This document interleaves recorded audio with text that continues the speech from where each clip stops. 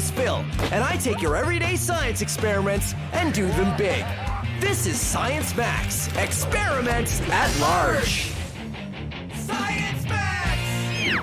This episode of Science Max is all about vibration and frequency. Frequency and vibration. What's the difference? We build a maxed out Vibrobot, spin a giant disc, suspend water, and play with lasers. All on this episode of Science Max, Experiments at Large. Greetings, Science Maximites, and welcome to Science Max Experiments at Large. My name is Phil, and today on Science Max Experiments at Large, we're going to be looking at vibration. Vibration is when things go back and forth, and back and forth. All kinds of things vibrate, like pendulums. Pendulums. Wait, and pendulum. Pendulums are designed to swing back and forth. Stop that. Also, metronomes.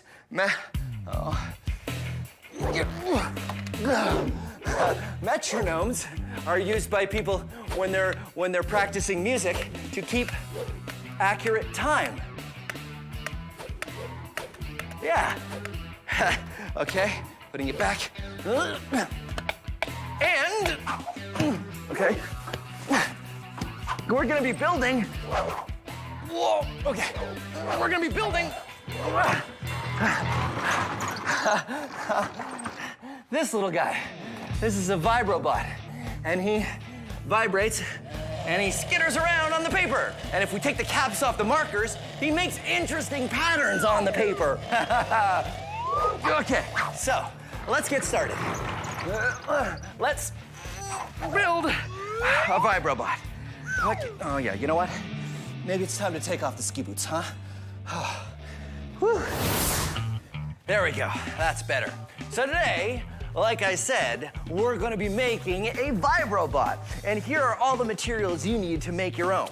Plastic cup, 3 markers, an electric motor, just make sure you ask an adult first, a battery, a plastic drink bottle cap, a toothpick, scissors. This kind of tape is called electrical tape. Science tape, which is the same as invisible tape, but of course I use this tape only for science. And some modeling clay. And these are 2 bendy straws that I've taped googly eyes to. These are not necessary. I just like them for decoration. Now remember, if I'm going too fast here, which I probably will be, you can get all of the steps on how to make your very own Vibrobot on our website. Okay, so here's how you get started. First, you're gonna make the feet for your Vibrobot. So I attach some science tape to the markers, and then I put the marker on the bottom of the cup. And then I do that again to the next marker, and then the third, balance it like that. There. Next thing you wanna do is take your plastic drink bottle cap and make a hole with a toothpick. You wanna make it off to the side, right about there. Just like that. That's so when it turns, it will be off center. That's what's gonna give us our vibration. So once you've made that hole, take some modeling clay and stick it in the cap to give it some weight. When you've done that, stick it onto the shaft of your motor like this. See how it's off center there? Now we just need to attach it to the Vibrobot. I just put it right here on the top, and I like to attach the battery to the back of the cup. And now, finally, we're going to attach the eyes. We take some science tape, and we put the straws over here. I am Vibrobot. I am here to vibrate. Take me to your leader. So then, you attach your tape with the wire to the top of the battery there, and then the other wire to the bottom of the battery, just like that, and let your Vibrobot make some art. Ha ha ha ha. Now, if the battery is new, your Vibrobot might be jumping up and down quite a bit. So you can do what I like to do and add some more weight, and then you make better lines with your Vibrobot. And your Vibrobot makes art. How long will he last? Probably till lunch. And there you go, Vibrobot art. Art made by a robot. How cool is that? So that's what we're gonna do today. I'm gonna meet Chris from Logix Academy, and he's gonna help me max out the Vibrobot. Plus, we're gonna learn a little bit more about vibration. Come on.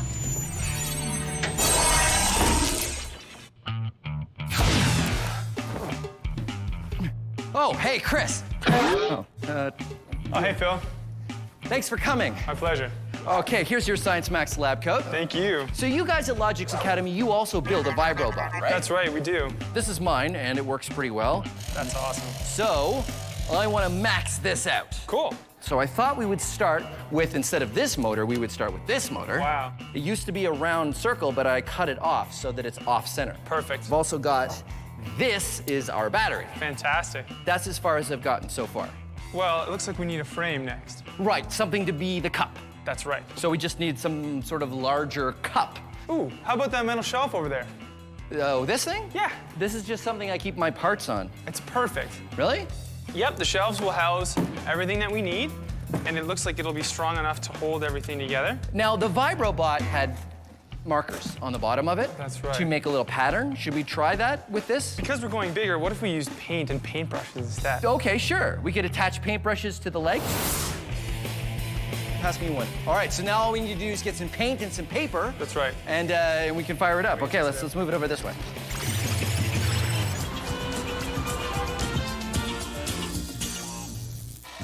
Vibration and frequency. What's the difference? They're all connected. Ta-da! Now, whoa.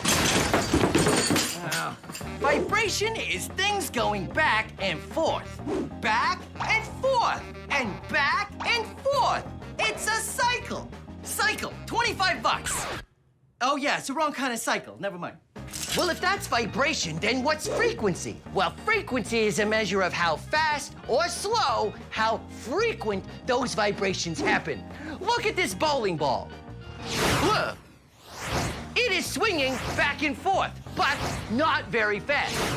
You could say it has a low frequency. We measure all kinds of things by the frequency. This thing is terrifying. When you turn the dial on your radio, you're tuning in to different frequencies of radio waves. Hey, look at this punching balloon. It's going very fast. You could say it has a high frequency. So, now you know. Vibration is something going back and forth, and frequency is how quickly it does it. Ramona, the bowling ball keeps coming through everything. How do you turn it off? Okay, back to our main experiment. Chris and I are taking a Vibrobot and maxing it out. We have a large motor and a battery, and we're taping it all to some shelving. Just like our small Vibrobot, our motor needs something to make it unbalanced when it spins. That's what will cause the vibrations. It's just taped. I haven't attached it in any other way. Do you think that's okay? As an engineer, I have superior faith in duct tape. Okay, well, that's good to know. We're also adding an on-off switch and some paintbrushes on the bottoms of the legs so our maxed-out Vibrobot can make art just like the small one.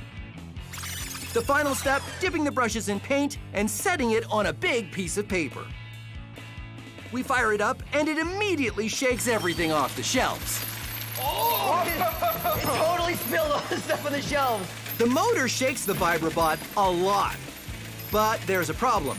All that shaking is starting to take its toll on the shelves. The wheels come off, the screws come out, and finally...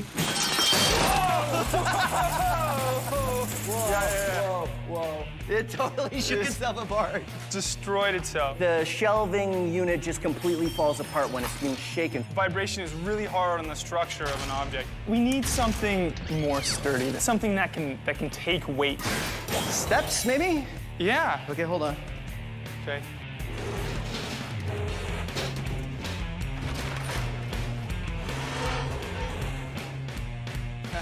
Okay. Yeah, this looks much better. Okay, great. So we build the new Vibrobot out of this. So more paintbrushes, Bigger motor, more paint, more everything. more everything. All right, good. This is a pendulum. It's just a weight suspended on a line and anchored from above. Pretty simple. Pendulums were used for hundreds of years for all kinds of reasons, but most famously in clocks. Why were pendulums used in clocks? Well, here's why. Let's mark every time the pendulum hits the bottom of the swing, right here. Okay, watch. All right, now here's the question. How fast will the beeps be if I swing it from much higher up? Let's find out. No matter how high the pendulum swings, it keeps the same frequency. That's why they were used in clocks, because it could swing for a long while, and even though it would lose energy, it would still keep perfect time. The frequency of a pendulum doesn't change, no matter how high it swings or how much weight is on the bottom. The frequency comes from how long the line is. Now this is a pendulum wave. Because each bowling ball has a line that's a different length, they have a slightly different frequency. They start out swinging together, but soon they start to make interesting patterns. Remember, each pendulum is keeping its own perfect time, even if it's slowing down. It's only the length of the line that gives each pendulum a different frequency. And now we're gonna max it out with well, I guess these are already bowling balls, so this is already pretty maxed out. I'm just gonna leave that there.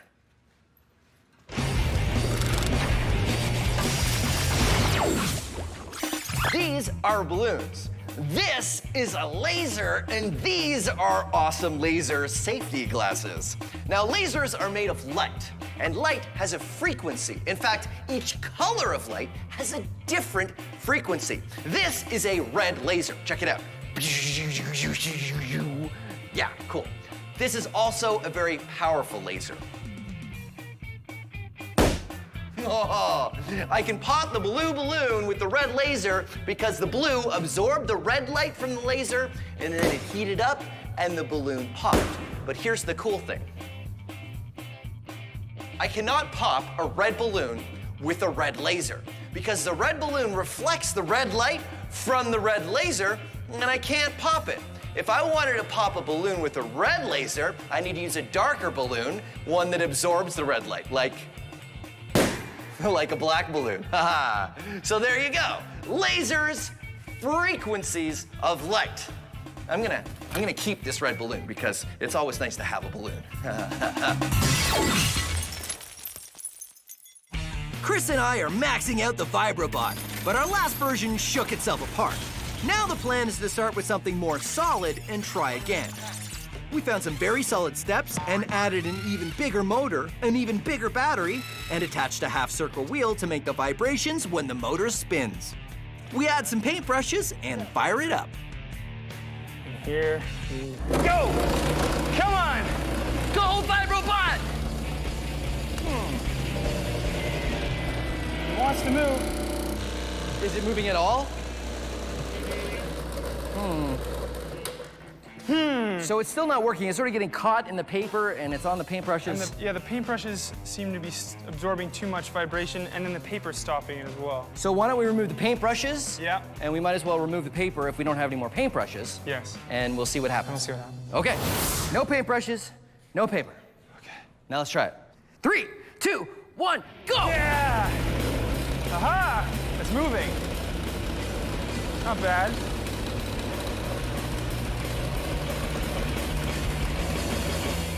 The shaking is good, but I don't know if the shaking is enough. So what do we do?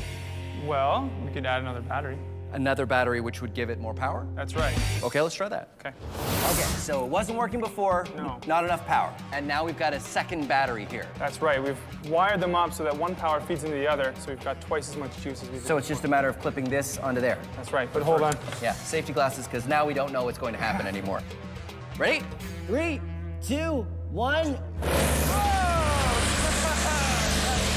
The extra battery makes a big difference. The new Vibrobot shakes around and only shakes itself apart a little. All right, that was amazing. Okay, so all we needed was more power. That's right. I think it didn't have enough power to vibrate up and down, and that's why it wasn't moving every time it hit the ground. So I think if we're gonna use this much power, I think we need to build it again. Okay. Build it even stronger and with a bigger motor. Yeah? And more power. And then maybe I ride it. You think we can build that? Of course. Of course. Okay, let's do it.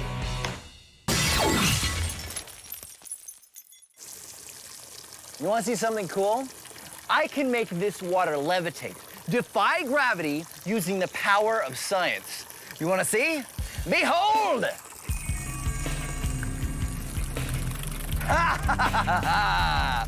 Gravity-defying water! I can even make the water go very slowly. Or I can make the water go back up into the hose. Or I can make the water completely stop. You know what's interesting? The water does not seem to be stopped for me. You see stopped water because you are looking at it through a TV camera. See? Real life, TV camera. Real life, TV camera.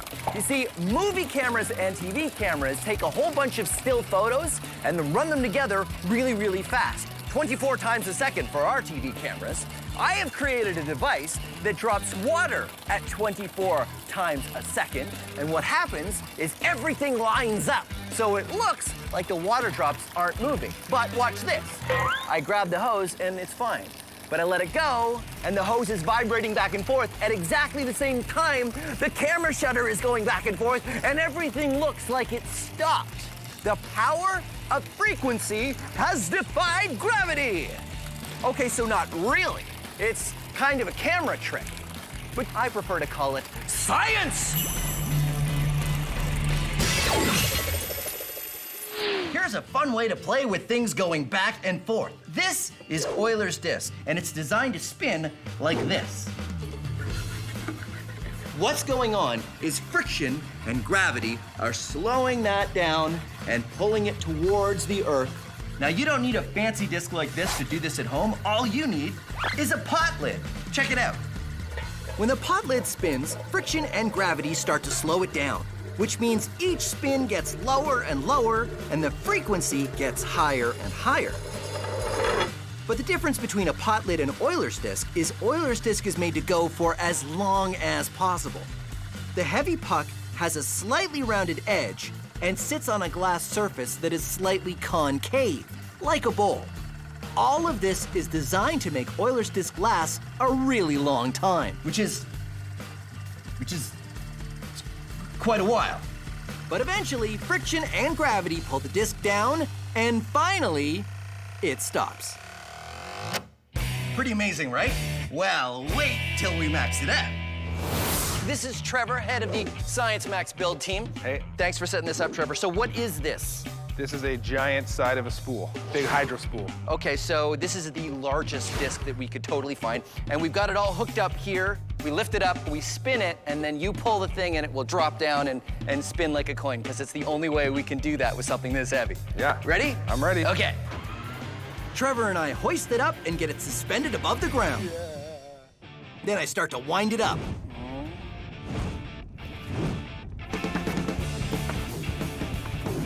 Ready? When it's going fast enough, And go, Trevor! Trevor pulls the release and it turns out a 200-kilogram spinning disc works exactly the same. As it spins and rolls, gravity and friction work on it, and the frequency speeds up as it gets closer to the ground until it stops. Giant Euler's disc. Nicely done, Trevor. That was awesome. That was great. Let's do it again. All right.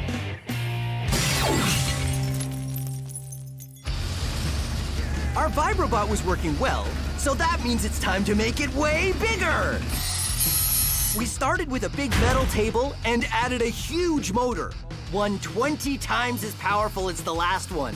Instead of batteries giving us 12 volts of power, we're going to use a plug, which is 10 times more power. We've added an off-center wheel for vibration, bolted the motor to the frame, and added a protective cage all around to prevent anything from flying off. It even has a seat for me to ride. Okay. Okay. You ready? Ready? Here we We go. fire it up, and it's very shaky.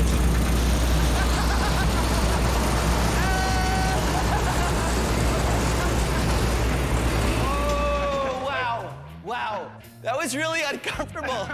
It was like very bangy, even with the seat. Yeah? I'm gonna try standing on All it. right. When I try standing on it, the Vibrobot lives up to its name. It vibrates all around the lab.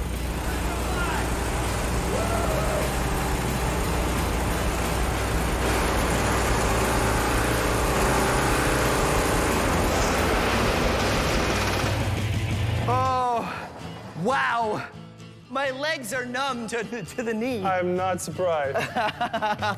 Vibrobot! All right. Yeah, that worked really well. That was awesome. I really can't feel my feet right now. And it held together, which is impressive. That's right, the more power and the stronger structure paid off. Yeah, the only thing I regret is not getting a chance to, wait a minute, come with me. Okay, so I achieved my dream of riding the Vibrobot. You did. But we never got a chance to make art. So we've dipped a whole bunch of nuts and bolts and heavy things in paint. Yep. And now we're gonna turn on the Vibrobot and see if we can make some art.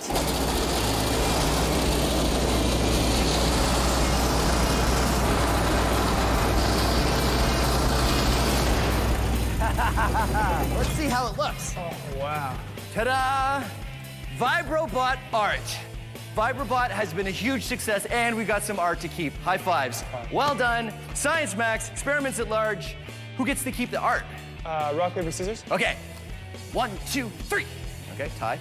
1, 2, 3. Tie. 1, 2, 3. 1, 2, 3. Wow. 1, 2, 3. Ah, tie. 1, 2, 3. Man.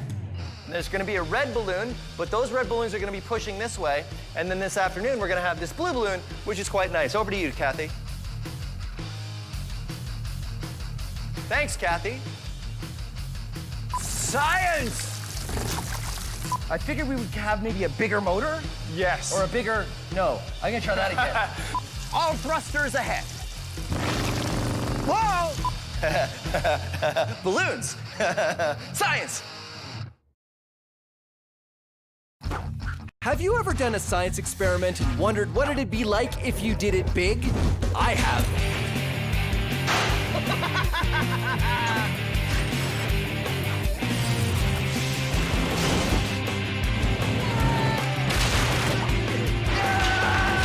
My name is Phil, and I take your everyday science experiments and do them big.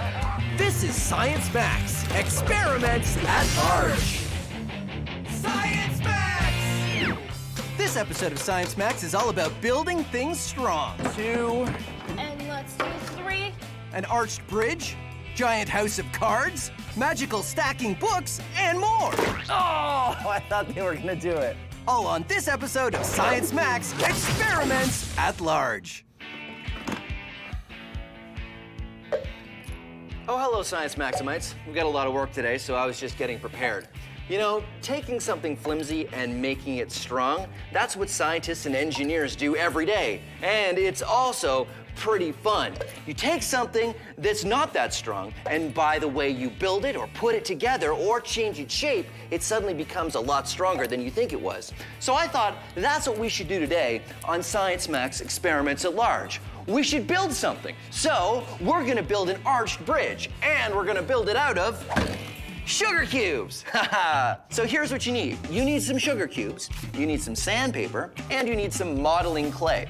So first, you want to make some abutments out of your modeling clay. What is an abutment, you ask? It is this. They distribute the force laterally from one side or the other. I like to use this. This is half a roll of duct tape. And so it fits in just like that, and you see, it's a perfect arch. If you just take sugar cubes and you try to stack them into an arch, it's not going to work because the sugar cubes may not even fit all together, and you can see only the bottoms are touching. I take up the guide and it all falls apart. So here's what you do. You take your sandpaper and you change the squares into trapezoids, and you start sanding down your sugar cubes into trapezoids. Basically, you want one small side and one long side. Thin at the top, wide at the bottom, or wide at the top, thin at the bottom. It's a trapezoid no matter which way you hold it. Put it on the bridge and see. And as you go, you will see if you're doing it right, there will be no gaps. If you go to the Science Max website, there will be a guide that you can use to help you make the sugar cube bridge. So you don't have to spend as long as I did making this one. And then the most important part is the keystone. That's the one that fits in right at the top, just like that. And when it does, you can take away the guide and it stays up. Isn't that cool? It stays up without any glue, without any mortar, all based on the shape of these sugar cubes. The cool thing is, it'll hold the weight of a whole car, provided you have a very, very small car. The reason why it works is because the weight is distributed along the arch into the abutments and down into the ground. That's what makes an arch bridge so strong. And that's what we're gonna do today. We're gonna max out an arch bridge. So I think I'm gonna need some help though. Maybe Sonia from the Ontario Science Center. She really knows her stuff. Yeah, I'll go there and I'll see if she's busy. All right, come on, let's go.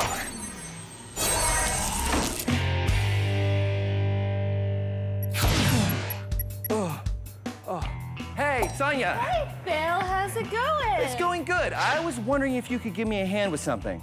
Okay, what's up? I'm building, well, it's easier if I show you. All right. Do you mind coming back to Science Max headquarters? We can take the portal. But that thing doesn't always work. Oh, it is fine. Well, I mean, that worked just fine. Uh-oh, it usually makes a beeping when I do, oh, it's out of batteries. Oh, I told myself, Phil, charge the remote before you leave the lab, and then I'd...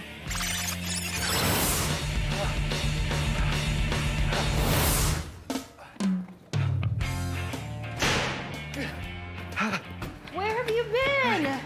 Breathe. The remote ran out of batteries, so I had to run the last 3 kilometers. It's all right. Because You made it. Long story.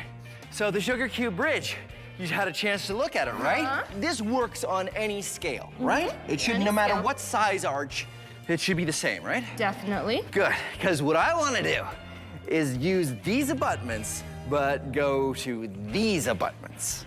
Oh. So I'm gonna start the bridge here, and I've already created a thing that we can use to put Support? the sugar cubes on as we go up, so that we can make sure that it becomes a Phil. perfect arch. Yeah. Do we have enough sugar for this? Yep. I got tons of sugar. Wow. Yeah. So I think we're gonna need some glue because it's gonna be really hard to get these to stay Yep. right on. there without a little bit of glue. We're gonna make a giant arch, maybe some walls, and we'll see what happens. Let's do it.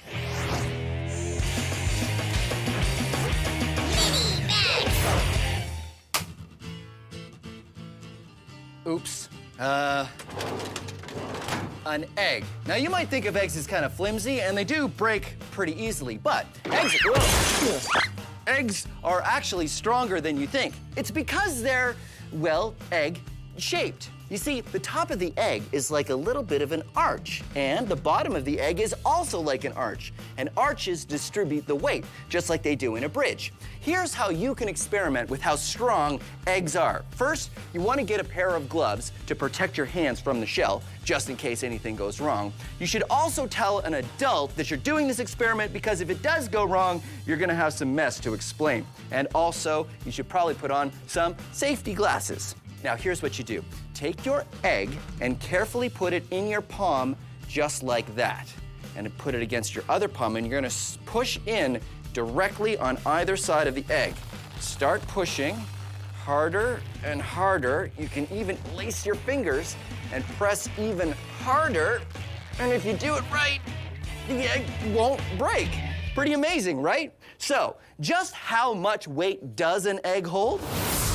Can one egg support my entire weight? Let's find out.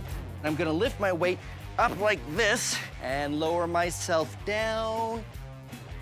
And no, cannot hold my weight. Can my weight be supported by 2 eggs? Oh, nope. Phil's weight, 4 eggs.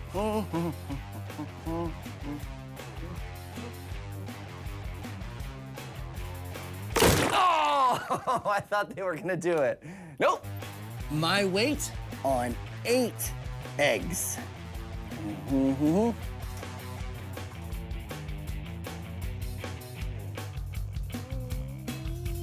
Huh? My weight can be supported by just 8 eggs. Science! Whoa, careful. Sonia and I are on a quest to make a maxed out sugar cube bridge. The reason why an arch works is because the weight, or the load, of whatever's on top of the bridge is carried outward along the curve of the arch to the abutments at each end, which carry the load and keep the ends of the bridge from spreading out. No matter what you build your bridge out of, sugar or stone, the science stays the same. Sonia and I are building a much larger bridge out of sugar cubes. We're using glue to help the sugar cubes stay together, just like stone bridges use mortar. And when we're finished, it was pretty impressive. A massive sugar cube bridge, right? High fives for that. The moment of truth comes when we take out the support and... Yeah! It works!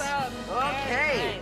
Giant sugar cube bridge, so do you think it'll hold some weight? I think it definitely should, because right now we have an arch, perfect arch, and the weight is being distributed to the sides, the base.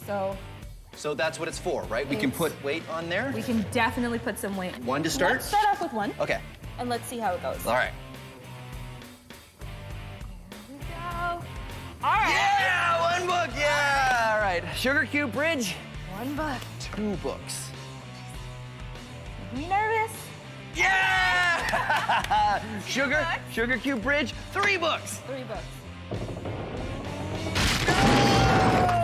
Oh, that was great. It held up 3 books. 3.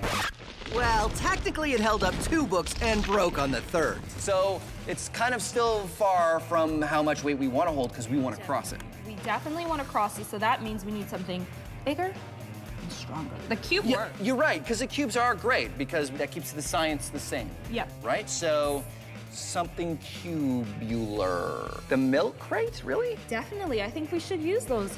It's a cube. It is a cube. A whole bunch of milk crates, and we'll see what we can do. I think that sounds great. Awesome.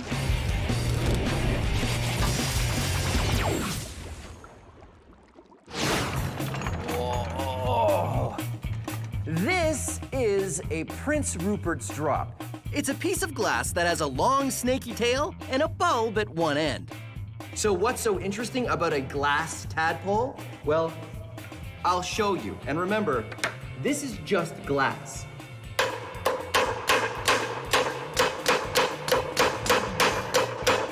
Oh, Prince Rupert's drops are very strong, almost as strong as steel. It's all in how they're made. Molten glass is dropped into cold water. What happens is the outer part of the drop cools off first, leaving the inner part still hot. When the inner part eventually cools, it contracts, pulling everything in tighter and tighter, keeping it under a lot of tension. And because it's round, the force you put on it is distributed all the way around, just like the force is distributed on an arched bridge. Until you get to the tail. Just the tiniest break in the tail, and It explodes. All that energy is released in a chain reaction. Why it's so strong you can hammer on one end, but explodes when you break the other, puzzled scientists for centuries. but now we know it's all in how it's made. The Wizard Academy. All you have to do is demonstrate true magic, and you will be granted entry. Send in the next applicant. Okay, don't let them see you. Don't let them see you. Okay, magic smoke. And here we go. Big entrance. Behold, it is I, Overwhelmo. You again. I only have to demonstrate magic one time, and you have to let me into the Wizard Academy. And last time does not count. So prepare for your mind to be boggled and your eyes to also be boggled, because I shall do a trick. I will just get to it. Here is a book, behold! And now, feast your stupefaction as I produce another book, ha-ha! And then 2 or 3 more times, behold, that's good. Behold! And now, look upon the wonderment as I stack these books on top of each other, like this. And now, feast more stupefaction as I cleverly move the books off the table. And now comes the magic word. Now, I say the magic word. The magic word! And behold, the book is levitating. It is completely off the table. I have done it. Magic. No. No? Not magic, that's science. But the book is levitating. No. Look, it's not even touching the table. No, it's being supported by the books below because of the center of mass. Preposterous. I'm afraid it's very posterous. Each book is balanced on the one below in a way that the center of mass is behind the edge of the book below. And the entire stack's center of mass is behind the edge of the table. So it may look like magic, but it's science. So, I can't get into the Wizard Academy? No, I'm afraid not. Aye, good. Alakazam, you will rule the day that Overwhelmo did not. I will return, and then you will see. Oh, ow. Sonia and I made a large bridge out of sugar cubes, and it didn't hold much weight. So now we're going to try making another arch bridge, but instead of sugar cubes, we're going to use milk crates. There we go. I've made some abutments out of giant crates, and this is where we're going to start our bridge. And they start there, and it goes in a big arch, but we're going to be using I brought milk crates. milk crates. High fives. High fives. So we start our bridge. This is a straight line. It's not an arch. It's not an arch. But it's clear we have a problem. Okay, ready?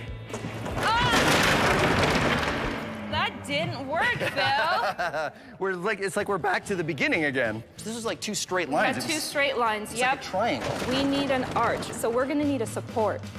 Sonia and I build a support to help us make a curve the milk crates can follow. But after we finish stacking, there's a problem. It doesn't look very solid. Yeah, it doesn't, does it? Here. Oh, yeah. Because there's a gap at the top of all of them. Look, that one, there's a gap.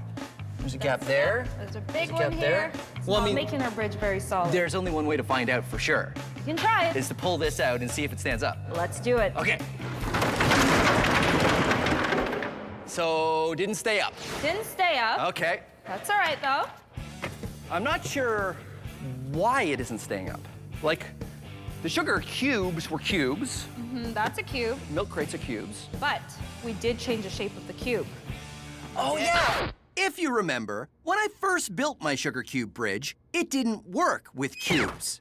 You have to sand the cubes down to make them into trapezoids. You can't build a perfect arch out of cubes. So they were wider here and then narrower there so that they had...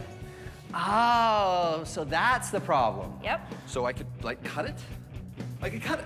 I could cut it. You could. I could That's cut gonna it. take a long time, though. If we cut the milk crates into trapezoids, everything will work, right? Right? We take a milk crate and with the right safety gear, we cut it so we can reshape it into a trapezoid. Good. And it works. But it's gonna take a long time, isn't it? Definitely. So how about this? I have an idea. So remember when we did the experiments and we had lots of V gaps? Yeah? How about we put some wooden wedges into those gaps to make it one secure structure? So it was sitting like this. Exactly.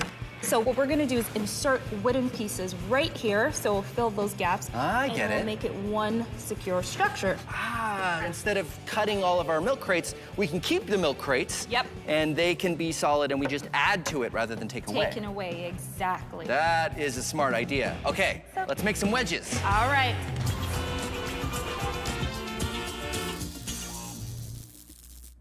Oh, hey, how you doing? Let me guess, you want to build a strong structure, something that'll stand the test of time. Well, you know you gotta use the right kind of shapes. Look at this, a square. Now, squares have gotta be strong, right? Well, maybe. Maybe if you press straight down on it, but watch as I push to the side. Oh no! The thing that I have built is now collapsing because squares aren't in fact strong after all. If only I had listened to Sal's sage advice. Yeah, squares aren't gonna cut it. Fortunately, there's a shape that's strong in all kinds of ways. A triangle. Okay, so you heard of triangles before, good for you. But look at this. You can push down from the top and it doesn't move, or you can push from the side and it doesn't move. Triangles are awfully pointy. How do I build with them? Observe! Ha-ha! Triangle here, triangle there, platform on top. And watch. No matter how I try to shift it, it stays solid. And check this out. triangle here, second triangle there, and a third triangle shape here. That's like 3 triangles for the price of 2, huh? That's a good deal. So there you have it. The triangle, one of the greatest shapes to build with.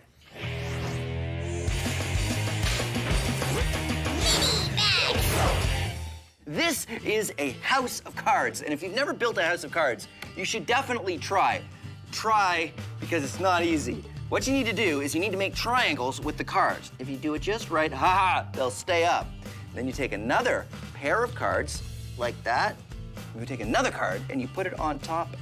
And it stays up. Keep on building by making triangles and putting another card across the top like a roof. Then, when you're ready, you can start to make a second layer. It takes a lot of patience to make a house of cards. But with enough patience and really steady hands, you might be able to finish it. There we go. A house of cards. Now, let's max it out. Shh, backing away slowly. Backing away slowly. To build our maxed out card house, the Science Max build team and I used large pieces of foam insulation, which were super light and easy to work with. Once we set up the first layer, we needed to bring in a scissor lift so we could keep building the next layers. By the time we got to the top, our card house was 10 meters tall.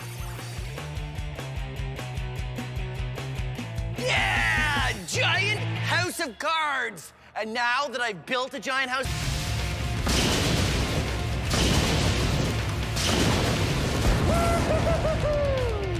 Science! I'm gonna build it again. Sonia and I are rebuilding our milk crate bridge. Since cubes don't work if you're trying to make an arch, and changing the shape of each milk crate would take too long, we're using wooden wedges to fill the gaps at the top of the milk crates. Once we get the wedges in, the milk crates have support at their tops, and they make a perfect arch. Are you ready? I'm ready. All we have to do is pull the wooden thing out, and if it holds up on its own, we've done it. We pull out the support, and... it stands! It works! The bridge supports itself! Now it's time for the final test. We try to walk on this bridge. So we spent some time making sure our bridge was safe. We added a crash mat, and we built a second arch. We sure did. So that it's a little bit wider, and it feels very solid. So the only thing to do now is to test it. Test it out. You gonna do it? I absolutely will. All right. Absolutely. Sonia puts on a helmet and gives it a try. And sure enough, it works. Yeah! Milk crate bridge! Milk crate bridge! Milk crate bridge! Milk crate bridge! Milk crate bridge! Woo-hoo-hoo-hoo! Science Max experiments at large. Milk crate bridge! Yay for science! High five! High five! There, not going great so far. Behold! Beginning steps. I see a problem. Look, I can spin it on my finger. Ow! I was wondering if I could ask you a question. Yeah, go ahead. What? Do your hair like that? Well, you don't like my hair? Well, it's okay, but you know, what if you parted it to the other side? Huh? Never thought about that. Maybe I should try that. Well, I would say, Henry, that bridge is sure sugary.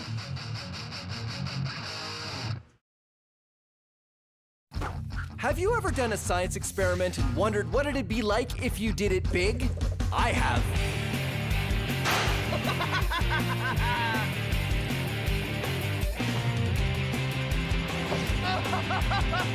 Yeah!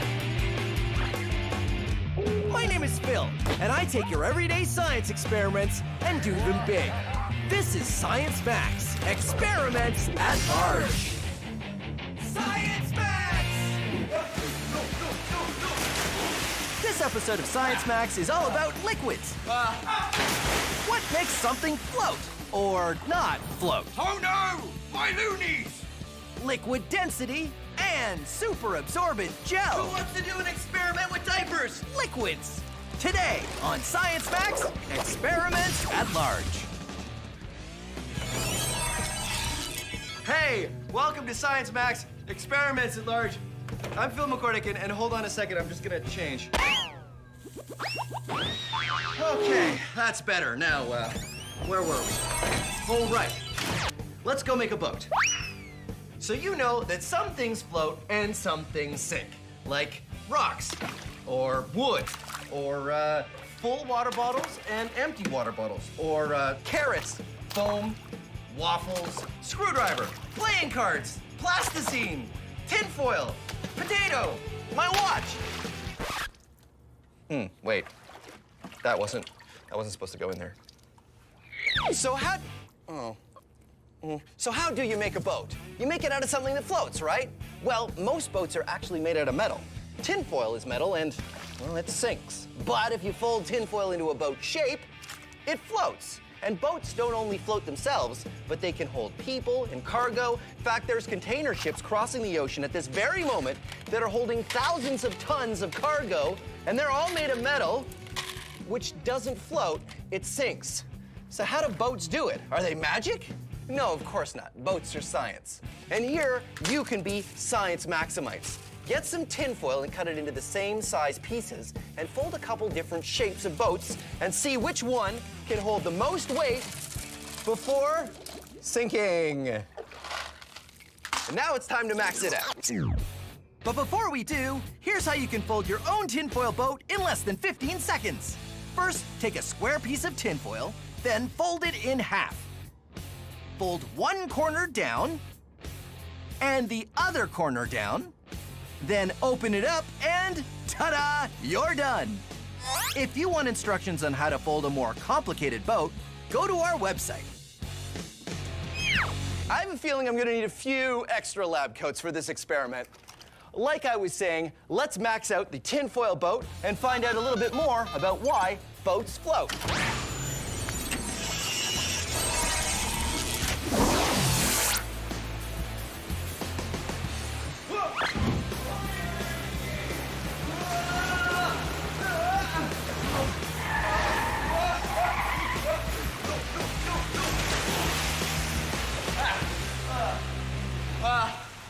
Okay, well, I'm here at an indoor pool, which is not, I wasn't expecting to be in the pool just yet, but this is where we're gonna build our giant tinfoil boat, so why not?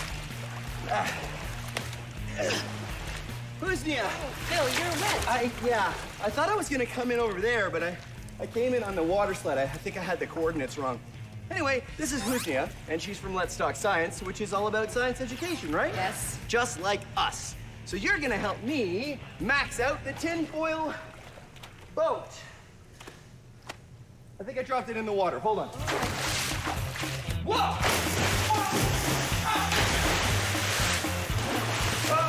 Here, where? There it is. The tinfoil boat. The tinfoil boat. Phil, this is a boat? Well, it looked a lot better before I came down the water slide, but that's the idea, and then we make it bigger. What do you think? I don't think it's gonna work, Phil. Oh, well, why not? Tinfoil is very thin, and it might not hold the shape of the boat. Well, I still think we should use tinfoil, though.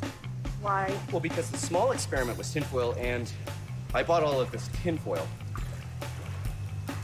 Then let's do it. Tinfoil? Okay, high five. I'll take the tinfoil, and you take that, and I'm gonna have to dry off at some point. Welcome to Shipbuilding for Pirates. I'm Swubby, and I've built some of the finest pirate ships for some of the finest pirates this side of the Caribbean. And I can teach you to do the same. But first, you need to know your basics. Mass and volume. Let's start with volume! But not that kind of volume. Which of these two chests do you think has more volume? Right, this one here. Which of these two balloons do you think has more volume? Right, this one here. Volume is how much space something takes up. Which of these two chests has more volume? That's right, they're the same. But which of these two chests has more mass? Which is heavier? Hard to tell, isn't it? But what if I told you that this one was empty and this one was full of treasure? Oh, loonies. Now, which one has more mass? That's right, this one. These two chests have the same volume, but this one has more mass. This chest has more volume than that one, but this one... My loonies! That chest does not have as much mass. Volume is how much space something takes up, and mass is how heavy something is. And when you look at them both together, you're looking at density. Join us next time on Shipbuilding for Pirates, and then we'll look at how volume, mass, and density work together to make something float. Oh, my precious, precious loonies. Are you all right, my pretties? They can't talk, so I'm not sure what they're saying. So, Husni and I get to work constructing a large tinfoil boat. Our first design is just sort of a square, folded together out of a very large sheet of tinfoil. Simple, but can I ride in it? There we go. A giant tinfoil boat, just my size. Woo-hoo-hoo-hoo! I don't know if it's gonna work. It's too thin. You think it's too thin? I feel like yes. What should we do? Do you want to test it? Let's test it. Okay, good idea. So here's the most important question. Do you want to test it or should I test it? No, you test it. All right, here we go. Putting it in. First test, does it float on its own? Yeah! Floats on its own, no problem. If I just get in very carefully, then it will work fine. See, if I'm careful about how I get in, no, it's fine. See, if I just get in like that.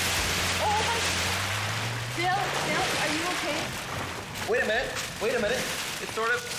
It's sort of, no, that's just air. You know what went wrong? It wasn't boat shaped. I think if we make it look more like a canoe, because canoes float, if we make it look like a canoe, it'll work great. No, Phil. We need some support. If we add a couple of structures in between, then we add support to it. I'll tell you what, let's make a boat like I want to make and a boat like you want to make, and we'll see whose is the best. That's a good idea. Okay, let's do that. All right, let's do it. Welcome back to Shipbuilding for Pirates. I'm Swabby, and now we know what volume means, what mass means, and that together it can tell you something's density. Now let's find out why things float. Let's say we're out to sea and my treasure chest gets swept overboard. Oh no! But it's all right. It floats because it pushes enough water out of the way, displaces it to carry its mass. But what if my treasure chest had more treasure in it? Well, we're giving it more mass, but not more volume. Too much mass and not enough volume, and it will sink. Oh no, my loonies! You need more volume if you want to float more mass. And that is why things float. I'm Swabby, and thanks for joining me on Shipbuilding for Pirates. So, the first version of the tinfoil boat didn't work out too well. Like that. But my idea is to build a tinfoil boat more like a canoe to see if a different shape makes any difference. Tinfoil canoe!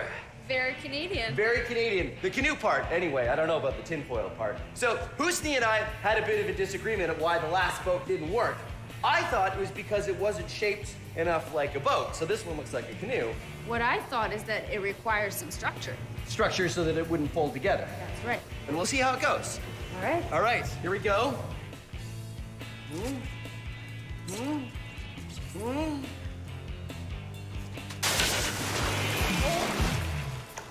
Did it work? Nope.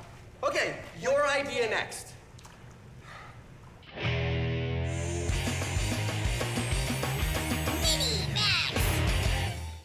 Did you know it's easier to float in salt water, like in the ocean, than it is in fresh water, like a lake or a pool? That's because not all liquids are created equal. They have different densities. This is fresh water, or it doesn't have anything in it. And this is sugar. If I was to put 1 scoop of sugar in this water and stir it around until it dissolves, now this liquid is more dense than before I put the sugar in. Here's an experiment you can do at home using liquid density. This glass just has regular water with yellow food coloring in it. This glass, green food coloring and half a cup of sugar in it. This one has a full cup of sugar in it, and this one has 2 cups of sugar in it. Now, when you do this at home, you'll definitely want an adult to help you because you have to heat the water if you want to dissolve that much sugar in 1 glass of water. I'm gonna put them all in 1 container. You can do this at home, and when you do, I suggest you use a very small container because you have to be very careful when you put the layers in. You can use a turkey baster or a straw. When you put your finger on top, the air pressure will hold the liquid in and you can just drop it in. But these kind of take some time, so I'm going to use the syringe of science. I'm gonna use the most dense liquid first because that's the one that's gonna want to be on the bottom. I carefully put it on the bottom of the container. The next layer, be very careful. And you'll see that the red and the blue aren't mixing because they have different densities. The blue is heavier than the red. We'll add the green, and you can see even when it drips into the red, it comes back up to the top because the green liquid isn't as dense as the red liquid, and the denser liquids push the lighter liquid up. And now we're gonna add the yellow, which of course has no sugar in it at all. And there you go. All the layers stay separate. If you put it on a light, you can really see it. Liquid densities. Now, let's max it out. Ta-da! The longest length of liquid layers. 12 liquids, all organized by density. Starting from the bottom, we have honey, corn syrup, chocolate syrup, maple syrup, dish soap, whole milk, water, dyed blue, vegetable oil, extra virgin olive oil, rubbing alcohol, baby oil, and lamp oil. Liquid density. I really want to mix it up, but it took me a long time to make this, so I'm not going to. Our first 2 attempts at a tinfoil boat haven't gone so well. Husnia's idea is to make a tinfoil boat and add some more structure, because the tinfoil just wants to collapse when I get in it. So we start with a large piece of cardboard on the bottom, then we wrap the tinfoil around it and shape it into a boat. After that, we add some supports across the top to stop it from folding in when we add my weight to it. This boat feels a lot stronger than the one I was just in. I told you. So how does all of this work? So we got some support using broomsticks and then some cardboard paper. And then underneath we have cardboard. And so how will all of this help the boat not sink with me in it? Right. The broomsticks will prevent it from folding this way and you won't sink. Good. The cardboard will prevent it from folding this way and you won't sink again. Not sinking is my favorite thing to do in the tinfoil boat. All right, so let's try it. Let's do it. Are you gonna get in this one? I'll tell you what, Phil. If you get in and you don't sink, I'll go after you. Deal. All right. All right, here we go.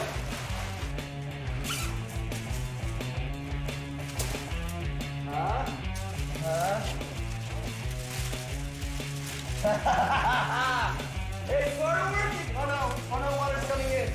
It's sort of working. It's almost working. Uh-oh. Wow.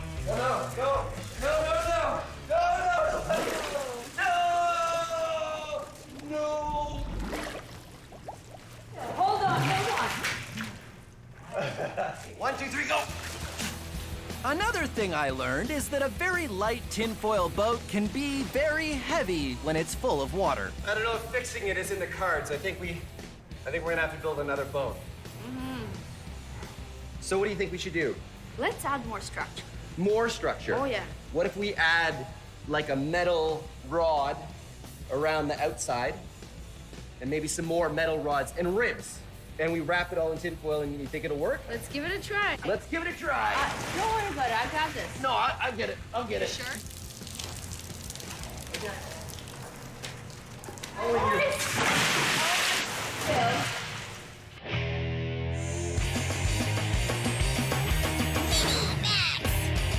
Who wants to do an experiment with diapers? Oh!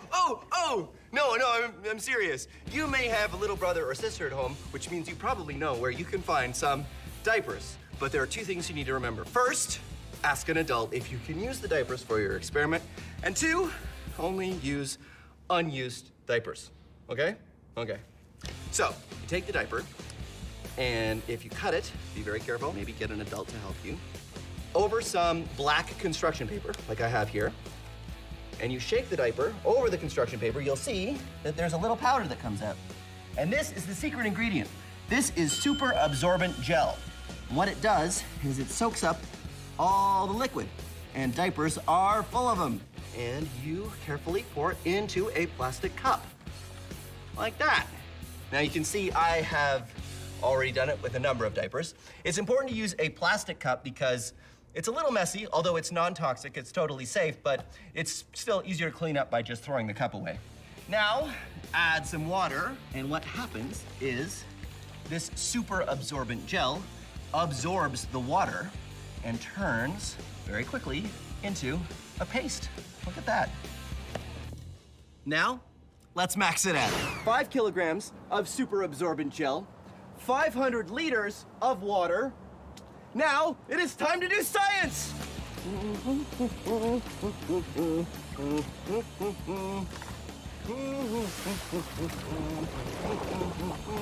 And I have my own stir stick.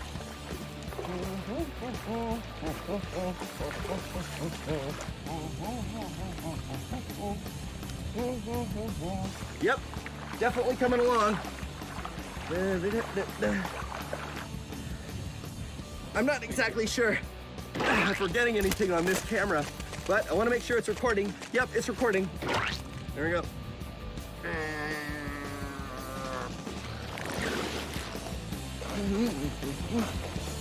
It is definitely turning solid.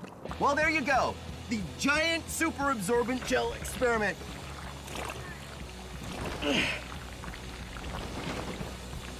Corey, Trevor, I need some help getting out.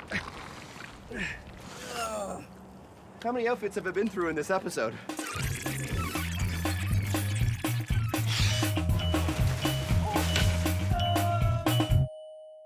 How many outfits have I been through in this episode? Anybody have a towel? There you go. Thanks, buddy. That's great.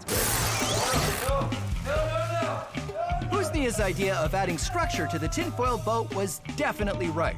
We just needed to go further. So we did it again. This time, we made a much larger boat.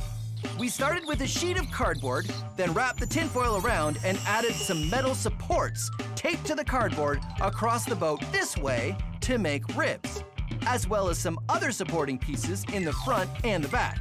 Then another metal rod all the way around the top, and finally, supports across the middle.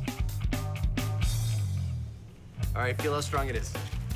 I'm really excited about this version of the tinfoil boat. What we did is we used thwarts, big hard pieces of wood that we did last time, but this time we have ribs. Ribs, right, which are made of a cardboard, a metal rod attached to it, and shaped, and we did a whole bunch of them that go the whole length of the boat.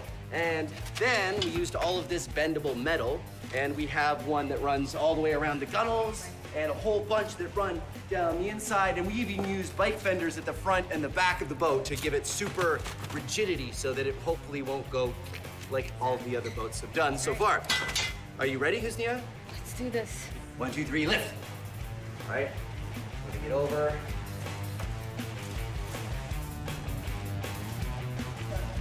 It floats, but that doesn't tell us anything because they've all floated at this point. It's only when I get into it. Okay, here we go. All right.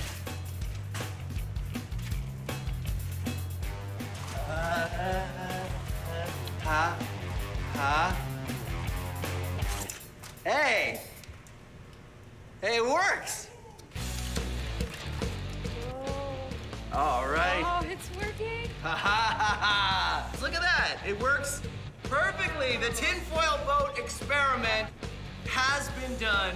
Science Max, experiments at large. What do you think, Husnia? The only reason I got into this boat is I knew it's gonna work. Really? Oh, yeah. So you knew you would never get wet? See, I don't think that's fair. I think it's time that you got wet. Yeah, I think we should go. I think you and I should just get wet right now. Just need Someone help.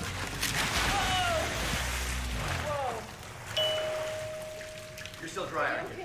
That is so unfair. Science Max is a show where we take small experiments and do them big.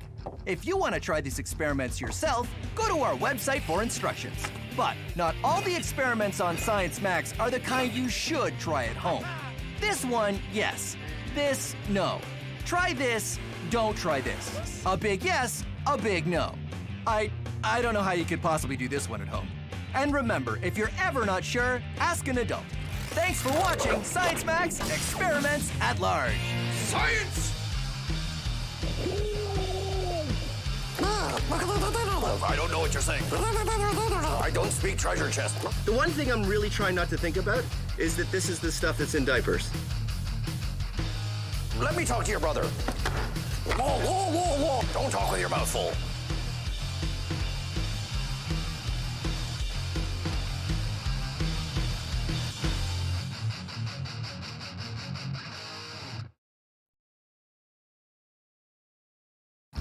Have you ever done a science experiment and wondered what it'd be like if you did it big?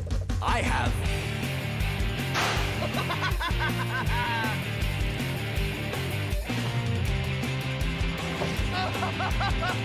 Yeah!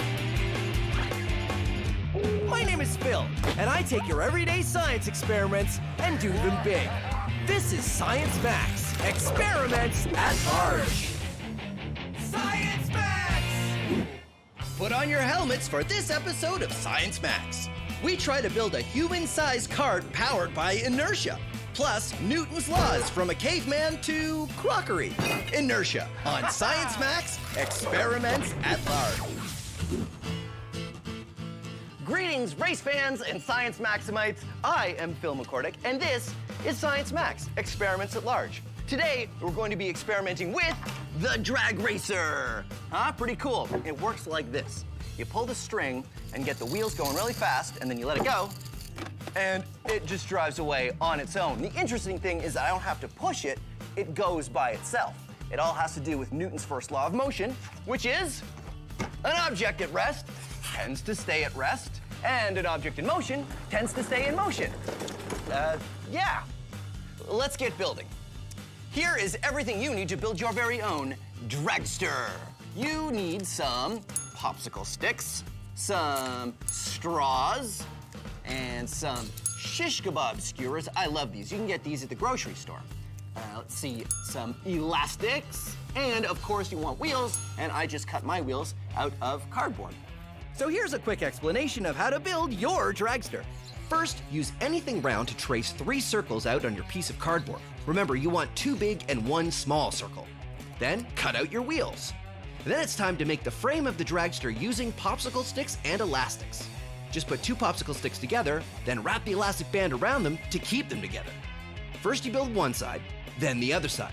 Then, add some pieces across the middle to give it support.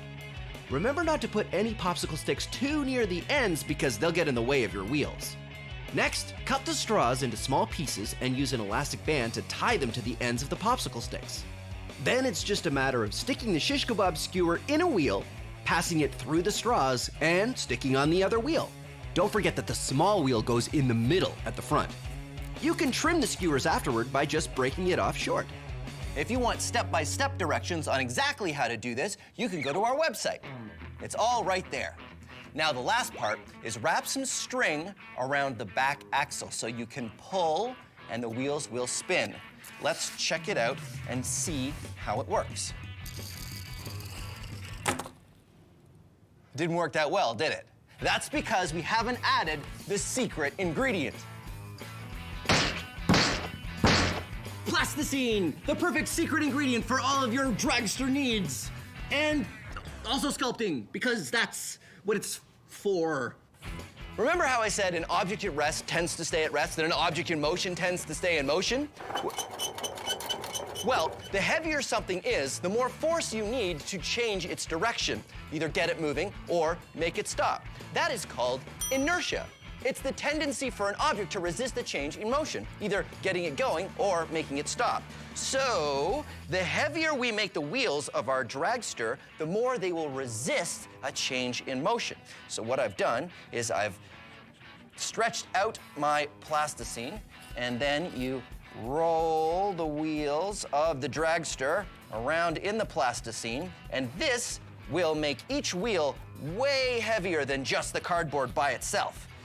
and it will make it much better in terms of keeping the dragster going, because if the wheel has more weight, it will have more inertia. Now, I have to wrap the string around the back axle, just like that, and there we go. All right, let's try it out. All right, let's give it a shot and see how it works. Pull on the string, get the wheels going real fast, and there it goes. Now, of course, this is Science Max Experiments at Large, and we are going to do it again, and we're going to do it much, much bigger. That's why I'm going to the Center for Skills Development and Training.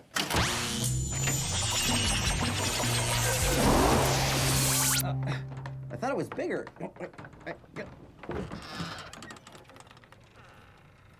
Oh, right. Hey, Chris. Hey, Phil. How you doing? Chris is from Logix Academy, and he is going to help me max out our dragster. Now, you guys at Logix Academy go into schools and build all kinds of cool stuff with the students, right? That's absolutely right. This is our dragster over here, actually. And this one has an electric motor, which is kind of fun. And these gears touch. Ooh. Wheels get going. I like that.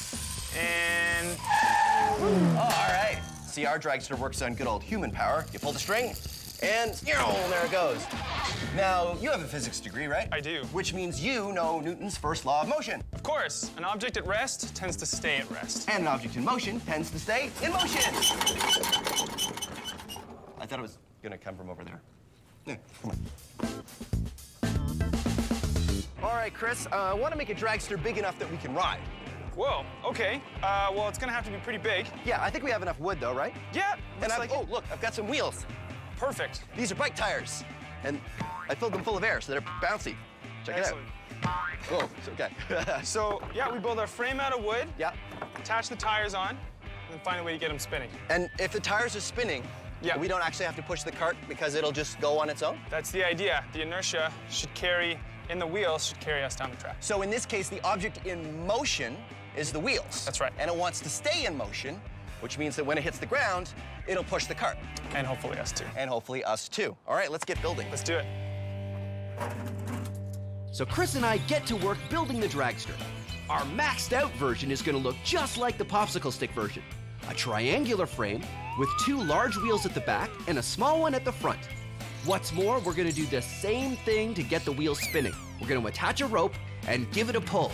When we drop it down, the inertia of the wheels should make the dragster take off.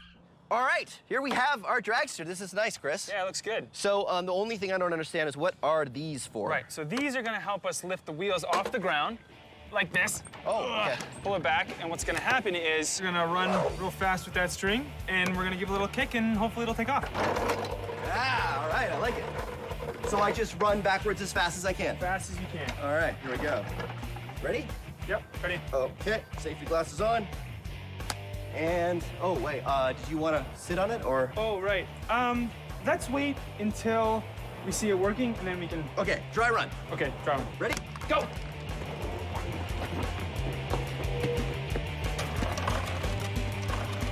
Run, Phil. And go! Yeah! So here's what happened. Remember, the cart has no power of its own. It was able to drive away from a stop using the inertia it got from its spinning wheels, and a little bit from Chris's kick. That worked pretty well. That was awesome. Yeah. I think we can make it go even better. You think so? I just think we need a bit more speed. Yeah. All right, well, let's pull it back to the start. Okay. So what, the wheels weren't going fast enough? Yeah, I think so. I think that you running, was great, but maybe if we use something motorized. Well, I think using a motor feels like cheating. No, not on the wheels. Maybe, Oh, just to get the wheels spinning fast? Yes, that's right. But I don't know how that would work. Well, I was thinking a power drill. A power drill. Yeah. I don't get it. Okay. How do we use a drill? Let me explain. So we'll take a drill. Right. And we'll attach it right under this axle here. And that'll get the wheel spinning a lot faster than we had it before. Oh, I see. So you put the drill right here at the end, and That's right. it'll spin the wheel. That's right. Huh. That's the idea anyway. And once we get it up to speed, hopefully a lot faster than before, give it a kick, it should go a lot farther. Okay, great. So that's way better than me running all the way back with the rope. I think so. All right. Now here's the real question. Should we just go for it and have someone ride it when we do it with the drill? Well, who gets to ride it? Oh, rock, paper, scissors. Okay. Let's go. 1, 2, 3. Oh, Yes. all right. I will get a drill. Okay. What kind of bit do we need?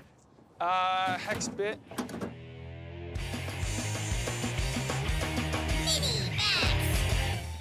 Here's a fun experiment you can try. If you have something heavy, like this glass of water, and you put it on a piece of paper, you can experiment with inertia.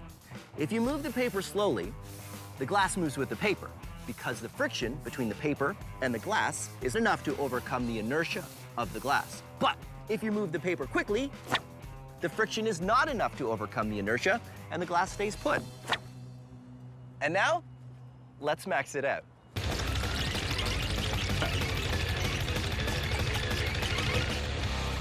Okay, let's do it. All right, now you might be tempted to try this at home, and you can, but please, for me, promise that you'll let an adult know you're about to do this. And don't use breakable plates. Use plastic plates, because this will take a couple times of practicing before you get it right.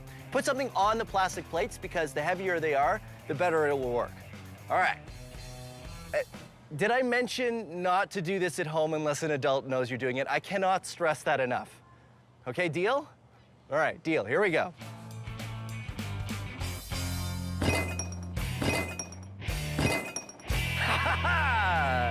And there you go. Newton's first law. Thank you.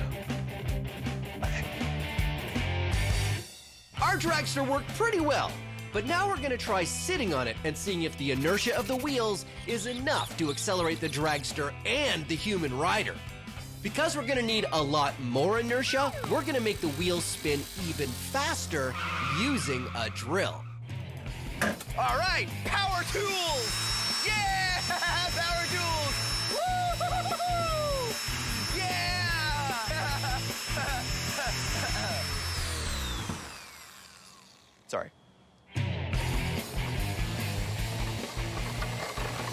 When I attach the drill to the wheel, it works really well. Yeah, that is really gonna work. All right, let's do it for real. So, what do you want? Helmet or blast shield? Blast shield. Blast shield. All right, there you go. You ready? Go. There we go. Whoa, man. Okay. Remember, the faster the wheels are spinning, the more inertia they will have. Ready? Ready. And...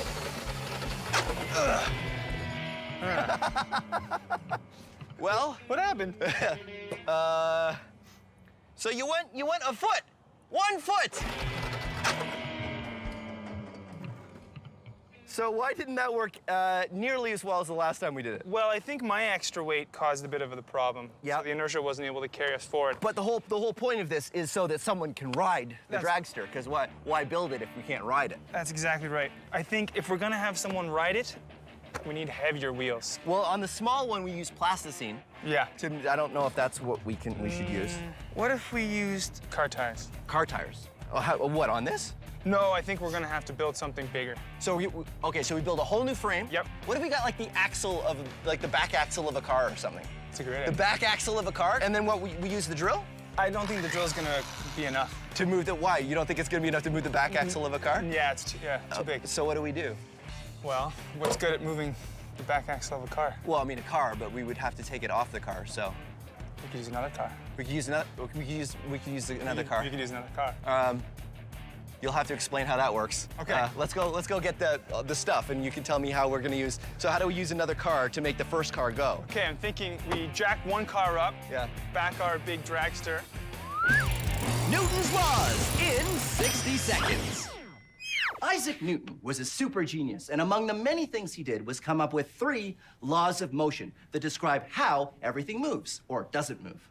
I will demonstrate using myself. Newton's first law: an object at rest tends to stay at rest. An object in motion tends to stay in motion. Newton's third law is for every action, there is an equal and opposite reaction. These sandbags weigh as much as I do. So when I push them forward, I go backward the same distance. Now, Newton's second law is F equals ma. Force equals mass times acceleration. How hard you push something is equal to its mass, or its weight, times its acceleration, or how much you change its speed. I know, that one's a little bit more complicated, so we're gonna have a whole other segment describing that one coming up. Meantime, let's recap. Newton's first law, object at rest tends to stay at rest, object in motion tends to stay in motion. Newton's third law, for every action there's an equal and opposite reaction. Newton's second, Newton's 3 laws of motion.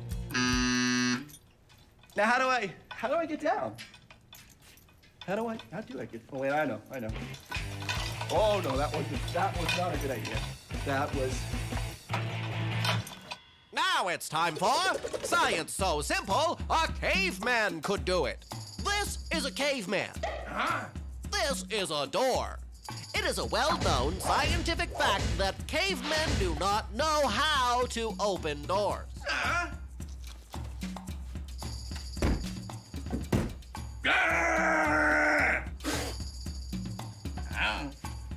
This is Newton's second law. Force equals mass times acceleration. Our caveman thinks he can open the door if he uses force. Well, what if he was to walk briskly into the door?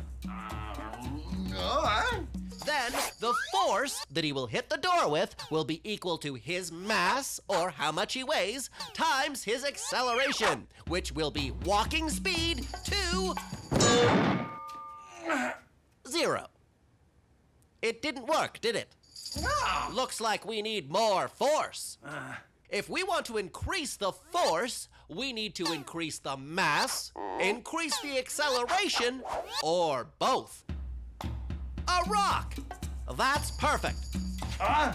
If the caveman holds the rock, he has a greater mass. Now we just need to increase the acceleration, which means going faster. Let's try running. Go on. A little further. That's good. Now the caveman is going to run at the door. To get more force, we've increased the mass to a caveman plus a rock. And we've increased the acceleration to go from running speed to 0.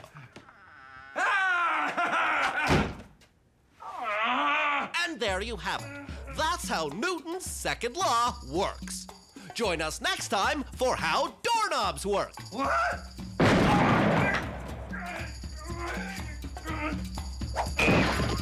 Our inertia-powered dragster just wasn't maxed out enough. So Chris and I built a second dragster, the Dragster Mark II. This one is a welded metal frame, and instead of bike tires, we're using car tires because they're much heavier than bike tires. And to get the tires spinning fast enough, we're going to use a car. That's right. We jack up an actual car and have the tires touch each other. Then we can get those heavy tires spinning fast enough to get enough inertia to get me going from nothing. The Science Max build team pulled out all the stops on this one. Just like the smaller version, the dragster has to be up on jacks so the wheels don't touch the ground as they get spun up. The wheels of the dragster touch the wheels of this working car, which is also jacked up. That's how we're gonna get them spinning fast enough. Chris is over there. He's got a rope, just like I'm gonna have a rope. And when we're ready, we're going to run forward and pull it off the jacks, and our dragster will go. We hope, right? That's the plan, right? Yep. All right. I think it's gonna work. I think we should do it. Ready, Chris? Ready. You ready, Paul? Ready. Fire it up. Go, go, go. Faster, faster, faster. Faster, faster. Keep going. All right, Chris. After 3, right? 1, 2, 3, go. Nice. It's pretty good. Yeah, that worked. All right, are we ready for me to be in it? I think so. All right, we're gonna do it. The helmet's in the Max van. Do you have the keys for the Max van? Keys for the Max van.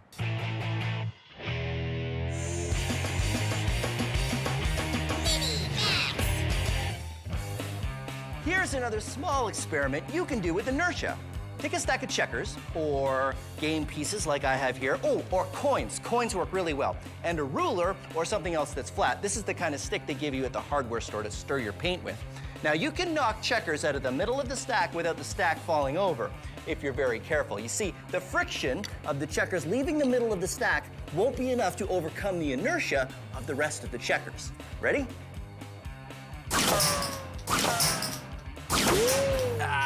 Now, let's max it out. Oh, I have these pizza boxes, and they should work the same way. You see, you get a stack, and don't worry, I've already eaten all the pizza. And I put them on there like that, and now I need a ruler. And what I've got is this cricket bat. You see, it's got a nice flat edge, just like the ruler. Now, if this works right, I can hit it hard enough to knock out just 1 or 2 pizza boxes, and the rest of the stack should stay. Here we go, ready? Science! Awesome. And there you have it, Newton's first law. An object at rest tends to stay at rest, and an object in motion tends to stay in motion. An object in motion tends to stay in motion. Usually there's a sign that kind of... Well, our inertia-powered dragster worked really well. And now it's time for the final step.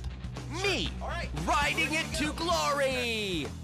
Now, I know it probably doesn't need saying, but don't try this at home. Not that I think you really can try this at home because this is kind of involved, but I figured I should probably tell you guys just in case you were tempted to try it at home. We know what we're doing. We know what we're doing, right, Chris? Yes. Yes, we know what we're doing. All right. Fire it up. Keep it going. Keep it going. All the way. Whoa. All the way. 3, 2, 1, go! Woo! Yeah!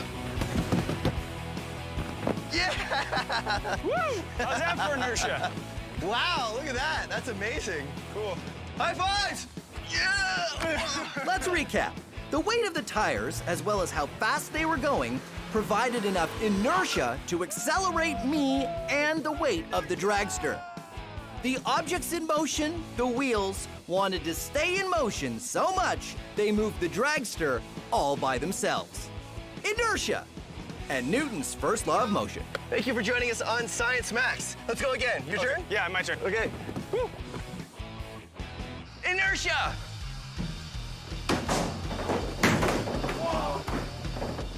Science! Whoa! Red barbell marker. Action!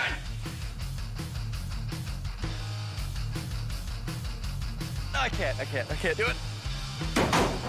Whoa.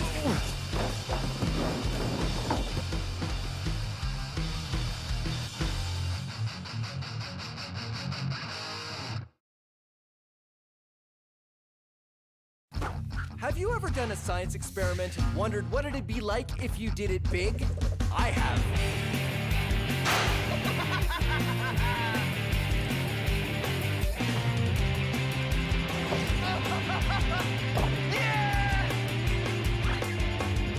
My name is Phil, and I take your everyday science experiments and do them big. This is Science Max, experiments at large. Science Max! What good is science if you can't use it to give you super strength?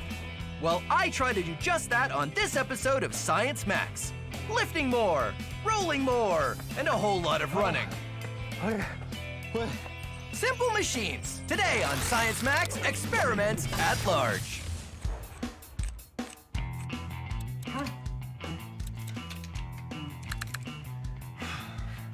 Greetings, Science Maximites. I have a question for you. Have you ever wanted superpowers? Like super strength? Well, today on Science Max Experiments at Large, I'm gonna give you and myself super strength using the power of science. But we're gonna do things a little differently today. You see, well, the portal hasn't been working perfectly since I built it. But I ordered a new particle impulse controller, and all I have to do is get it back to the lab.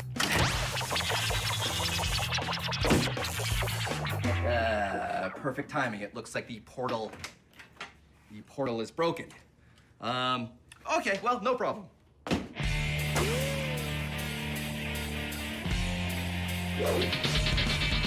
Okay, I'm here. Wow. That's perfect. One particle impulse controller for you. All right, thanks very much. No problem. Appreciate it. Enjoy. Thank you. Well, my very own particle impulse controller, okay.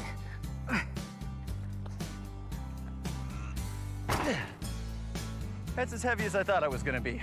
All right, Science Maximites, this episode of Science Max Experiments at Large is gonna be a little different because today I'm not gonna have an expert come and help me because I'm gonna move that giant, heavy particle impulse controller all the way across the parking lot and all the way up that loading ramp by myself with nobody's help. How am I gonna move a giant, heavy machine all that way if I can barely even budget? Well, I'm gonna give myself superpowers, super strength with the power of simple machines. And the first machine we're gonna start with is the lever, which I guess I should go back to the lab to tell you about.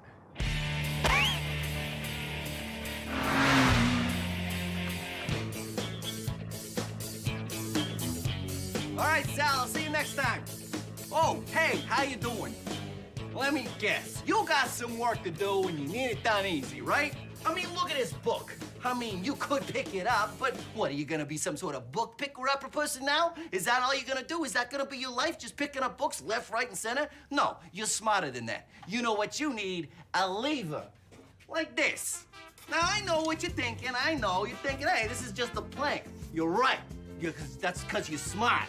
A plank can be a lever. All you need is two sides and a place for it to pivot. A fulcrum. It can be anything. Look at this. Bam! Now it's pivoting. I put the book on this side, and then I push down on that side. I'm doing work easy. Hey, look at me doing this work over here. If I want to do more work, I could move the fulcrum a little bit further over. Now I do lots of work, but I lift the book a lot further. Look at that. Whoa! Wow! Whoa! Yeah! Huh? What do you say? What do you say? Huh? Huh? You don't like this lever? Don't worry. Hold on. I got another one for you here. Hey, take this stick. All you need is two ends and a place for it to pivot. Like this. Bam! Now, it's a lever. This side goes down, that side goes up. Down, up. It's a lever. It's a lever. You want to make a catapult? Use a spoon. The place where the spoon pivots is the fulcrum. And now, it's a lever. It's a lever. It's a lever. Look at this lamp. Now, it's a lever. Scissors, two levers. Your forearm, it's a lever, two ends, and the fulcrum where it pivots, yeah, the fulcrum can be at one end. Crazy. This fish, you guessed it, now it's a lever. And now you know your levers.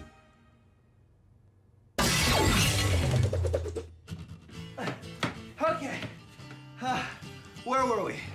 Oh yeah, levers. So you can use levers to become much stronger, or at least lift something you couldn't normally lift. Levers are simple machines and they work like this. Levers are just a long rod or a stick or pole or a piece of wood like I've got here, and something for them to pivot on, a fulcrum. Now let's say you have something heavy, like this book. Sure, I can lift it, but what if I told you I can lift this heavy book with this book?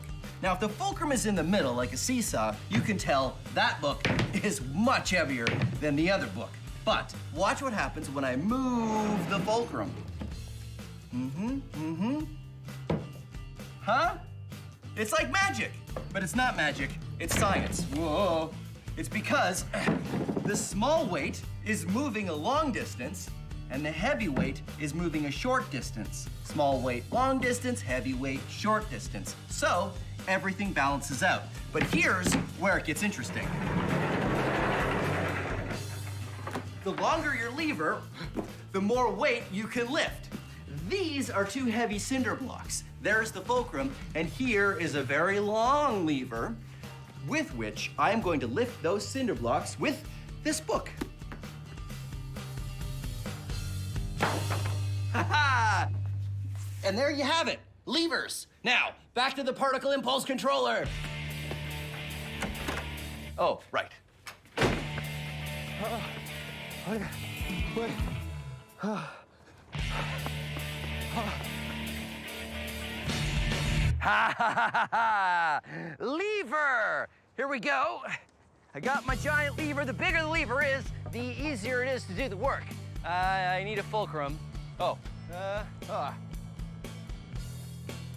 Just about anything will do for a fulcrum. And put that there. Now the hardest part is getting it on the lever. Okay. All right, hardest part is over. Get the lever up on the fulcrum. And, oh, look at this.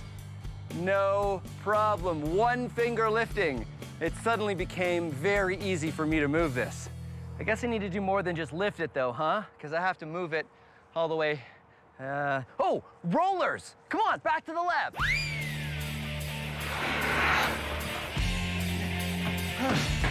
Okay, rollers. Rollers are like wheels, except they're not attached to anything. In ancient times, they used to move giant, heavy blocks of stone using rollers. We can demonstrate using a book. Now get a book, put it on a table, and try to move it across the table. You'll see that it's very difficult. I can't move this book across the table. I can't. Okay, it's not really that hard, but still, it takes effort. But if we get some rollers, I like to use pencil crayons and not pencils, and here's why. Take a closer look. You see, pencils aren't round. They're hexagonal. They have 6 sides, whereas pencil crayons are round. And of course, if you want something to roll, you want something round. So get a bunch of pencil crayons and put them on the table and put the book on the pencil crayons, and you'll see that suddenly moving it is a lot easier. All right, that's rollers. Back I go.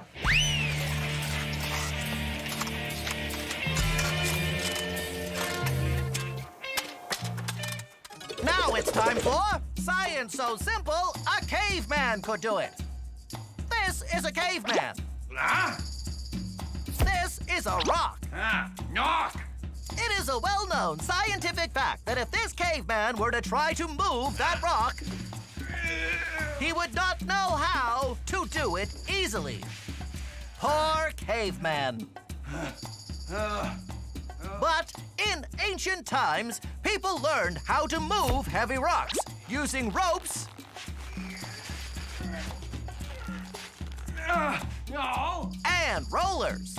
Oh, wrong earth. Yes, rollers. Wrong earth. Rollers. Wrong earth. Close enough. Rollers make it much easier to move a heavy object.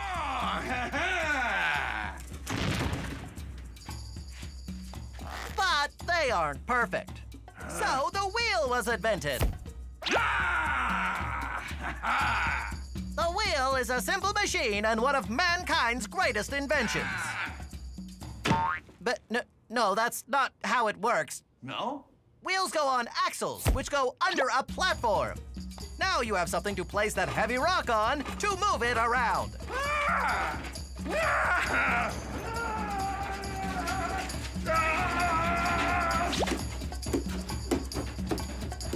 But all these great inventions came after the time of the caveman. Cavemen had to do everything the hard way. Join us next time for more science.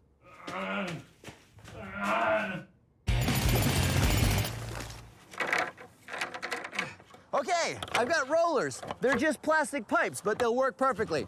I put them here. And now to lift up the machine. Okay.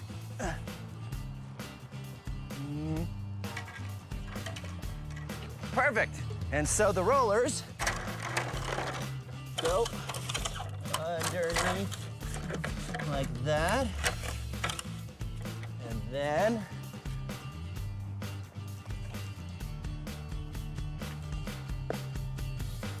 whoa. Whoa, careful.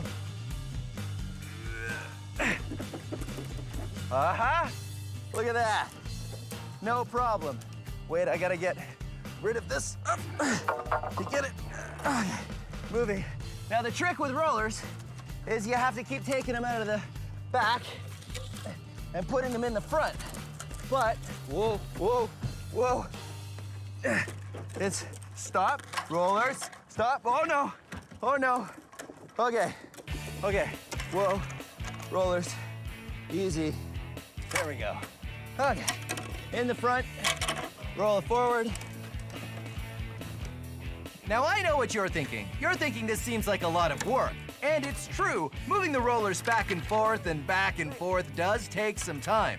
But did you know this was how the pyramids were built? It's true. Giant stone blocks were moved on rollers just like I'm doing here.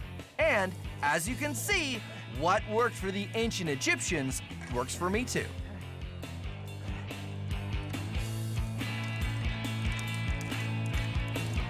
Uh-oh.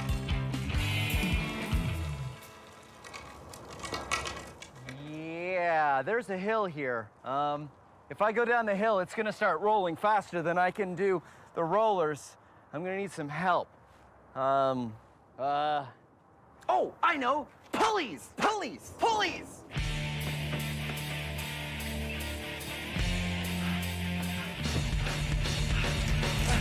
Okay, pulleys. Pulleys are a great way to change the direction of force. I've got a rope going through this pulley and down to a book, so when I pull the rope down, the book goes up. Changing the direction of force can be very helpful, but pulleys can be helpful in another way. Pulleys can let you lift something that you couldn't normally lift. Now the rope goes up and down and up and down and up and down. And the force I need to lift this cinder block is a lot less than if I was just lifting it by myself. But I've got to pull a lot more rope. That's called mechanical advantage. Spreading out the force over a longer pull so you can lift a larger weight. If you use more pulleys, it reduces the amount of force. 1 pulley, same amount. 2 pulleys, half the force. 3 pulleys, 1/3. So I've got 5 pulleys here, which means I only need 1/5 the force to lift this cinder block. So there you go, pulleys.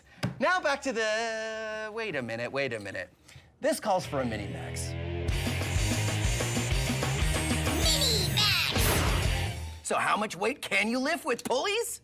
Well, as much as you want, really. I have 4 pulleys on the bottom and 4 pulleys at the top. That means with 8 pulleys, I only have to lift 1/8 of my weight plus the weight of the chair I'm sitting in. And if I keep pulling, you will see that the chair I'm sitting in is roped to the pulleys. So now we see if I can pull myself up with nothing but pulleys.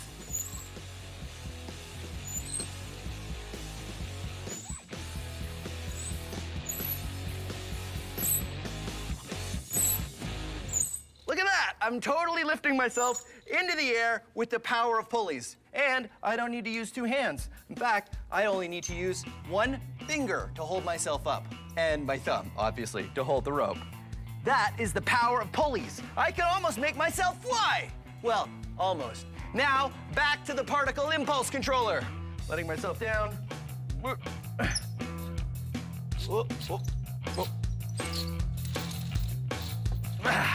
Particle impulse controller. Let's go. Wait.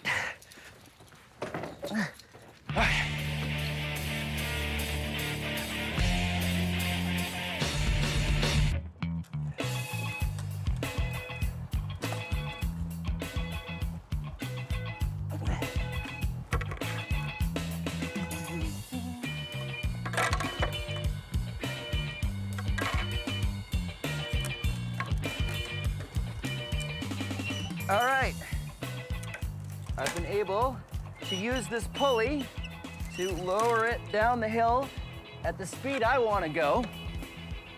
Interestingly, I'm using the pulley not to make it lighter, but to just change the direction of force. And I managed to get it right here at the bottom. Now I've got to get it up onto the loading dock, so I think this is where I need a ramp. Whoa, whoa, oh.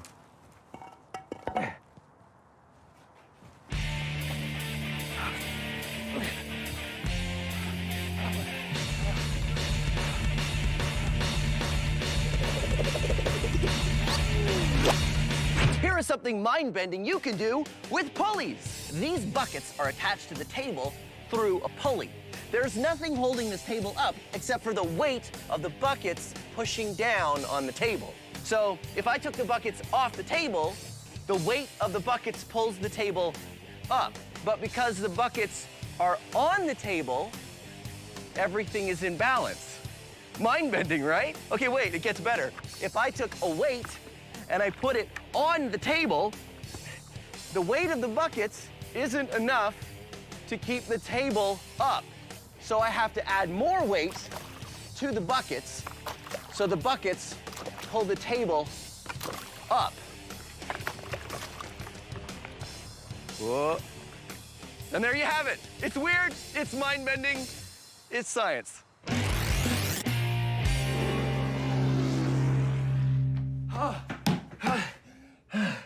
Okay. Ramps. Ramps are a great way to move something up. I will demonstrate using, you guessed it, a book. Let's say I wanted to move this heavy book on top of this stack of books using just this little string. Watch what happens. The string breaks, but if I built a ramp to get the book on top of this stack, and I use the same kind of string, watch what happens this time. Whoa. You see, the ramp distributes the force, so you use less force to pull the book over the same amount of distance, and I can get it up to the top of the stack of books, and the string doesn't break. So ramps, let's put them into action. Woo.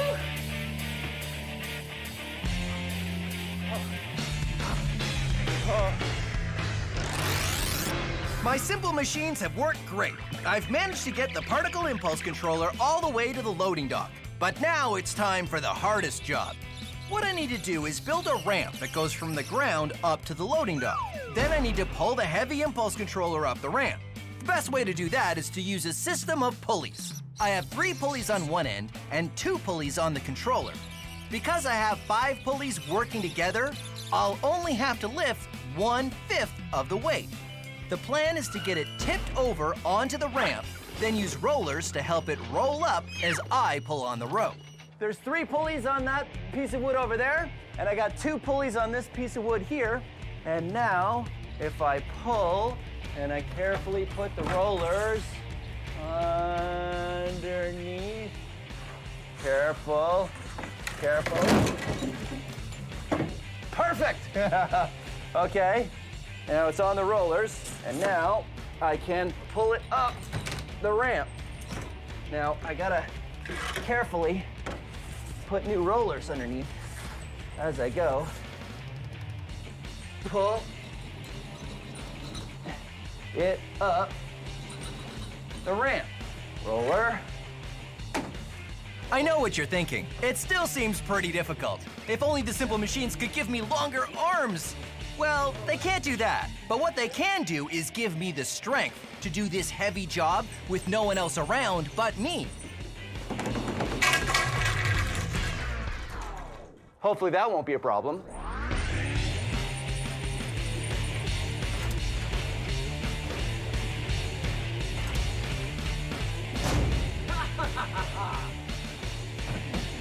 There we go. I did it. All the way across the parking lot and up onto the loading dock with the help of levers, rollers, ramps, and pulleys. The hard part's done. Now I just have to get it into the lab. All right, let's see if all that effort was worth it.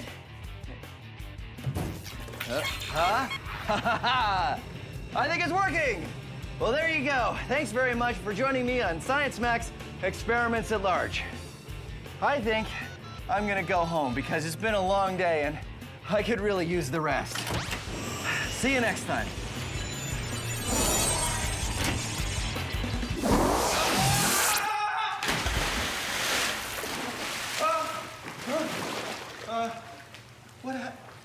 Wait, I hit 3, 4, 1, 2. I should have hit 3, 4, 2, 1. Yeah, that's okay. I'll just go back and,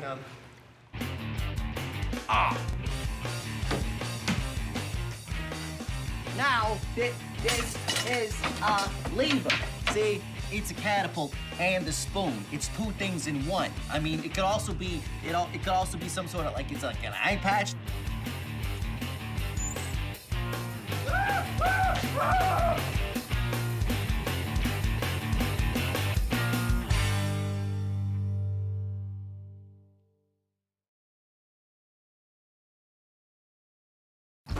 Have you ever done a science experiment and wondered what it'd be like if you did it big? I have.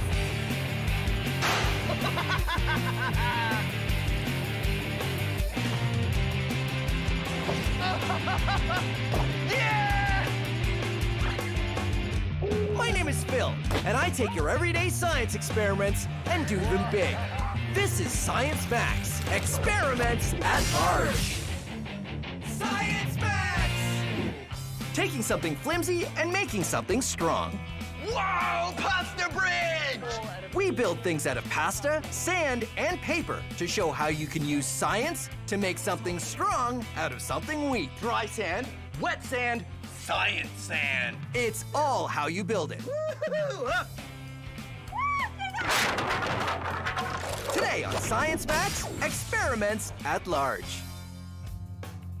Oh, hi, Science Maximites. Have you ever been eating pasta and wondered, what could I build with this? Could I build something that could hold an impressive amount of weight? Well, I have, and that's what we're gonna do today on Science Max Experiments at Large. But we're not gonna use cooked pasta because it's too delicious. We're gonna use uncooked pasta, which is less delicious, but it's great for building. We're gonna make a pasta bridge. Here's how you do it. First, you wanna start with a plan. And then you want to take your pasta, I'm saying pasta, but of course spaghetti is usually the best thing to use, and lay it out on your plan. The reason you have a plan is so that you can make sure all of the spaghetti is exactly the right length. Lay it out on your plan, perfectly aligned like that, there. And now it's time to glue it all together. Now you can use white glue, but it takes a long time. So I suggest a hot glue gun, but make sure you get an adult's permission before you use one of these, okay? So you take your plan, you lay it out, you glue it up. Don't glue it on the paper because that will be bad. And you will end up with your truss, and it looks just like this. Now remember, you want 2 sides because those are the sides of your bridge. And as you can see, I've used several strands of pasta because that'll make it a little bit stronger. Once you have your trusses, it's time for the next part of the plan. This is the roadway, and it works the same way. Lay out your pasta, glue it up, and bam, there it is. Now, you put your trusses on your roadway, and you glue them all together, and you also want to put some struts along the top here, probably, to keep it nice and rigid. In the end, you will end up with a fantastic-looking pasta bridge. Pretty good, huh? Pasta bridge. No other bridge could claim to be 100% pasta. Minus the glue. 99.8% pasta. 0.2% glue. I say there, Captain. Set sail. Set sail for the land of pasta bridges. Now, if that was pretty fast for you, don't worry. All the instructions are gonna be on our website. Now, a bridge isn't a bridge unless it spans a gap, because that's what bridges are for. So you put your pasta bridge up there across the books like that, and then you can see just how much weight the bridge holds. It's pretty impressive. If you build it right, even something as flimsy and as delicate as pasta can hold quite a bit of weight. I like to use big, heavy blocks and put them in the middle where there is no support from the books whatsoever, and just keep adding heavy things and see how much weight the bridge will hold before it breaks. How much will it hold? Well, I'm not gonna tell you. That's where you get to be Science Maximites and find out for yourselves. And now, we're gonna max it out. Today on, oh, my pasta. Today on Science Max Experiments at Large, we're gonna be looking at how fragile things can become strong if you build them right. We're also gonna be maxing out the pasta bridge experiment to see if we can make one that's strong enough to hold me. You think we can do it? I know I have no idea, but I'm going to the Center for Skills Development and Training to find out.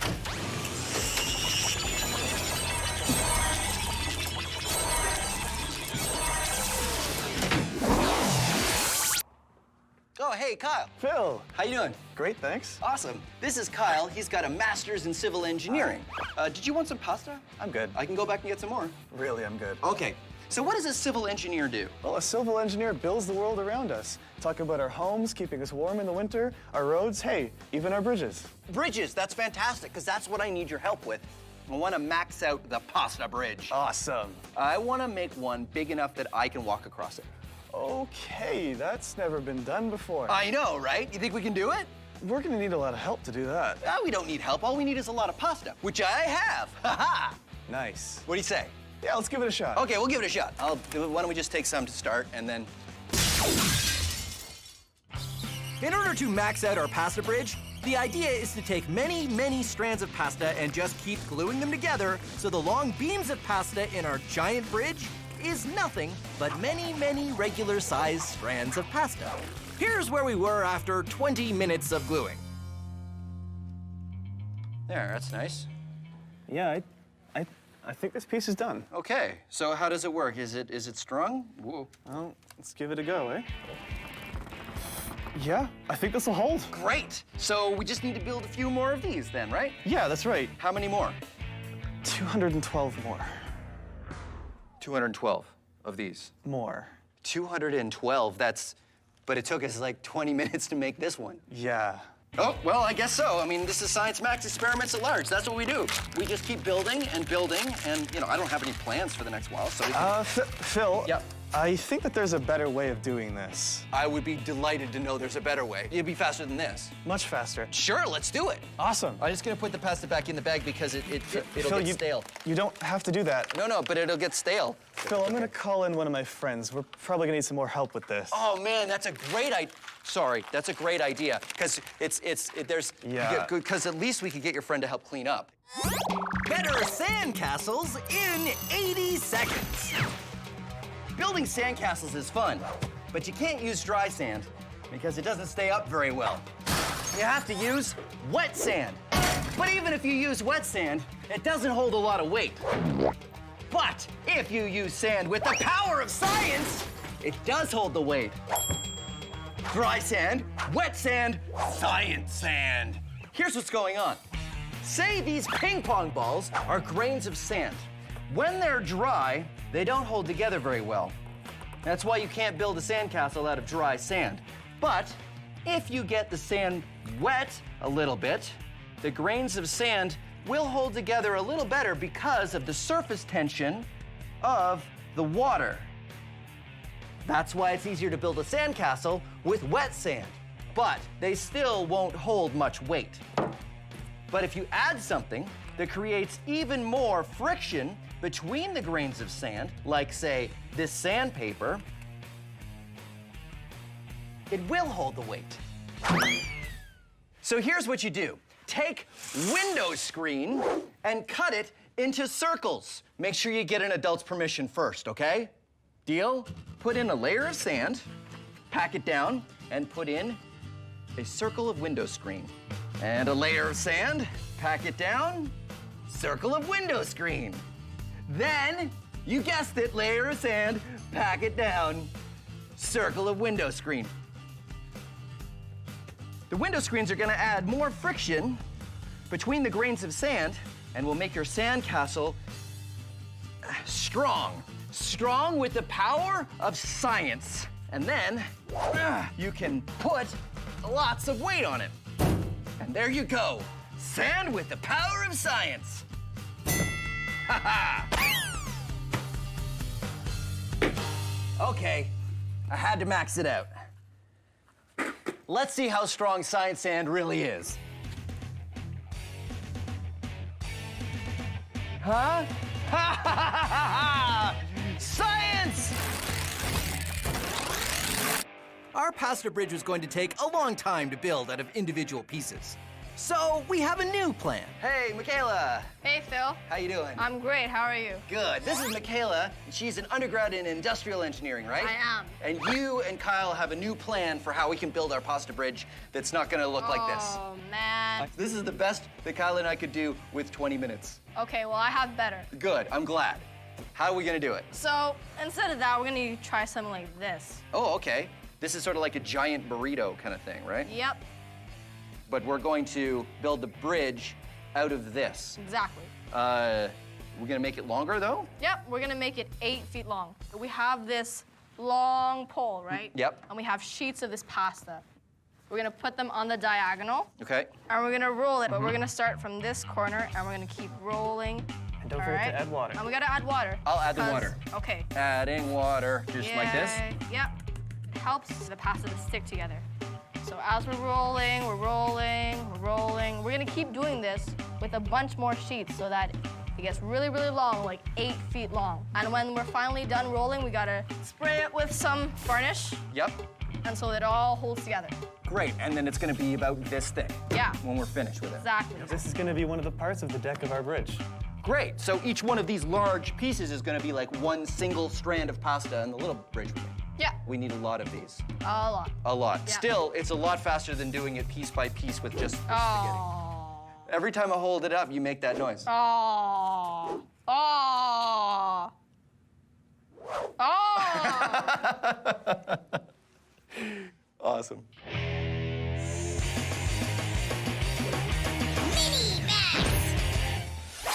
The shape of something makes a big difference in how strong it is. Get some toilet paper rolls and put them in a square, and then stack books on top of them. They can hold weight.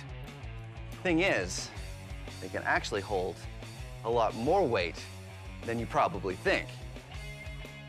In fact, the amount of weight just paper in a tube can hold is really kind of impressive.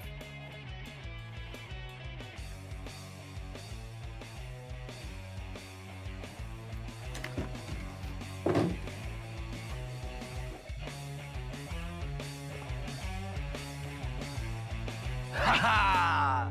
And now, let's max it out.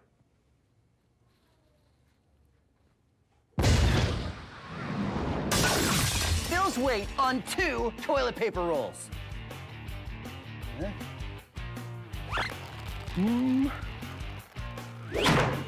Nope. Bill's weight on 4 toilet paper rolls.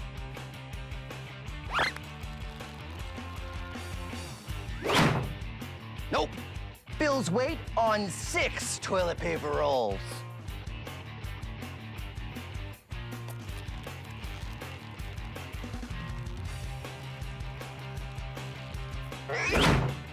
Nope.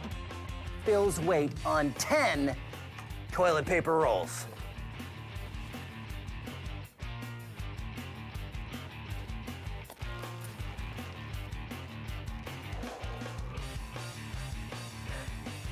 Oh. Ha! Ha ha! Phil's weight can be supported by 10 toilet paper rolls. But what if Phil jumps? Ha ha ha ha ha. Didn't really work. Kyle and Michaela's plan is to use a long pole and sheets of uncooked pasta. We roll the pasta around the pole and spray it with a little varnish. We roll sheets and sheets of pasta along an 8-foot-long pole, making many layers of pasta. Then we wait for it to dry and remove the pole. What we have is an 8-foot-long hollow tube of pasta that becomes a single piece of the bridge. Then we attach a bunch of these pieces together and use more sheets of pasta to glue them into the shape we used for our small pasta bridge. We're making our giant pasta bridge by wrapping sheets of pasta around and around the poles using the technique we just had, making a whole large pole out of many, many, many sheets of pasta rolled around each other. And we've made a giant truss. Look at this. This is great, guys. It's looking pretty good. Yeah. If I hit it, you think it'd stay together? No, stop. What? This is pasta, not steel. It's only made to just hold you. Kyle, what do you think are the chances that this is gonna hold me when we build it? Something like 50-50. Not bad. Michaela, what do you think? I'm gonna hope for the best.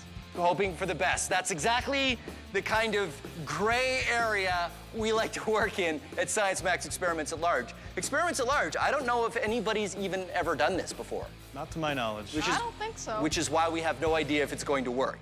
Okay, so one more of these, because these are the sides. Yep. Roadway, and then the top. Yep. All right, let's do it. While we're waiting, it's a good moment to point out one of the things that makes our bridge really strong. That is triangles. As you can see, the truss, or the side of our bridge, is really just 3 big triangles. Triangles are very strong shapes to build with, and they work great in bridges. Now it's time for Science So Simple, a caveman could do it. This is a caveman. Today we are going to teach this caveman how to build a strong structure. Here are some boxes. Go on and build a shelter, and I'll come back and see how it worked out. No, that's not right. You need to build walls by stacking boxes on top of each other.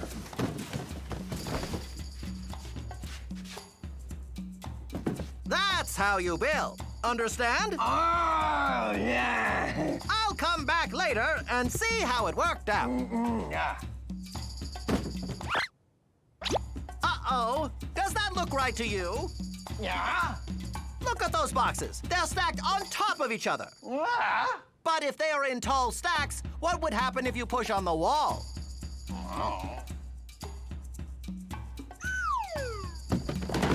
You see? Walls don't stay up if you build like that. Let's try again. I'll help you this time. First, lay out the foundation, where your wall should go. Good. Now let's make the second level. No, don't put it right on top. You need to stack in between. That's how you make a strong wall. Okay, I'll come back later. Nice work. Why don't you give it a try? Looks strong, but you forgot a box.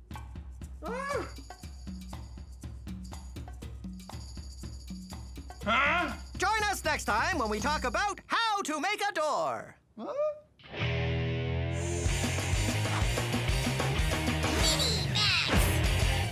Building a door in a wall is hard, because how do you make a big gaping hole in your wall without your wall falling over? Well, people have come up with lots of ways to put doors and windows in walls made of stone blocks over the centuries. And you can do this at home with books like I'm doing, or with building blocks. Just go up until you're happy with the height, and then stack each next layer a little closer to the middle until the final layer touches just like this. And then you take a big heavy book and you drop it right on top. And it's pretty stable, and you've just made a doorway. It works even better if it's part of a wall, because you want extra weight on the outside of these books here. So of course, I had to build one that was part of a whole wall. This is the same corbelled arch built out of little building blocks. And as you can see, I went closer and closer together until it meets at the top, and it is very strong. Whoa. Ha-ha! Now, let's max it out. The kind of arch we're building is a corbelled arch. And the Science Max build team and I are using pieces of wood cut to different lengths. How high can it go? We can use my head to, no, okay, wait. It takes a while to get together, but once it's done, it looks just like the kinds of doorways stone buildings had in ancient times. Ta-da! There you go, a maxed out corbelled arch. We went straight up until we got to these layers, and they got a little bit closer and closer to the middle until the last piece is one big solid piece. And if we built this right, it should be strong enough to hold me up. Yeah! Science! Woo-hoo! Well, it held me up for a minute, didn't it? We rolled our pasta and constructed one truss. Now we've made a lot more rolls of pasta and connected them all together to make a second truss and a roadway, as well as the cross braces on top. And when we get it all together, we end up with... Whoa! Pasta bridge! Pasta bridge! We did it! We built it. We have no idea how long it will stay up. But it's up. It's doing its bridge thing for now anyway. I am very excited because, as far as we know, I'm the only one to try to cross a bridge made out of pasta. What do you guys think? I think I don't want you to be the last person to cross a pasta bridge. You're absolutely right, but I'm gonna do it. I think we're ready. Yeah? Yeah. Okay, here we go.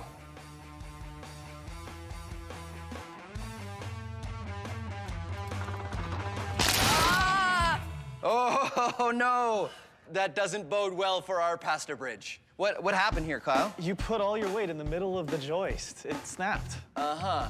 If only there was a way to distribute your weight. Maybe if you crawled? Do like the military style kind of. Oh, right, so that I'm putting my weight on more than one spot. Yeah, Exactly. Oh, wait a minute. That gives me an idea. You guys stay right there. I know what to do. I know what to do. I know what to do. You're coming back, right? Skis distribute your weight over a large area so you don't sink in the snow. That's what skis do, which is perfect for the pasta bridge. Come on. Okay, Come on. Carefully. Uh-huh. Is it working? It's working. I hear some cracking. This might do it. Uh-huh.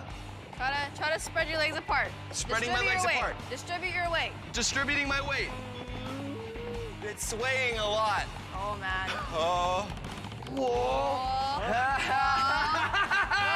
Crossing the bridge. Woo, high fives. There you go. Science Max, experiments at large, pasta bridge, skis. What more could you want? Maybe a pasta chairlift of some sort.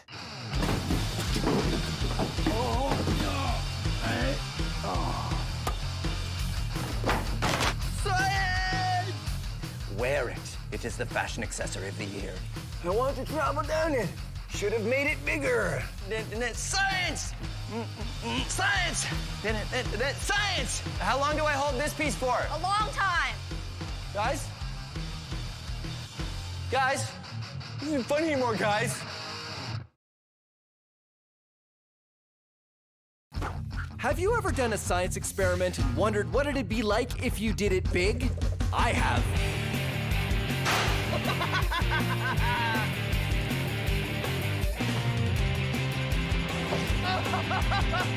Yeah! My name is Phil, and I take your everyday science experiments and do them big. This is Science Max, experiments at large. Science Max! Newton's third law is the science behind balloon-powered rocket cars. It's also the science behind a maxed-out rocket car that I can ride. Plus bowling balls and an interrupting sign. Today on Science Max, experiments at large. Greetings, Science Maximites. I am Phil McCordick, and this is Science Max Experiments at Large. Today, we're going to be experimenting with the balloon-powered car. Here's how it works.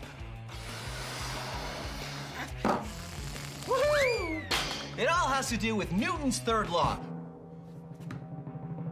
Newton's third law. For every action, there is an equal and opposite reaction. We don't have to do this now. This is all for later. We can build the cars first, and then we can, let's go over here. So how do you build a balloon-powered car? Well, I suggest you be Science Maximites, because there's any number of ways you can build a balloon-powered car. You do not have to follow my design. You should come up with one of your own. It may even be better than the one I built. But I will give you some tips, though, that make it a lot easier. First of all, you need something to stick your balloon on that has an opening on it. I used a turkey baster for this car. I just pop the top off, and remember to tell an adult that you're using the turkey baster. And then you stick the balloon on there, and it allows you to attach something to the car, and it also makes it easier to blow up the balloon. You can use any number of things, even just any kind of tube that you find lying around. It helps you attach the balloon to the car, and it helps you blow up the balloon way easier. The other thing you should think about when you make your balloon-powered car is how you're going to make the wheels roll. Once you've decided on the base of the car, you could use anything, even just a piece of cardboard like this. You can do your wheels in two ways. The first way is to attach the wheels to the axle. This is how I made the axle of this car. I used a shish kebab skewer, and I stuck it inside a straw, just like that. And then I attach the lids to the shish kebab skewer. So the lids and the shish kebab skewer are attached and they rotate in the straw. That's one way to make the wheels turn. The other way is to tape down the axle or whatever you're going to use and have the wheels spin around on the axle. Two great ways to make your wheels turn, and it really kind of depends on the wheels you're using. You can make your own design and keep refining it and making it better and faster, or do what I like to do and make a whole bunch of different cars. So we've got this one. This one I made out of paper plates, and this is a snorkel. Awesome. This one is the rock car, because there's a rock on it. I've got the dragster model. It's a long broom handle, and it might not work that well, but who knows? And this is my favorite design. It's made out of waffles and an ice cube tray. This is why I make a whole bunch of different cars, because I can race them. Sunday, Sunday, Sunday at the Science Maxidrome. It's the balloon-powered car winner-take-all drag race of awesome. First up, the Eliminator.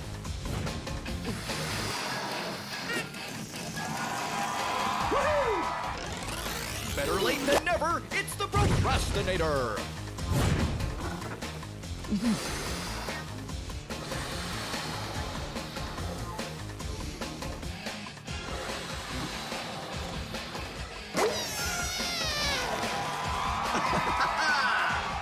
Crushing the competition, it's the Terminator.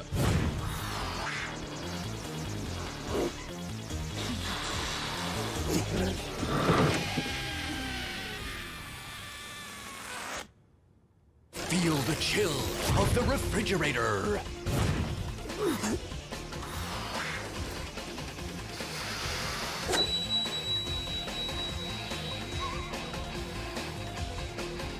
All right! And last but not least, the Regurgitator.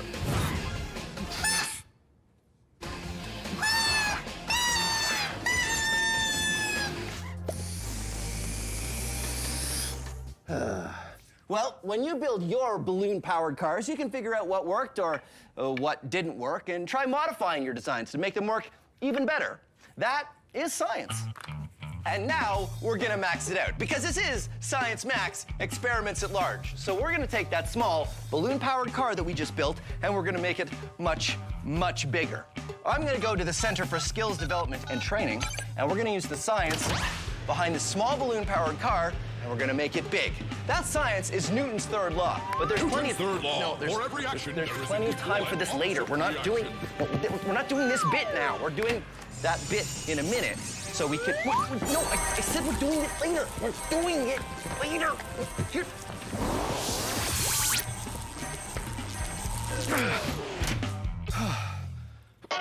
Whoa. Hi, Sarah. Hi, Phil. This is Sarah, and she's got a master's degree in physics from McMaster University. That's right. And we're gonna be talking about Newton's third law. Oh, look out, duck! Sorry. There was a sign that kept coming in. Never mind. Newton's third law. Well, what is that?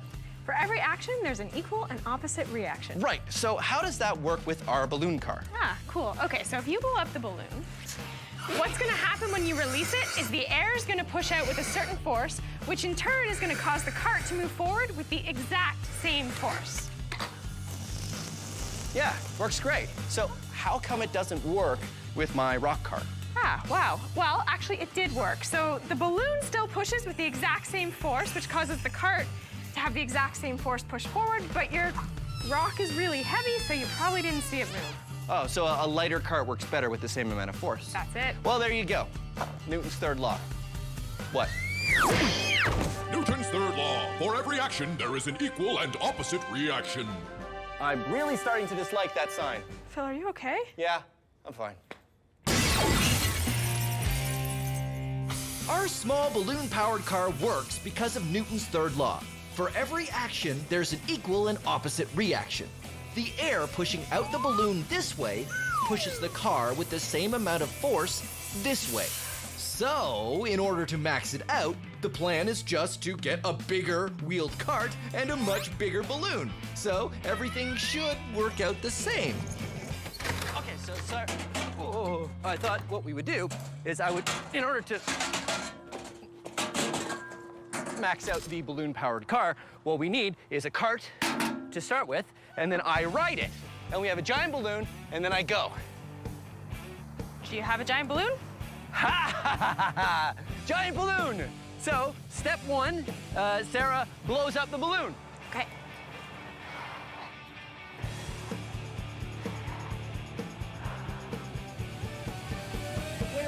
Wait. Use this air compressor, it'll probably be a lot faster.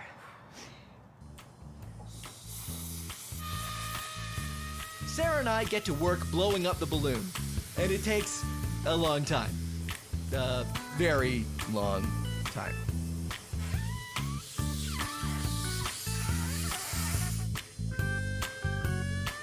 Okay, human-sized balloon-powered car test. Take one. All right, Sarah. You got it? Yeah. Okay, let it go. Okay, go. Let it go. You did. You did let it go. I let go. Nothing is happening. It's not coming out fast enough, and you're a bit too massive. I don't think it's gonna work like this. Really? Yeah. Okay. Balloon-powered car test 2. No fill. I'll just take it. What happened? I don't think it worked. The balloon popped. Phil, you okay? This is why you wear protective eyewear. Yeah. So, that didn't work. No. No. Should we get another balloon? I think we need something else. Okay, well, the air coming out of the balloon just didn't have enough force, so. We need the air to come out with more force. Yeah, do we get, what, a bigger balloon? I don't think that's gonna work. I don't think it's that. I think we need something with compressed air. Oh, like a scuba tank or a... Fire extinguisher, something like that. Yeah, that's what we need. Okay, sure. Well, we can... All right, so I don't know if that's safe to do that, so we'd have to build like a cage or Yeah, something? I don't know if it's gonna work on this. All right, well, back to the drawing board. So Okay. what we should do is we should get We need to find these tanks. get the tanks, and then we make like a frame out of aluminum or something. Okay, that could work. Yeah, That's a they good can hold the idea. tank, so Yeah. they're safe. And then what we should do is... Who was Isaac Newton? He was a mathematician and probably #1 on the list of top scientists of all time. Albert Einstein said, Isaac Newton was the smartest person that ever lived. You've got to be special if Einstein is calling you smart. Newton's 3 laws of motion was a huge idea, but did you know Newton also came up with the idea of gravity? The famous story is that in 1666, Isaac Newton was sitting under an apple tree when he watched an apple fall and wondered why. Hey everyone, I just invented gravity, which was a big relief because up until then, everyone was just floating around. Okay, so it didn't happen like that. He didn't invent gravity. He gave a name to this invisible force and then described how it works. Not only did it make things fall down, but it was the same force that kept the moon circling the Earth and the Earth circling the sun. And he invented a new kind of math to explain how. We now call it calculus. See? I told you he was smart. He's very smart.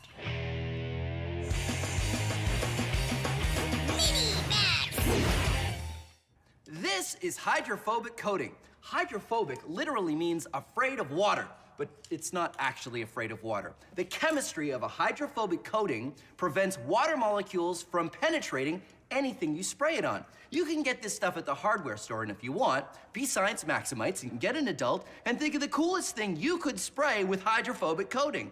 I like to use things that do not go well when you put them in water, like tissue. Yeah, doesn't look great when it gets wet. Here's a tissue coated in hydrophobic coating. Huh? Weird. Or it works the same with a paper towel. Paper towel in water, paper towel covered in hydrophobic coating, stays dry. Or how about a dinner roll? Dinner rolls really don't like water. See? Gross. But a dinner roll coated in hydrophobic coating? Weird. Just don't eat it.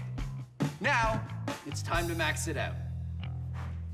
I have coated half of my lab coat in hydrophobic coating, and the other half I have not. Hydrophobic coating, regular lab coat. Half of me is wet, and half of me is dry. What's more, half of my outfit ended up being wet and half dry because the lab coat was protecting my outfit from getting wet. Now it's time to max it out even more.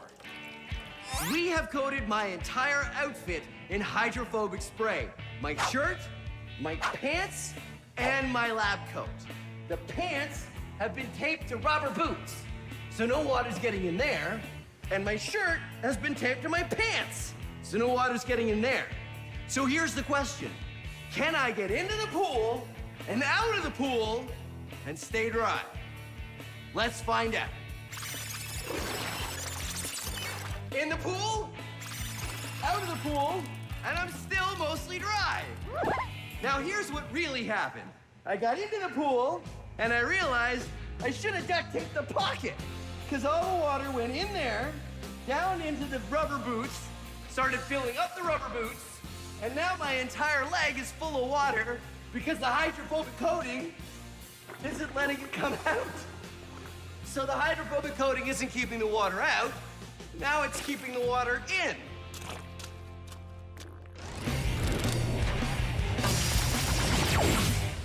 Let's take a closer look at Newton's third law. Newton's third law. For every action, there is an equal and opposite reaction. Okay. All right, let's watch it back. When the sign hits me, I exert a force on the sign in the opposite direction. That makes the sign stop moving. It also exerts an equal force on me, causing me to fly off in this direction. Now, if I was to push this sign, I'm not only pushing the sign this way, but my feet are pushing against the ground in the opposite direction. It's, well, it's really easier to see if I'm not standing on the ground. Oh, hold on. Okay, so, okay. So now that I'm hanging, watch. I push on the sign, but when I exert force on the sign to make it go this way, I go that way. Well, actually, it doesn't work as well because the sign isn't as heavy as I am. So wait, I have this over here. This is a barrel, and it has stuff in it, and it weighs as much as I do. Okay, so watch. If I push on the barrel like that, I go away from it as much as it goes away from me. So, there you have it. Newton's third... No, hold on.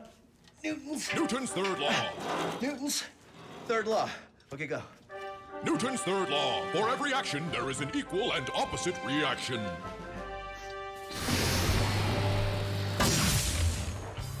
So, using a giant balloon to push me on a cart didn't work. What happened? The plan now is to use the compressed gas cylinder. Just like a balloon, these cylinders contain a lot of air. If we get a cart and put a gas cylinder in a cage for safety on the back and open the valve, the escaping air might have enough force to push me. This is 2 cubic meters of air. If we were to put it in a balloon, the balloon would be this big. But if we compress the air, we can fit it all into one of these, a steel tank. This is what we're going to be using next for our air-powered car. Got it? Yep. All right. Good. So Sarah and I have been hard at work, and we've built the air-powered cart. We can't call it a balloon-powered cart anymore because now we've got a compressed air tank, so it's not a balloon that powers it. Exactly. Okay, so I'm gonna sit on here, Sarah's gonna turn on the tank, and I'm gonna go. And before we do this, we should say, do not, under any circumstances, try this at home. We are trained professionals. You ready? I'm ready. Okay, high five first. Okay, now we do it. Okay, so before I turn the tank on, make sure your feet are down and the brakes are on. Gotcha. Don't take them off till I say go. You have got it. All right. Ready? Okay.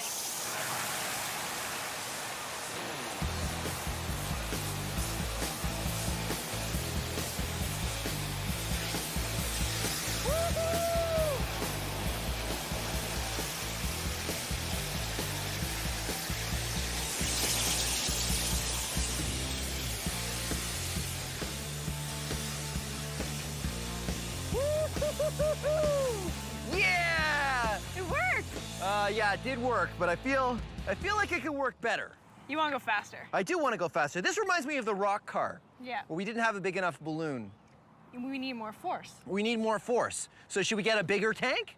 Let's get more tanks. More? More tanks, more force. You're going to go faster forward. Newton's third law. Newton's third law. High five. All right, let's do it.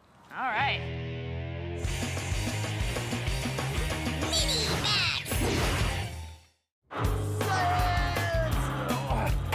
Whoa. Okay. this is Newton's cradle, and it's a really cool toy that demonstrates all kinds of laws of motion, including Newton's third law. What you do is you pull this one ball out, and when it hits these balls, they exert force on that ball to make it stop moving, but it exerts force on these balls, which travels through the balls and makes this one on the end fly out, like that. Now, there's a lot going on here, but you can really see how the force is equal that you put in and you get out if you use two balls. I swing two balls up, and two balls go out that side. Isn't that cool? Now, it wouldn't be Science Max unless we maxed it out, so come on. Whoa, okay. This is one we built out of bowling balls. Bowling balls, bowling balls, instead of smaller balls. And I think it's gonna work the same way. Let's find out. You throw one out, and ha-ha! Yeah, it works the same. Okay, now let's try it with two balls. Okay, ready? Wait. And two balls, throw them out. And two balls on that side. All right, so there you have it. Whoa. Newton's third law. Oh. Ah! Newton's third law. For every action, there is an equal and opposite reaction. So our single pressurized tank created enough force to move me, but not very fast. The plan now is to do two things. First, we're going to triple the amount of thrust by using 3 tanks. We're also going to use some pipes that lock into each other to give me an initial push. These pipes slide together, and when the air is turned on, the pressure in the pipes will cause them to slide apart, which will push me forward. After that, I use what's left in the tanks to keep going.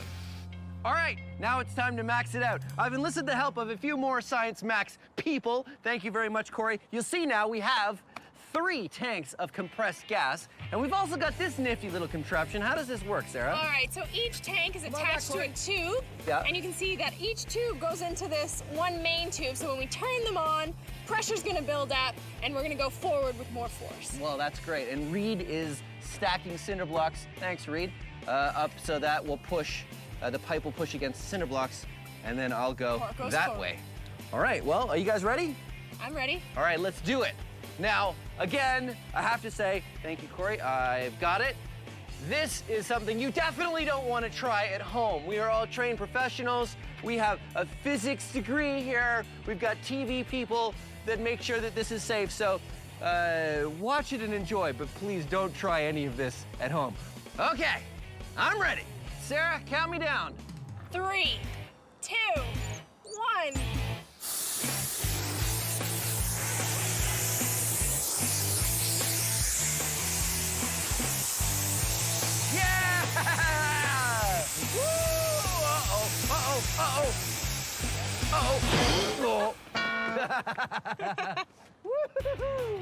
That was awesome! That was really awesome. All right, high fives, high fives. Yeah. And it's raining now, so it looks like we're gonna have to stop. So thank you very much for joining us on Science Max Experiments at Large in our episode on Newton's third law. Science Max is a show where we take small experiments and do them big. If you want to try these experiments yourself, go to our website for instructions. But not all the experiments on Science Max are the kind you should try at home. This one, yes. This, no. Try this, don't try this. A big yes, a big no. I don't know how you could possibly do this one at home. And remember, if you're ever not sure, ask an adult. Thanks for watching Science Max Experiments at Large. Wait, I can play Mary Had a Little Lamb. It's working! It's working! Newton's cradle out of bowling balls. Come on! You know this one, sing along. Whee! Come on! I mean, come on! Science! Yay!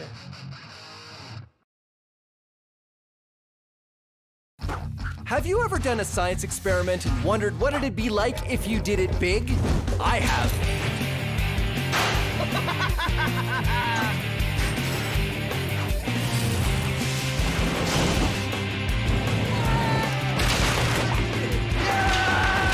My name is Phil, and I take your everyday science experiments and do them big. This is Science Max, Experiments at Large. Science Max! This episode of Science Max is all about hot and cold. A giant hot air balloon, dry ice, the coldest temperature possible, Absolute zero. and whatever this is. Blubber suit. All on this episode of Science Max, Experiments at Large. Greetings, Science Maximites. My name is Phil, and welcome to Science Max Experiments at Large. We're gonna be making one of the easiest and one of the hardest experiments to do. Here's what we're gonna make: a hot air balloon. And it's pretty easy to make. That's why it's one of the easiest experiments. All you need is a plastic bag, but not any plastic bag. The kind of plastic bags you get at the grocery store to put your fruit in. That kind of plastic is very thin, very light, good for hot air balloons. And you just want to put 2 paper clips on the bottom of the bag to hold the bottom down.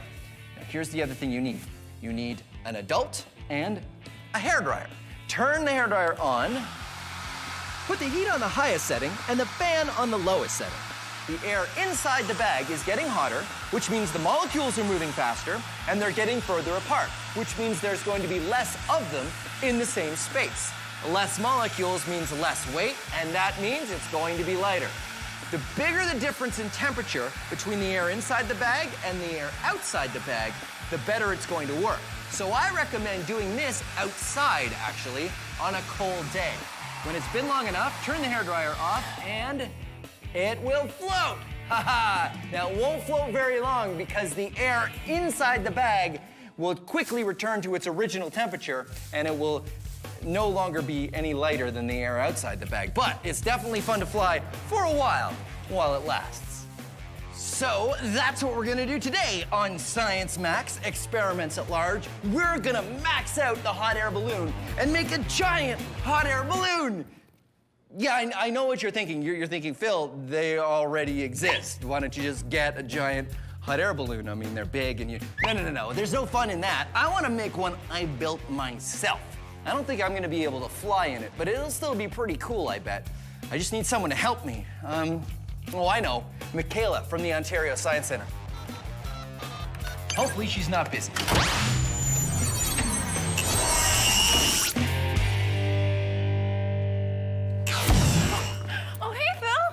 Hey, Michaela, how are you? Good, how are you? Good. I was wondering if I could get your help with an experiment. Do you have some time? Yeah, I'd love to help out. Awesome. Sure. Okay, let's go back to Science Max headquarters and I'll show you what we're gonna do. Okay, Nice. So ready? Here we go. Oh, no, still here.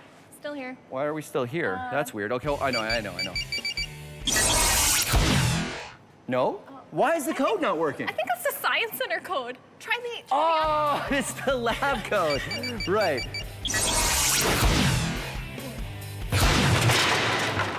Phil, are you okay? Yeah. Are you okay? Yeah, no, I'm fine. So, Michaela, I'm glad you're here because today I want to max this out. This is my hot air balloon. It was better before, I smushed it in my pocket, but what I did is I used a hairdryer, and then I put it in and I heated the air, and then it rises up.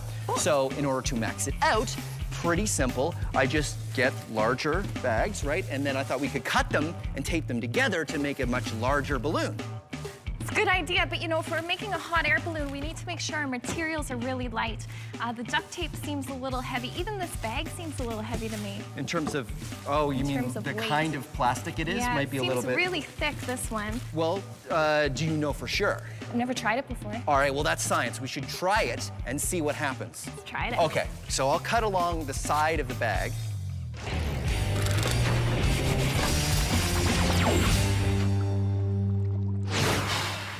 You see that? Carbon dioxide gas.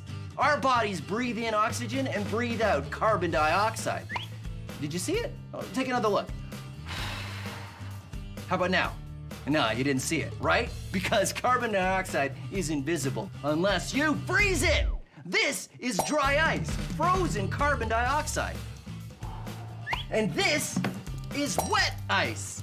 It's not really called wet ice. It's frozen water. Now, you know what temperature water freezes at? Starts with a 0, ends with a, well, it's actually 0 degrees Celsius. And this freezes at -79 degrees Celsius. It's much colder. I have to hold onto it with a glove because if I held onto it with my bare hands, I get frostbite.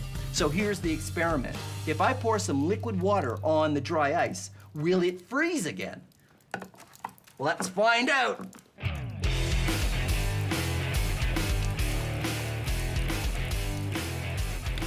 Because the dry ice is so much colder than the freezing point of the water begins to freeze from the bottom up in room temperature air right before our eyes. Whoa! Totally frozen! Cool! Cool. In order to build our hot air balloon, Michaela and I are taking clear garbage bags, cutting them along the seams so they end up as one thin sheet of plastic, and taping them all together with duct tape into a balloon. Okay, so that's, how many bags is that? It's like 12 bags. 12, so you think that's big enough? I think so, it's pretty big. Okay, I think we can stop there. Okay, so where's the opening again? I think it's on your side. I hope you didn't duct tape it close. Okay, no, we're good, we're good. So it's gonna inflate like this. Wait a minute, let's make sure it works. Is it working? Kind of. I don't know if it's inflating. Okay, good. So it does inflate. It does hold air. Yeah. Right? So should we try it? Yeah, let's try it. Okay, so we're gonna use a hairdryer. Right? And now we wait.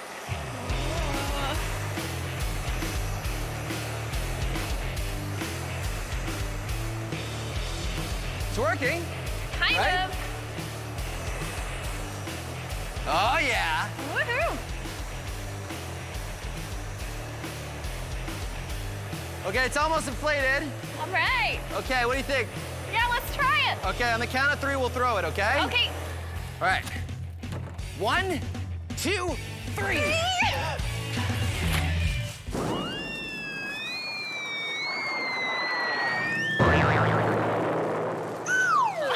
It didn't quite. Not quite.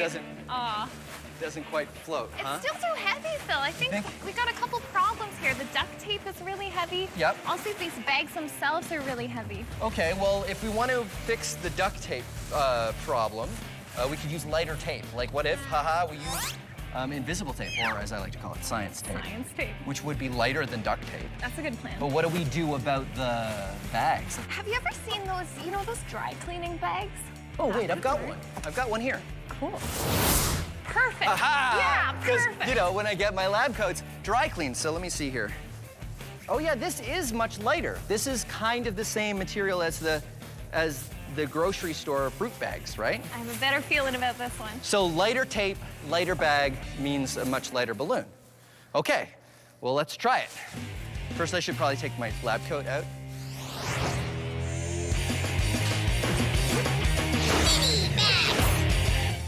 This is water. Now, it's ice water. Science! Okay, no, that's not the science part. Here's something you can do at home. Get some ice water and a way to time yourself and stick your hand in the ice water. It's a little hard to stick your hand in ice water for a long period of time because after a while, it starts to hurt. But don't worry, the pain that you're feeling isn't actually because you're damaging anything. It's just your body's way to tell you that you need to take your hand out of the cold water. Yeah, you usually can't do it for very long.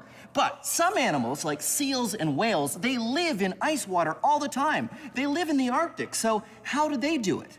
One word, blubber. Blubber is a layer of fat that protects you from the cold, or protects a seal and a whale. We don't have blubber, but we are today gonna have some blubber, because we're gonna make a blubber glove. Blubber glove, I love saying that. Here's how we do it. First, we want blubber. Okay, this isn't blubber, this is lard, which is actually animal fat. You can use lard, you can use margarine or butter or shortening, anything with a lot of fat in it. And remember, this is messy, so definitely get an adult to help you. So we've got our lard, and we need a bag. So what you're gonna do is you're gonna take a scoop full of lard, like this. And you're gonna put it in the bag, like so. Like that. There we go. And then you're gonna start smoothing out the blubber or the lard like this. Because what you want to do is have a nice, thin layer all the way around. See? Starting to work? Yeah. Then seal the bag and tape the edges. Huh? A square of blubber. Then do it again. Here I have 2 bags of blubber, and I've taped all the way around the outside. So I have, a blubber glove. Check it out. So let's try it out. I stick the blubber glove in the ice water. It's completely working. It is not even cold. The blubber is completely protecting my hand from the ice water.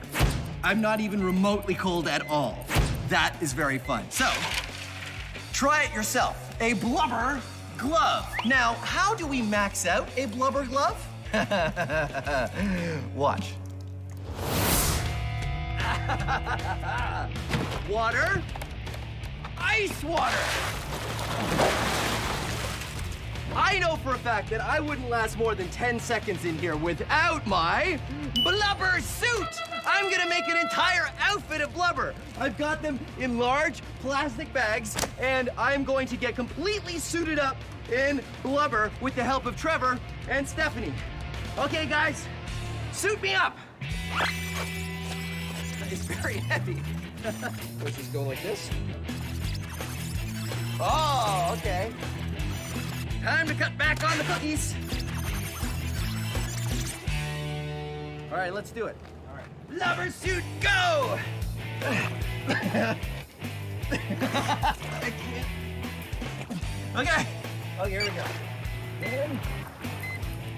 Okay, so far. Oh.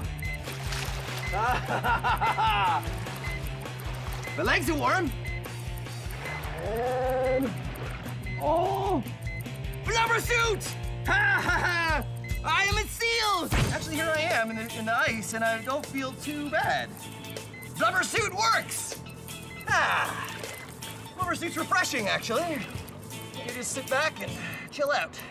Well, there you go. Blubber suit success. Seals and whales are able to stay in ice water for their whole lives because they have protective layers of blubber, just like I do. Okay, so now, all I have to do is get out.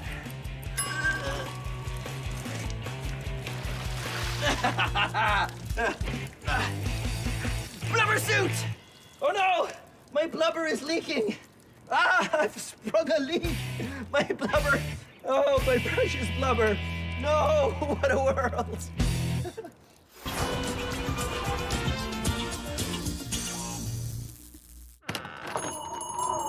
Oh, hey, how you doing? Shut the door, it's cold out there. Cold enough for you, huh? Well, that's nothing. Let me tell you. You know what temperature water freezes at? Yeah, 0 degrees Celsius. But even that is nothing. Let's say it's winter in Winnipeg. It could get down to -20, maybe even -40. But even that's nothing. Liquid nitrogen, -196 degrees Celsius. But even that's nothing. The vacuum of space, -271 degrees Celsius. But even that's nothing. So, what's the coldest temperature? What's the coldest temperature you can have? It's called absolute zero, -273.15 degrees Celsius. At that temperature, all the little wiggling that particles do comes to a stop. Everything is frozen. No more movement, no more energy. Everything stops. It doesn't get any colder than that. Absolute zero is the ultimate nothing. Brr, time to get your mittens on. Our first hot air balloon didn't float very well. It's still so heavy, Phil. I think we got a couple problems here. So we're making a lighter version out of dry cleaning bags and science tape, both lighter materials than our last version. We also went for more of a square shape than our last version, which kind of looked like a sock. Once we were done assembling, we got the hairdryer and tried it again. Ooh, it's sort of working. Kinda. It's inflating. That's something. Let's start. It feels warm, like the hairdryer is actually making a lot of warm air in there. Yeah. This is definitely working better than the last version because it's so much lighter. Yeah. Wait a minute. Almost got it. Yeah, it's sort of working, right? Cool. Kind of. Okay. Ready? Are we testing it? Turning off the hairdryer. Huh. It kind of collapses the moment we turn off the hairdryer. Not what we expected, was it? Yeah. No. I mean, it sort of works. The thing is, our balloon is so big that we need to heat up all of the air that's in there. I don't know if this hairdryer is strong enough. I think you might be right. So we just need something else that pushes heat. Yeah, more heat. So more like power. a heater of some sort. You know, we've got some heaters up in this room actually, and maybe I could just tear one out. We can use that. I like it. Okay. Let's do it. All right. There. Got it. An industrial heater. And this is going to work just the same as our hairdryer. It's going to blow a lot of hot air up here, but this is way more effective than a hairdryer, right? Yeah, way more powerful. So we put the balloon over here, hot air comes up, the balloon inflates, and hopefully flies. Hopefully. All right, let's get the balloon. So we put the balloon on the heater and turned it on. But it doesn't seem like much is happening.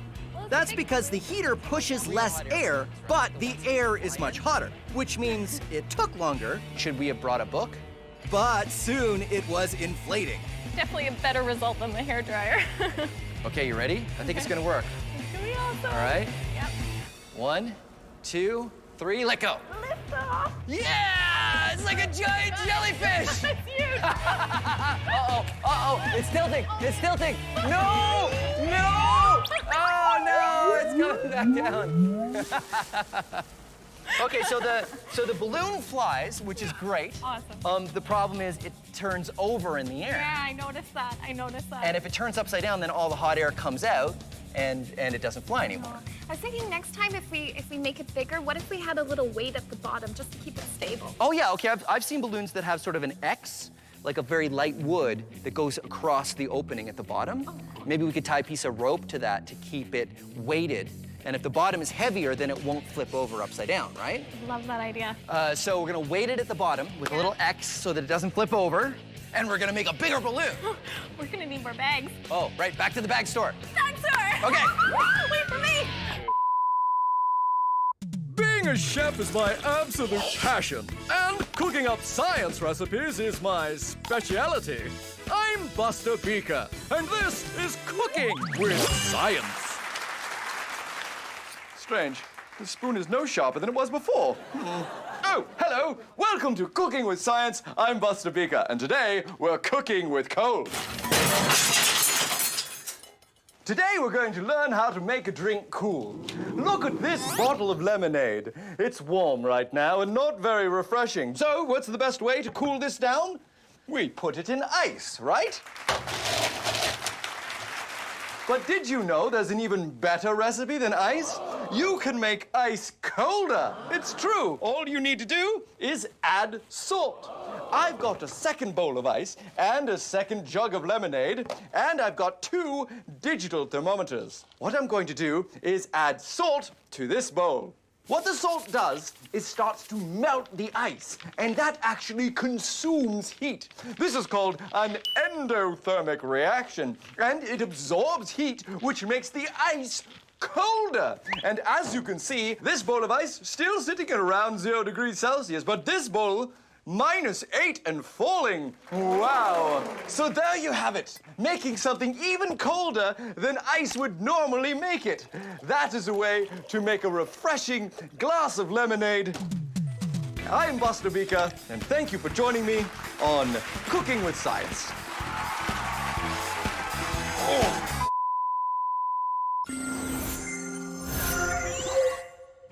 With our new heater and lighter materials, our hot air balloon was floating free.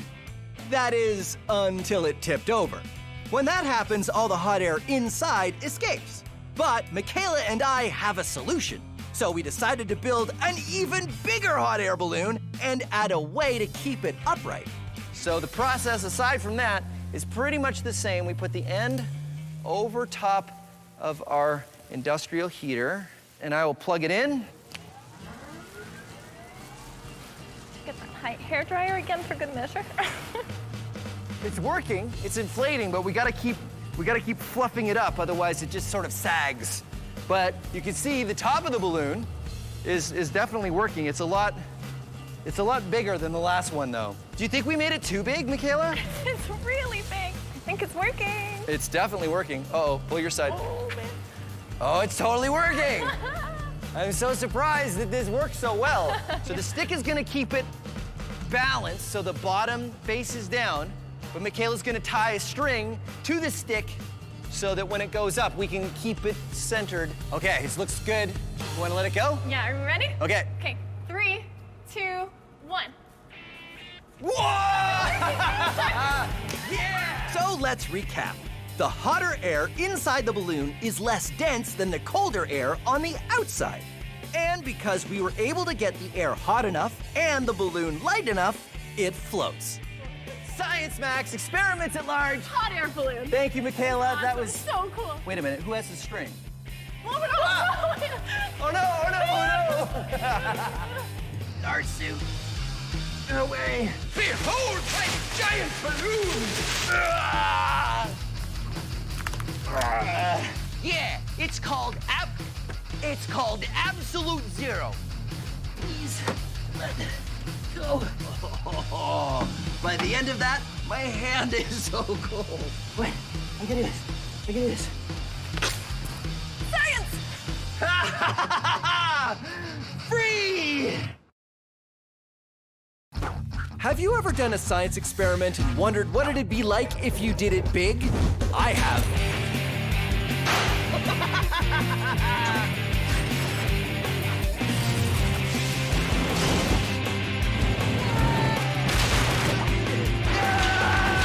My name is Phil, and I take your everyday science experiments and do them big.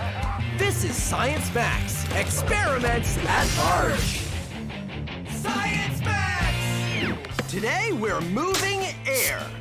We're moving it through a tube to make a stomp rocket, vacuuming it out, turning it into a vortex, and taking it with us underwater. All on this episode of Science Max, experiments at large. That was amazing! Greetings, Science Maximites. My name is Phil, and it's moving day today on Science Max Experiments at Large. Let's see, where do I put this? This is probably a good spot. Today, we are moving air. You probably don't think that moving air will have a huge effect, but you'd be surprised what you can do by just moving air. But don't worry, we're not just gonna move the air around in boxes. We are going to build a rocket! And this rocket uses the science of stomping on something with your foot. This is a stomp rocket, and it works by stomping on this plastic bottle, and air shoots through this tube and pushes the rocket up into the sky. And here is how you can build one of your very own. And remember, if I go too fast, don't worry. All of the steps are on the website, so you can follow along at your own speed. All you need is a 2-liter plastic bottle, 3 kinds of tape: electrical tape, duct tape, and science tape. Science tape is just the same as invisible tape, but I use this kind of tape for science. Then you want some plumber's tubing and some construction paper to make your actual rocket. First, you want to take your plumber's tubing and cut it into 3 lengths. And when I say you, I mean an adult, because you need to use a saw. So you saw it up into a long piece, a short piece, and an elbow piece. We want to make a long tube at the top, and then we also want to make a tube at the bottom so we can attach our 2-liter bottle to. And there we go. Ta-da! Ready to go. But of course, it doesn't stay up, so we have to attach it to a base. And it will look like this. And you see, it's been attached with duct tape here, and I've used electrical tape, and I've wrapped that part around there. Now, building the rocket. Wrap the paper around the tube and tape it with your science tape. Tape the top closed so no air escapes. Then cut a semicircle to make the nose cone, and 3 hoops for thrusters, and tape them to the bottom. There you go. The rocket fits on the tube just like that. And when you stomp on this bottle, it launches. But here's the most important part. The one most important rule of launching rockets. You shoot rockets outside. Come on. Once you get outside to a nice open area, and you bring your safety glasses with you, all you need to do to make the Stomp rocket work is, of course, stomp on it. You ready? Here we go. 3, 2, 1. Whoa! You see that? That was amazing. Okay, so this is where we're gonna start with the Stomp rocket. I'm gonna meet Chris from Logic's Academy, and he's gonna help me max it out. In fact, he's probably at Science Max headquarters already. I should get over there. Okay, where's the... Oh, there it is.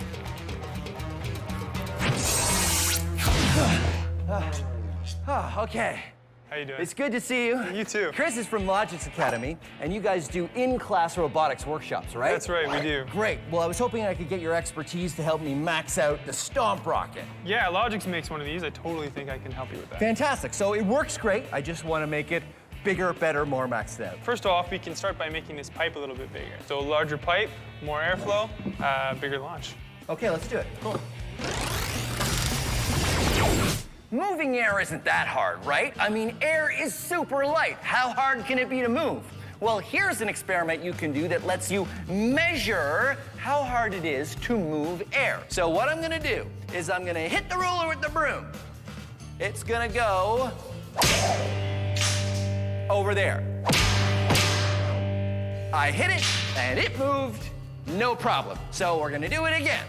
Except I'm gonna add just a couple pieces of newspaper. All right, ready?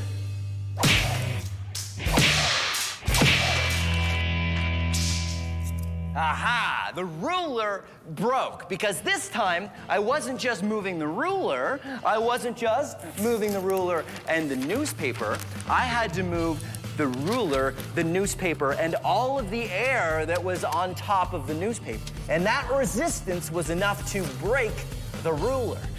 Pretty good experiment, right? Let's max it out. I've got more table space, I've got a piece of lumber, and instead of a newspaper, I have a tarp. Now the tarp is very light.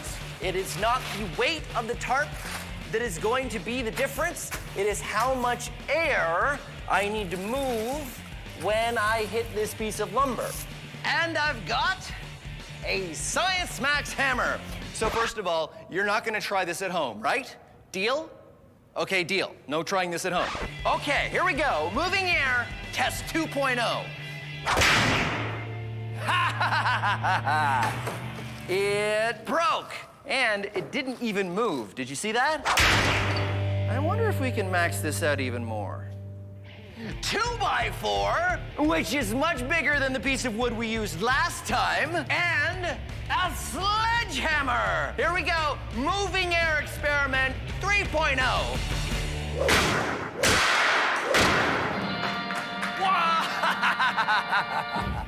Yeah, science. Whoa. So I've joined Chris from Logic's Academy, and we are maxing out our Stomp rocket. To do that, we're gonna use... larger pipe, more airflow, bigger launch. The theory is that moving a larger volume of air through wider pipes will make our rocket work even better. So, we get to work. This version is built exactly the same. We cut and attach the pipes, a long piece, an elbow, and a short piece, then secure them all down. We attach the plastic water bottle and tape it so it's airtight, and then the only thing to do is make a new rocket that fits over the larger pipe. Ready to try it? I'm ready to try it. All right, let's do it. Let's go. 1, 2, 3, go!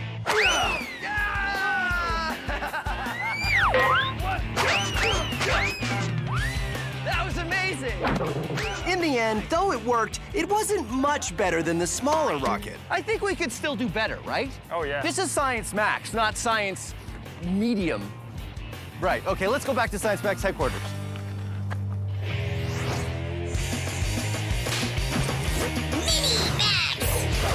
Vacuum sealing.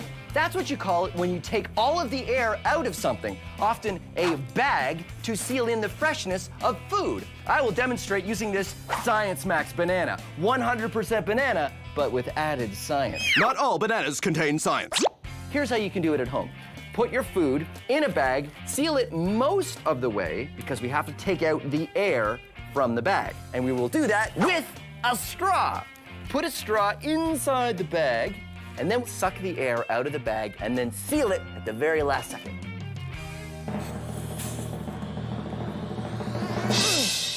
There, a vacuum sealed banana. Now I know it's kind of hard to see that it's been vacuum sealed because bananas don't really crush much when you take the air out.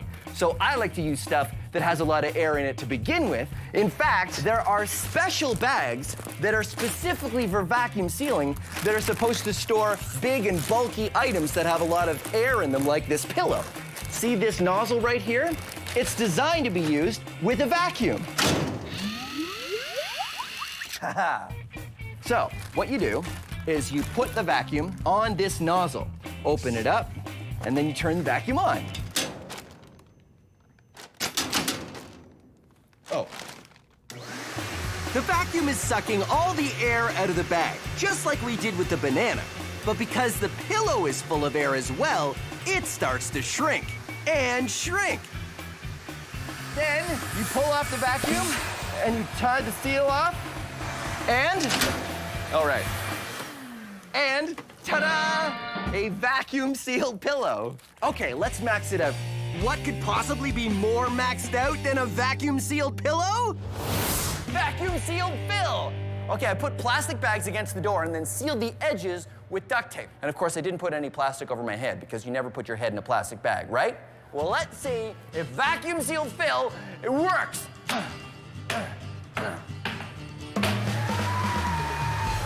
Whoa.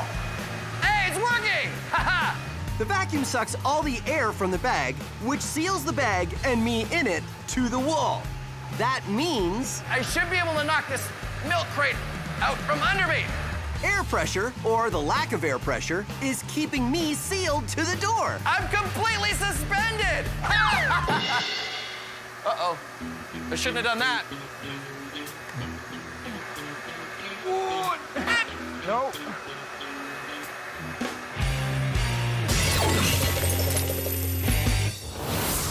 So our larger version of the Stomp rocket worked, but it didn't go as high as the first version.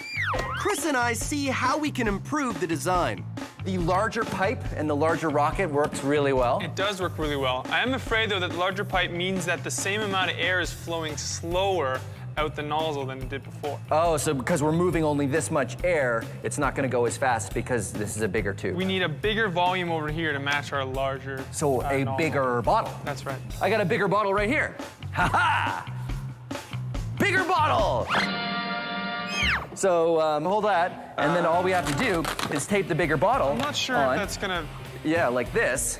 Still, though, I'm afraid... Yeah, so then all I need to do is tape it on. Chris and I attach a larger bottle to our tube. We just need some risers to adjust the height, then we tape it on and we're good to go. Everything else, including the rocket, stays the same. I still don't understand how you're gonna step on this one. It's just too stiff. I have a plan. Ha ha ha ha! Sledgehammer! You ready? Yeah, I'm ready. Okay. 1, 2, 3! It blew the top off the rocket. Right off it the also top. blew the bottom. Looks like it's a bit rigid to change its volume so quickly. So it's kind of a one-time use thing, huh? I think so. So why don't we try increasing the volume? Even bigger tube, Yeah. even bigger container. What's bigger than a... That's the biggest bottle they make. What else holds air? What about an air mattress? Do you think we could use an air mattress? I think we could, yeah. A really big air mattress. Oh, totally. High five. I love that idea.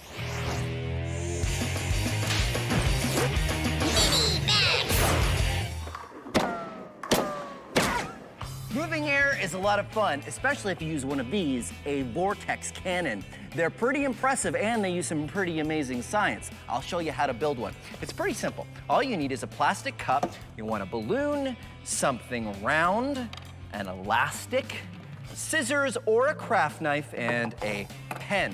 Here's what you do. Take your balloon and cut it just where it gets wide. You take the mouth of the cup right there, and you have to stretch the balloon over the top. And then you want to put an elastic around it, keep it in place. And this now is a surface on the top, and that's what you're going to use to pull back and create your burst of air. But of course, the air's not gonna go anywhere until you make a hole in the bottom. So here's what you do. You take your round thing and draw a circle, and take your craft knife or scissors and an adult and get them to help you cut out a hole. And when you pull back on the balloon, a burst of air comes through the hole. But the air has an interesting shape. Now, I know what you're thinking. You're thinking, Phil, air is invisible. You can't tell what shape it is. Well, I can show you. Come on. This is my maxed out Vortex cannon. It's made out of a garbage can. I've got a hole in here, and this is a shower curtain with a ball that I can get a grip on and pull. And then it shoots forward like this.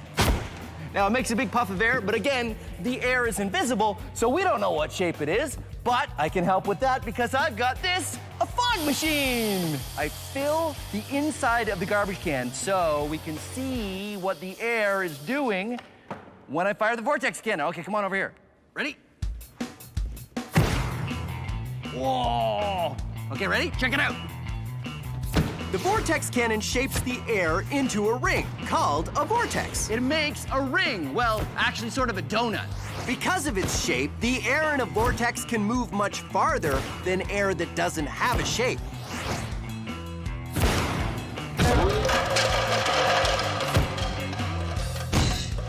Vortex cannon. Air that has a shape goes a lot further than air that doesn't have a shape. And it's also way more fun. Woohoo!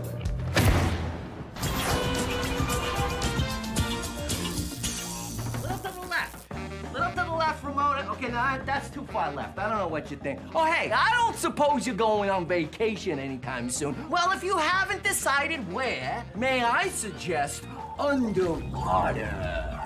But don't forget to pack the most important thing when you go. Hat? Nah. Ukulele? Nah, forget about it. Oh, chicken? No. Sunscreen? Forget about it. Teddy? No, if you're going underwater, the most important thing you gotta pack is air. You see, human beings have been coming up with ways to go underwater for a long time. But the thing is, you gotta bring air with you because, you know, breathing is good.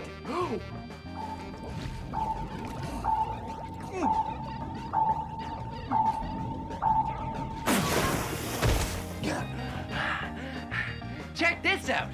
It's a diving bell. One of the first ways humans used to be able to take air with them when they went underwater. You see, it's a big, heavy bell, and it's lowered from a ship above on a rope.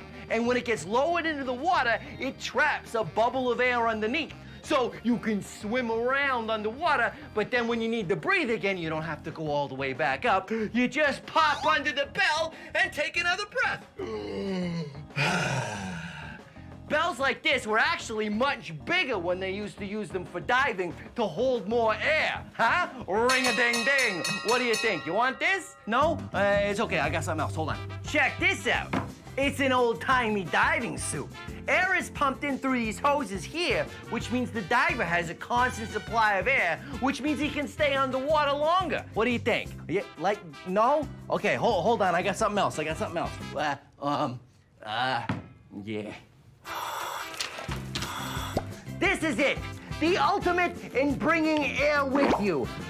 The scuba suit. This tank holds compressed air, which means it can carry a lot of air with you, which means you can stay underwater for longer.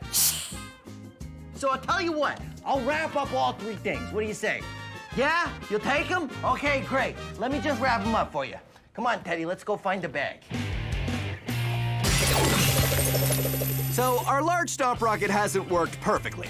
A small bottle didn't move enough air, but our larger bottle was too rigid to stomp. And when I used a sledgehammer, it was so sudden the bottle broke and also blew apart the rocket. Chris and I need a large container of air that is soft enough to change its shape easily. So here's the current plan. An even larger pipe, an even larger rocket, and we use an air mattress. We make 2 holes in the air mattress, one to fill it up with a leaf blower, and the other hole to go out the tube to the rocket. Since an air mattress holds lots of air and is very easy to change the shape by jumping on it, we figure it'll be a great way to get lots of air through the tube to launch our rocket. Okay, let's do it. Let's do it. All right, we're gonna go 1, 2, 3, jump, right? Okay, yeah. 1, 2, 3. Being a chef is my absolute passion. And cooking up science recipes is my speciality. I'm Buster Beaker, and this is Cooking with Science. Oh, hello! Welcome to Cooking with Science. I'm Buster Beaker. Whenever friends come over, I like to make my famous potato chip recipe. And look at this bag of potato chips. Quite large, there must be a lot of potato chips in here, right? Well, let's open it. What? This potato chip bag is mostly air. Why do potato chip bags have so much air? Well, to tell you the answer to that, I have to tell you the story of 2 bags of potato chips. Here they are. This one full of air, and this bag of potato chips, there's not much air in it at all. Why don't they make them like this? Well, let's find out. First thing that happens is the potato chip bags come off the conveyor belt at the potato chip factory where they get packed into a crate. Here's a crate here. So let's really stuff them in. And then the crate gets boxed up and shipped off to the store. Oh, it's a bumpy ride to the store today. Now we're at the store, and then you come along. Bags of potato chips. What else should I buy today? Oh, I know. How about a cantaloupe? Very nice. Some apples, yes? And take it home, walk along, and you get to the kitchen, you have a choice. This bag of potato chips, where all the potato chips are light and fluffy, or this bag of potato chips, which is not exciting at all. And that's why potato chip bags have so much air, to protect the potato chips from getting crushed. Speaking of potato chips, time to get back to my recipe. What is it? It's potato chip soup. Well, I'm Buster Beaker, and thanks for joining me on Cooking with Science. Perhaps a little bit more cooking. Okay, so where were we? Oh, right, our maxed out rocket. A much larger pipe, a large air mattress, and the largest rocket yet. Let's see how it goes. 1, 2, 3, jump. 1, 2, 3. Whoa! Yeah! There he goes. All right, let's do it again. Okay. 1, 2, 3. It works amazingly well. The large volume of air Chris and I can move by both jumping on the air mattress gets transferred through the large pipe, and even though it's a giant rocket, it sails higher than any other version. That was great. That was amazing. All right, there you go. Science Max, experiments at large, moving a lot of air. That has to be the biggest stomp rocket ever. Biggest stomp rocket ever. Let's do it again. Okay. Okay.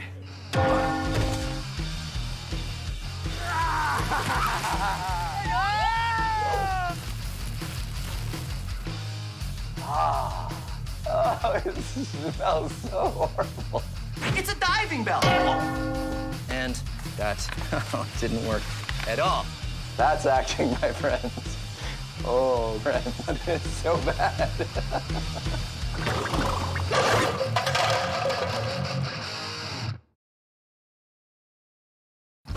Have you ever done a science experiment and wondered what it'd be like if you did it big? I have.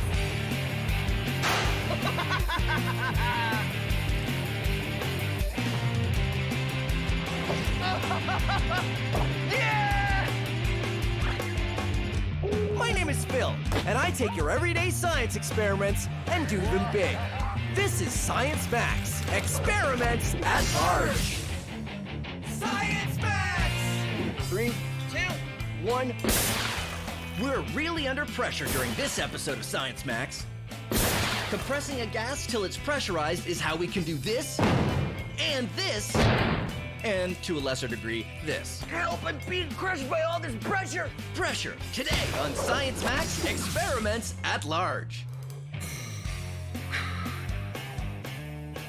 Phil to Mission Control. Come in, Mission Control. This is Mission Control, Phil. We read you loud and clear. I would... Oh. Greetings, Science! Greetings, Science Maximites! Welcome to Science Max Experiments at Large. My name is Phil McCordick, and today we're going to be building an air-powered rocket. Too difficult, you say? Nonsense, it's easy. It's not like it's rocket science. Hey, it is rocket science. Cool! Here's what you need. You need a bottle and a cork. Make sure that the cork fits nicely into the bottle, and then you need an air pump, because you can't have an air-powered rocket without air. And on this air pump, you need a pin, the special kind that you use to inflate basketballs or volleyballs or stuff like that. Now, what you want to do is push the pin through the cork. You might want an adult's help for this. Push it through until it goes through on the other side, and then make sure you get a good seal with the bottle. Now you're ready to launch your rocket with air pressure. But first, let's do a few other things. Take your cork and put it in a tripod launcher. You can make this out of pencils or anything you want, as long as it stands up nice and solidly. And then, of course, you want to decorate your bottle so it looks like a rocket. This is my rocket. Pretty good, right? So you stick the bottle on the cork like before, like that. And then you stick the pin in the bottom. And what we're gonna do is we're gonna inflate the bottle with air pressure, and then it's gonna launch. Okay, here we go. You know, rocketry really isn't something you should do indoors. Come on.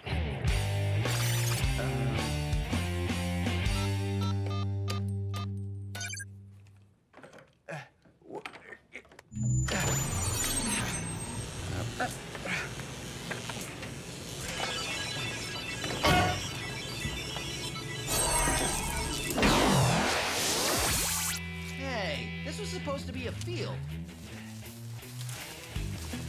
What's going? Why are there? Oh, it's in my shoe. Oh, this will do nicely. Now, don't forget to do this with an adult, and don't forget your safety glasses. Now set up the rocket in a nice big open area, and make sure it's pointed away from you. And then what you do is you pump the air pump. And it puts air into the rocket, which pushes down on the water, which will push down on the cork, until eventually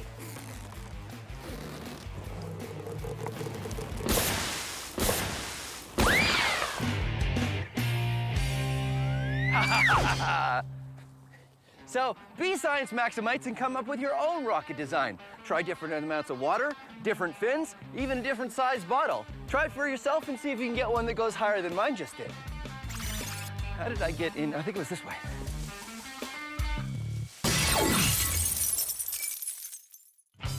Do you want step-by-step directions on how to build your own air-powered rocket? Well, don't worry. Everything you need is on our website.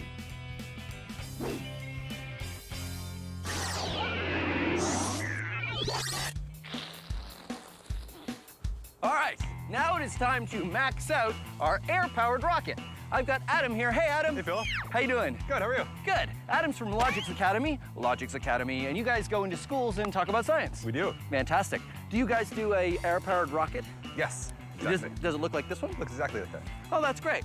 So how do we max this out? So we want to add more pressure to this bottle to try to get it to launch a little bit higher. More air. More air. Great, so what do we do? So we're gonna use one of these. Ooh. It's an air compressor. Right, which works a lot like the bike pump, right? Yeah, exactly. Cool. So we're gonna have compressed air coming from here through this tube into underneath here, and out that nozzle there, and you're going to put your bottle on top. And out the nozzle like into that. the bottle, like that? Yep, and now we want to be able to hold it in place. So we're gonna have these little fingers here that are actually gonna work to hold it until we want to let it go. So we're gonna lock it in place. Oh yeah, look at that. Totally locked. Exactly. And then what? How do we launch Now, it? you're gonna take this cord and go a safe distance away, and we are going to pull it. And then we would pull it. Which one do you want to start with? I think we should use this one here. Okay, great. Now we put water in it, right? Yep, you're gonna put water in there. Why do we use water? So the water is gonna act to push the rocket up into the air. The compressed air in here is gonna shoot the water out the back, and the water is gonna push on the rocket and make it launch. It's just to give it a little extra push. How do I get it on there without spilling any water? So just rest it next to the Just go launcher fast? there. Yeah, just go really fast. Ooh. There you go. There we A go. little bit. Haha. And then lock it in place. Locking it in place. There's no Okay. air pressure in the hose yet, right? Not yet, no. First, we have to spool out the launch cord.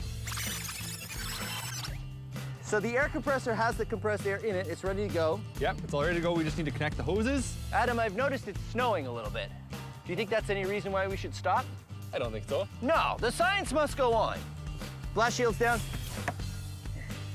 Connecting hoses. When we connect the air hose, the pressure from the compressor travels down the line and into the bottle. You can see the bubbles of air going in. Those bubbles are carrying more air into the bottle, giving it more pressure. Here we go. 3, 2, 1.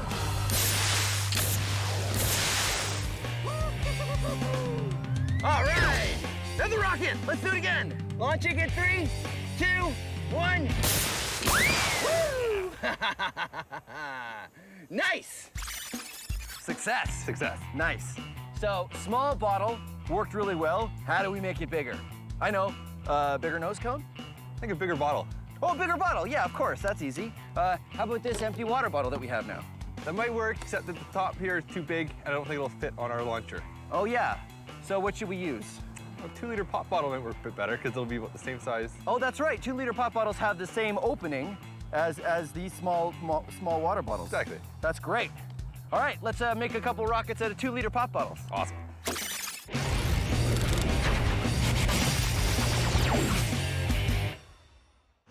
Pressure happens when you squeeze something or compress it. Solids do not compress very well. I will demonstrate.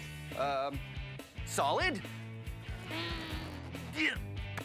Is it compressing? No, okay.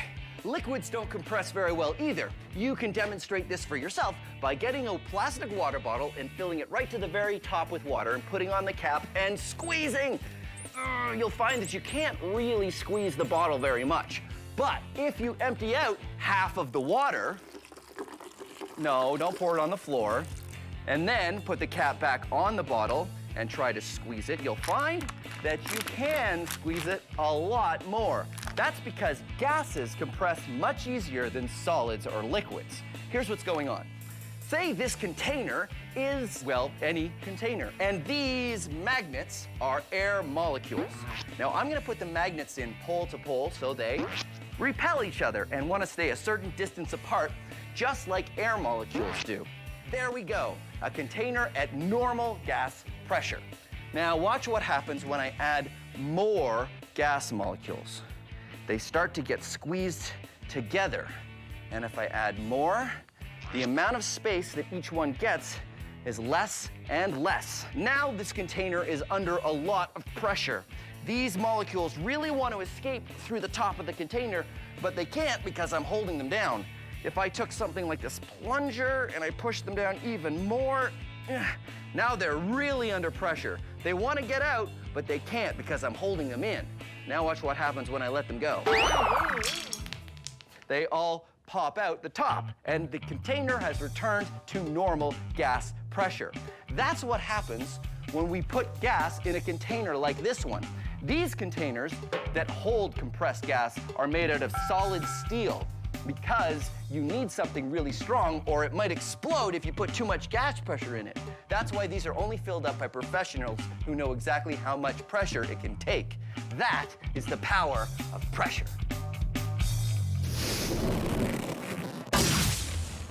Our air-powered rocket was working pretty well, but there's always room to max it out.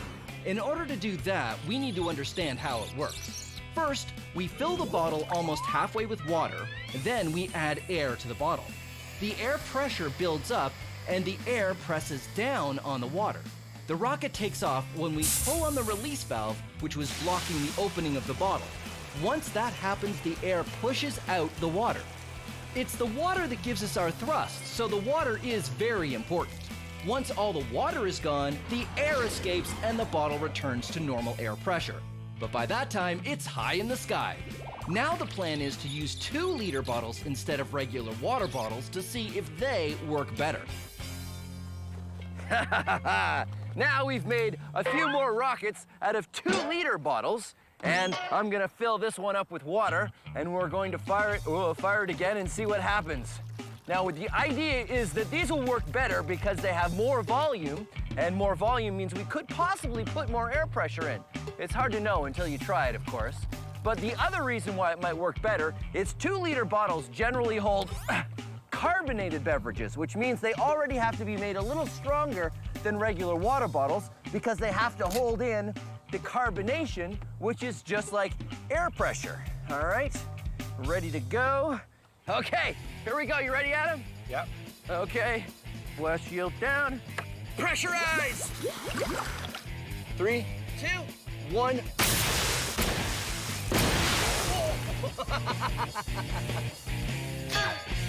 Let's do another one. And 3, 2, 1. Whoa! Wow! This is the superhero design rocket, which I'm very excited about. All right, Adam, it's going really well. But before we fire this next one, how can we make it bigger, better, and more awesome? Get more pressure. More pressure. How do we do that? Well, we're firing at about 90 PSI right now. PSI, pounds per square inch of pressure, right? Yeah. So we could increase it. We could increase it. So how, we're at 90 now, how high does the tank go? Go to about 120. 120 PSI. Let's see what happens. All right, let's do Okay, it. here we go. 90, 110, 120. Should we fire it? Let's fire it. Let's fire it. Here we go. 3, 2, 1.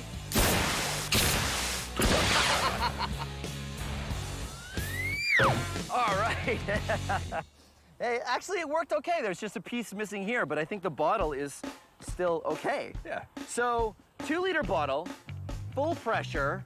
I think we can still make something even better, even more maxed out. What if we used an even bigger bottle? You know the 5-liter ones that you see on a water cooler? Yeah. You think we can use one of those? Definitely. I think we could use that. We need to change the mouthpiece size Oh, right. Yes. to fit our launchers. Well, let's do it. Do it.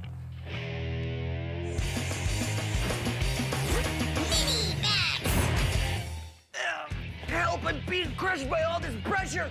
A whole kilogram is being pushed down on every square centimeter of my body. 103 kilopascals. Actually, 1 kilogram for every square centimeter on your body is the exact kind of pressure that you and I are under at all times every day. We don't notice it because we're used to it, but it sounds like a lot, doesn't it? Well, it is. Here's an experiment you can do with a plastic bottle. Say at room temperature, there are 10 million air molecules in here. Doesn't really matter how many, but we'll say there's 10 million at normal room temperature. What happens if I heat up the air inside this bottle? This is warm water.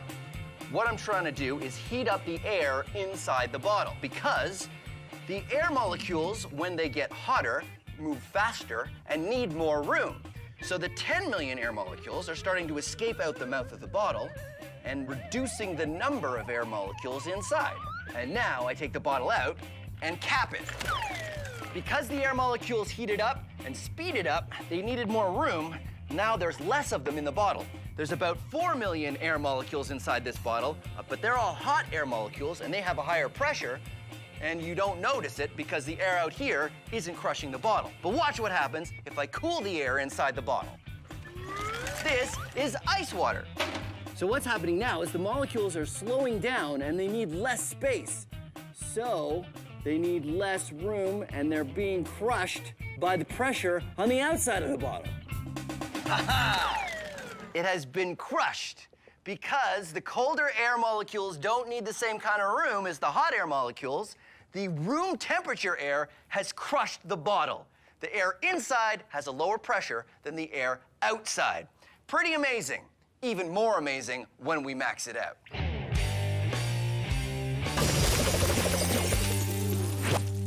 This is a steel drum. What we've done is we put some water in it and we're heating it up to boiling so there's nothing but hot air inside the drum. This is an airtight cap, which we use to seal the drum. And now we cool the drum off. Hey, Trevor, give me a hand. Ready? 1, 2, 3, you lift!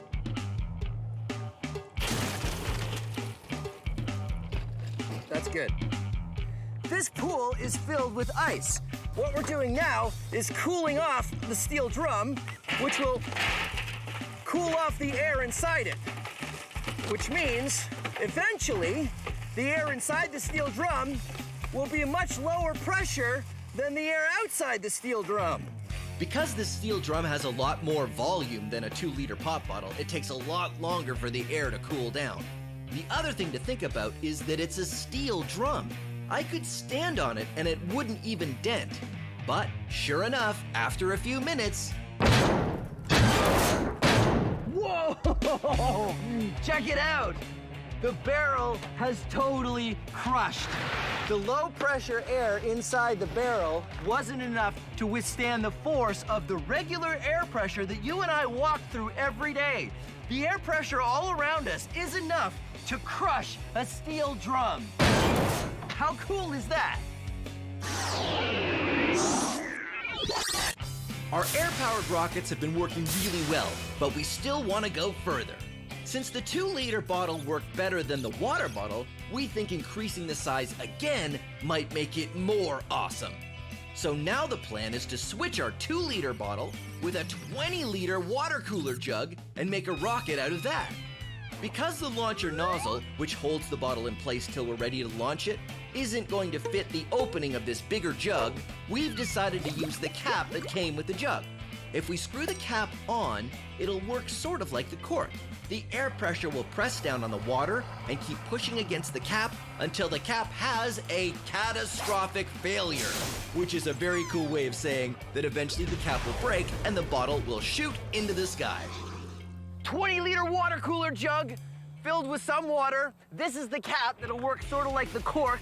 We put the air pressure in there, the cap can't take it anymore, pops off, and the thing flies, hopefully. Let's find out. Okay, that looks good. There.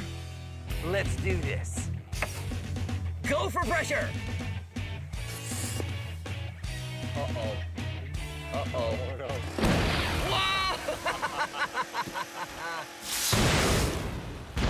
Hilarious! That worked pretty well.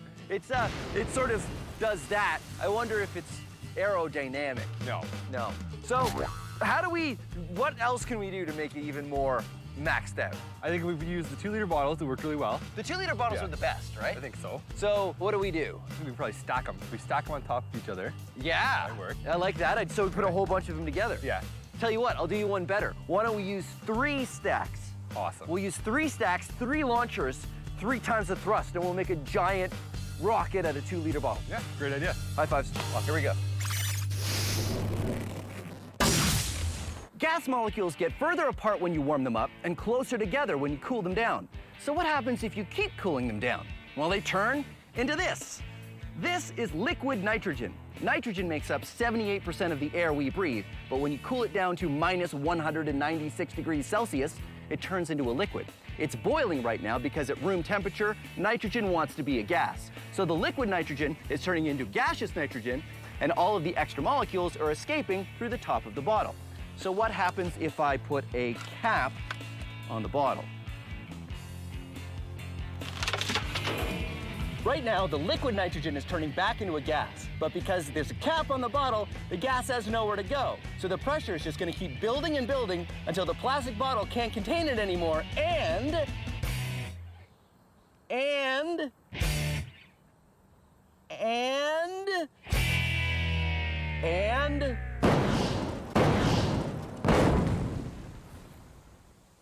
it pops like a balloon. Science!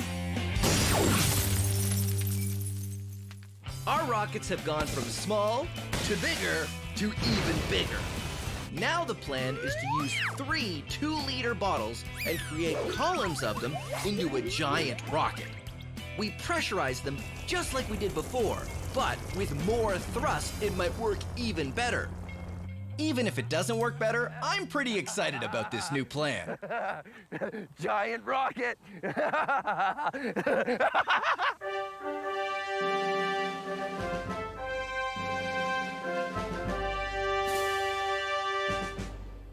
Giant rocket! You ready? I'm ready. Okay, blast shields down. Connecting hose.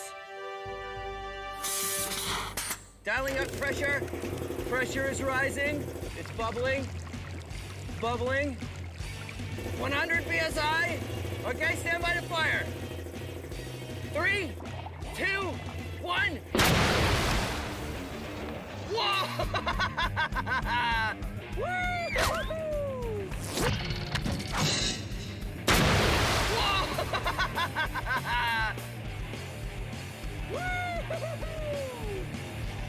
Awesome!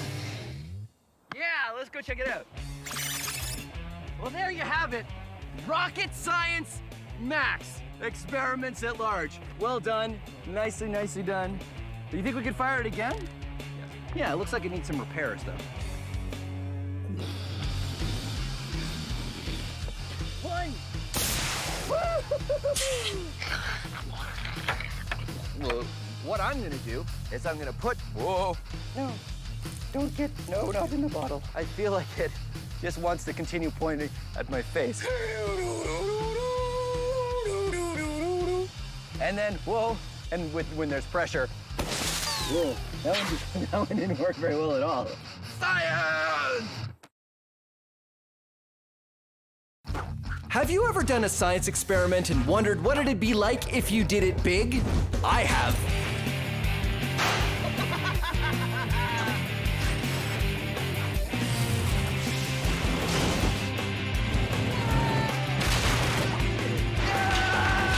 My name is Phil, and I take your everyday science experiments and do them big. This is Science Max, Experiments at Large. Science Max!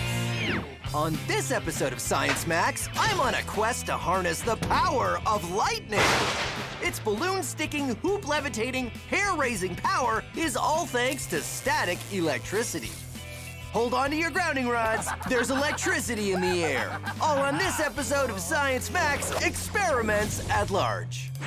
Greetings, Science Maximites. Welcome to Science Max, Experiments at Large. My name is Phil, and today on Science Max, we're going to be harnessing the awesome power of lightning. How are we harnessing the power of lightning, you ask? With this balloon. I know what you're thinking. You're thinking, Phil, what's similar between a balloon and lightning? Well, nothing right now. But behold, as I use the power of static electricity and rub the balloon on my head. Because basically that's how it starts. You see, when I rub this balloon on my head, it's stealing electrons from me, creating a positive charge in my hair and a negative charge in the balloon. And the interesting thing is, you know that things with opposite charges attract each other, right? Something that has a positive charge will attract negative things and vice versa. But anything with a charge will attract anything with a neutral charge. See all these things on the table? They all have a neutral charge, which means they've got equal amounts of positive and negative. Right now, this balloon is building up a big negative charge, which means it will be attracted to all of these things. This can of Science Max soda, it has a neutral charge. The balloon has a negative charge, which means the can will be attracted to the balloon. And this paper is neutrally charged, which means the paper will be attracted to the balloon. And if you hold the negatively charged balloon next to neutrally charged sugar, haha, sugar storm!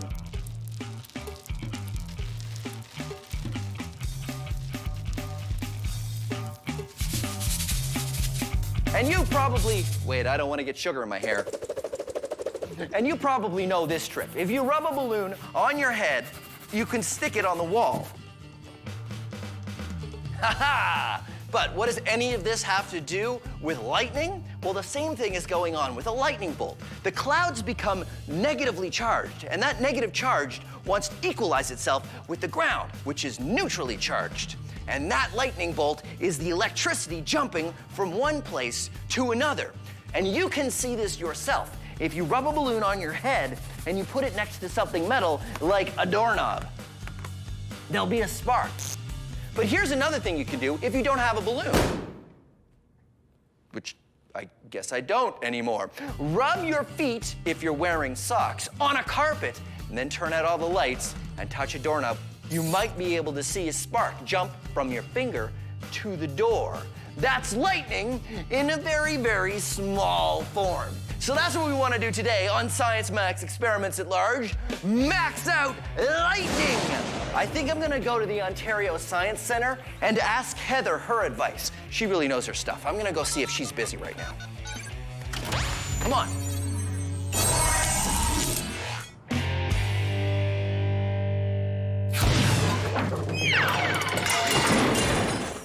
You got the portal fixed, so. Well, it's not exactly fixed. It's still got a couple bugs that I'm ironing out, but I stopped coming in 10 feet above the floor. Hey. So that's a step in the right direction. Anyway, Heather, I've come here because I want to ask your advice on something. Yeah, for sure. Awesome. So what I am doing is creating lightning. So this is where I'm at right now. So this is a balloon.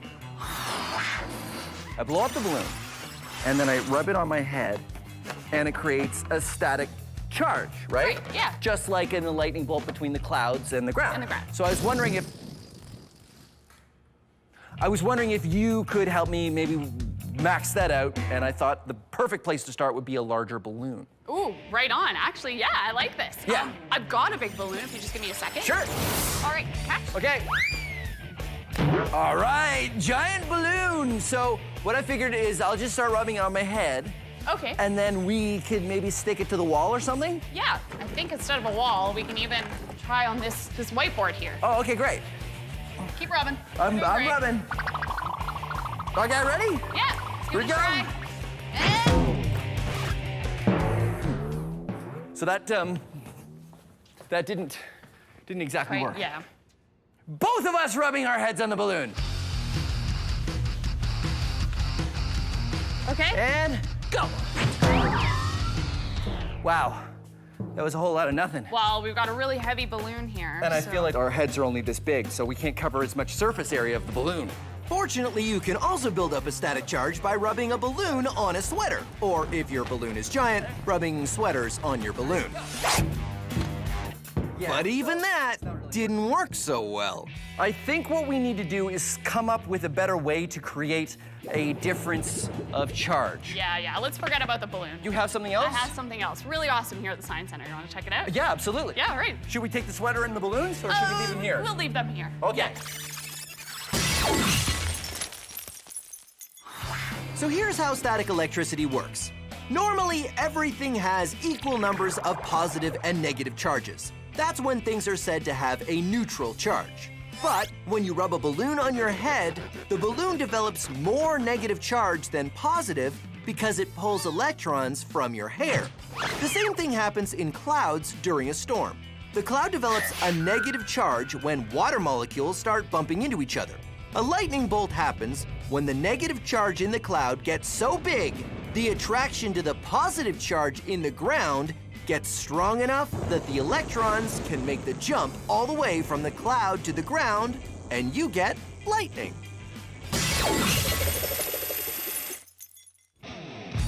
Heather and I tried to max out the static on a balloon, but a big heavy balloon just doesn't hold the same charge. That didn't exactly work. Yeah. But we're only interested in maxing out the static charge, and Heather knows just what to use. Wow. So this is the Ontario Science Center electricity show? Yes. Okay, so where's the electricity part? The one we're going to be playing with is right there. So the giant mushroom. Yeah, well, it does look like a mushroom. We're gonna make some sort of electricity salad. All right, head on up onto that platform right there.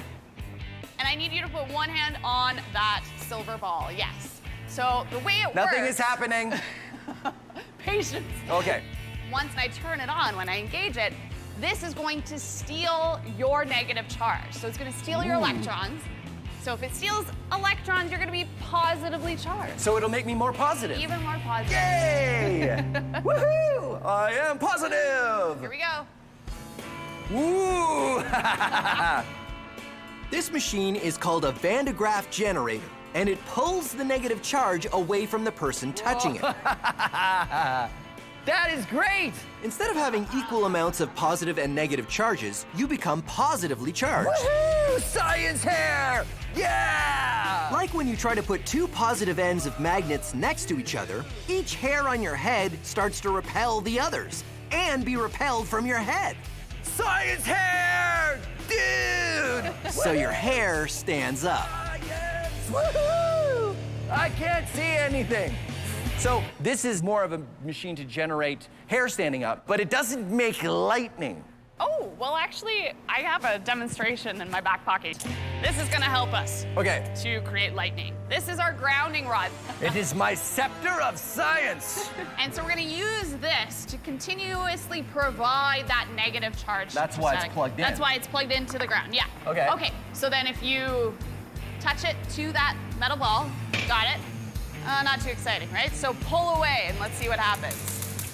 Whoa! This is what I'm talking about. Very good. The Van de Graaff creates a positive charge. The rod has a neutral charge. When the difference becomes big enough, the charge jumps the gap. Behold, I have the power of lightning!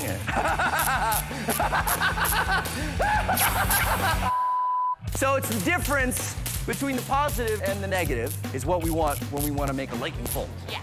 So is there something we can use to make that happen? Large difference of charge? Yeah, I think I have just the thing. Oh, yeah? Yeah, you want to check it out? Absolutely. All right, Okay, let's go.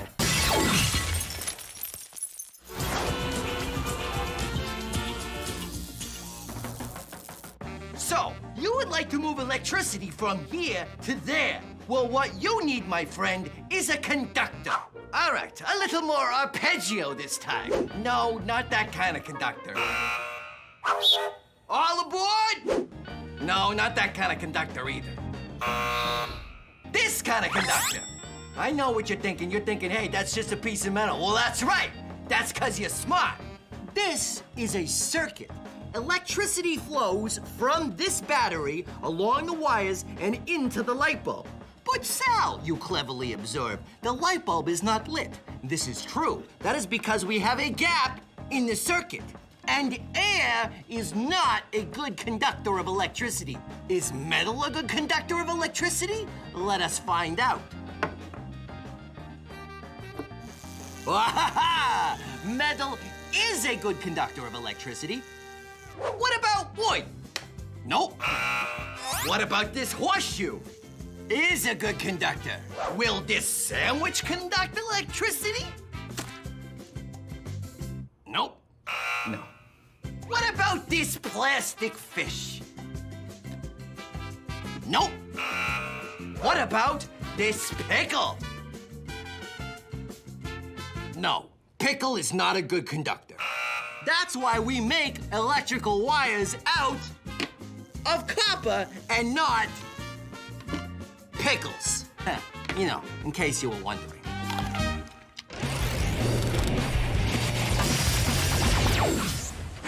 Lightning bolts make interesting patterns. That's because the electricity is searching for a way to get from one side to the other. But it's hard to see the patterns of lightning bolts because they happen so fast. Fortunately, using the power of science, we can observe these patterns for ourselves in a motion we can perceive. I'm going to use electricity to recreate a lightning bolt pattern. I've got 2 nails in a piece of wood here, and I'm going to attach electrical leads to both nails. Now, the electricity wants to go from that side to that side, but it can't. It has to go through the wood, and wood is not a very good conductor of electricity. Now, this is very dangerous. I need a special machine even to pull this off, so this is definitely not something you want to try at home. In fact, I'm going to stand way back here when I turn it on. Like water, electricity tries to find the easiest route to get from one place to another. But sometimes that involves branching out until the right connection is made. Lightning bolts do the same thing when they branch out between the clouds and the ground. Finally, there's a spot where the branches meet and the circuit completes itself. Then the electricity follows this one path, ignoring all the others. And there you go. We just watched a lightning bolt happen in slow motion. Haha, science. Back to our main experiment where Heather and I are on a quest to use static electricity to recreate a lightning bolt. Our experiments with the Van de Graaff generator had some hair-raising results, but Heather has another experiment she wants to show me. This is Jacob's ladder. Oh, so this is another way to make lightning. Yes. Lightning? See, yeah. Let's do it. All right. How do we get it to go? All right, so we want to turn it on. Behold! Oh, turn it on, Not- okay. not- Go! Oh. Ooh, look at that!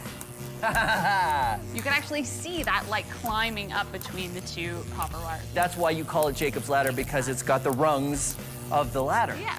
Between these 2 points, there's a really great charge difference, right? Okay, so what's the difference? 10,000 volts if you're looking at it. 10,000 volts. Yeah. And volts is how you measure the difference in charge. Exactly. Why does it go up? So it goes up because rather than just staying at the closest point, is because we're heating up the air. Oh, so hot air rises. Hot air rises. And it takes the electricity with it. So if we cooled the air, it wouldn't go up? Wouldn't immediately go up, yeah.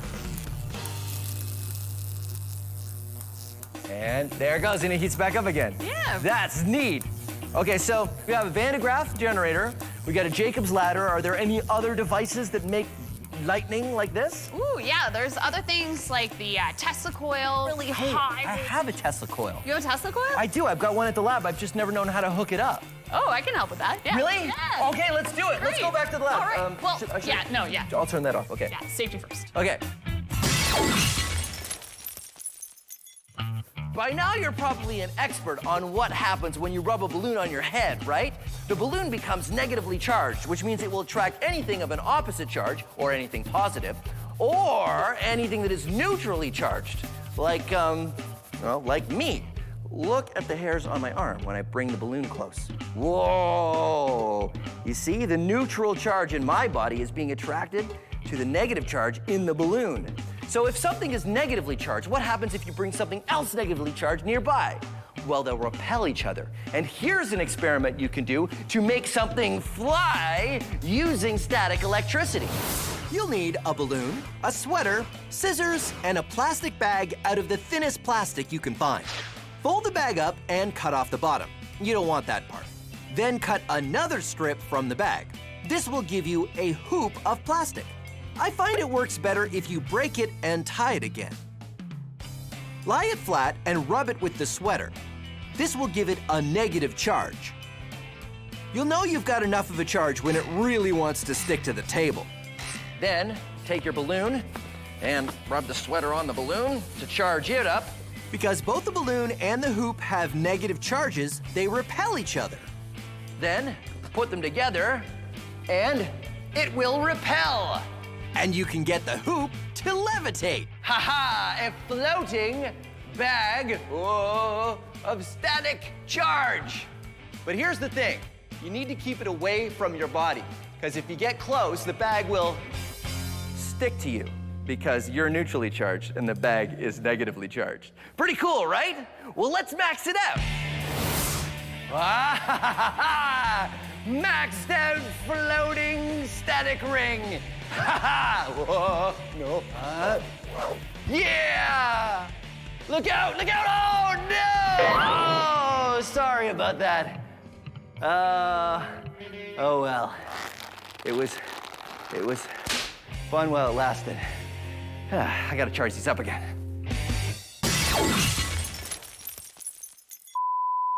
Being a chef is my absolute passion. And cooking up science recipes is my speciality. I'm Buster Beaker, and this is Cooking with Science. Oh, hello. I didn't see you there. My name is Buster Beaker, and welcome to Cooking with Science. Let's say, for example, I've spilled the salt. Oh no, look at me. I've spilled the salt. Oh, there's salt all over the place. Not really a big deal, right? All you have to do is clean up the salt, put it back in the container. But oh no, I've also spilled pepper on the salt. But that's all right. You might be able to carefully separate the But no! Oh dear, look, the pepper and the salt are all mixed together. What do? Well, here's how you can save the day using the power of science. All you need is a cloth and a plastic spoon. Like this one here. Just rub the plastic spoon on a cloth, and you'll be charging it up with a negative charge of static electricity. If it's got a negative charge, it will attract anything that has a neutral charge, just like the salt and pepper. But I know what you're thinking. How will we separate them? Well, here's the answer, my friends. Pepper is lighter than salt. Observe. So if you hold the spoon high enough, the pepper will be attracted and make the jump up to the bottom of the spoon, but not the salt, as long as you've got it high enough up. Because the salt is heavier, you'd have to bring the spoon closer, which we're not going to do. And if you tap it off to the side, you'll make a nice little pile of pepper, and there you go, separating pepper from salt using the power of science. Thanks for watching Cooking with Science. I'm Buster Beaker.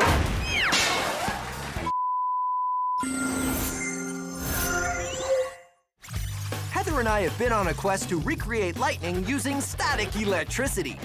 We've gone from balloons to a Van de Graaff to a Jacob's ladder, each more lightning-y than the last.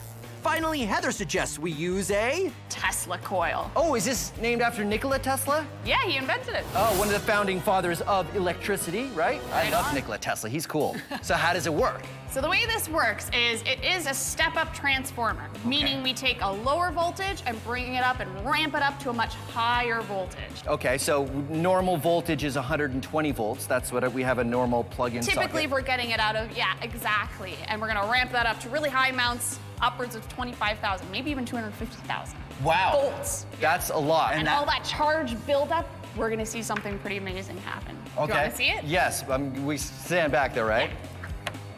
Let's check it out. And The Tesla coil builds up a charge which jumps through the air to this neutral rod, just like a lightning bolt. We made a lightning bolt! That totally jumped a long way. That was impressive. that was a really good one. So can you control it? Yeah. Okay, show me. You wanna see? All right. I'm going to lower my frequency. Okay. Let's see what happens. Oh, that's amazing. Oh, it's like a scattered lightning bolt. Oh, wait a minute, so you can play different notes? Play different notes. I need 5 minutes, hold on. Okay. Okay. All I need is 5 minutes. You know, I was thinking is if you can make different, hold that for a second. If you can make different frequencies, that means you can make different notes, right? Right. So I don't need that either, hold on. That's not what I need. Okay, one more thing, can I get that hammer? Okay. Yeah, okay, ready to go. So what is this? When you told me the Tesla coil could play different frequencies, I thought we could make different notes come out of the Tesla coil, so I programmed it to play the notes of the Science Max theme song. What? Yeah! You wanna hear? Yeah! Let's try it. Yeah! Science Max, experiments at large, lightning bolts! Speed lightning! We have created lightning! Woohoo! Lightning dance!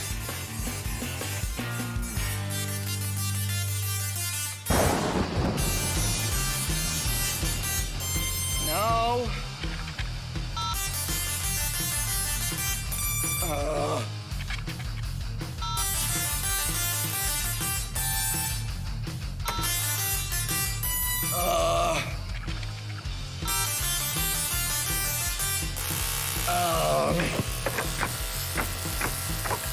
I give up.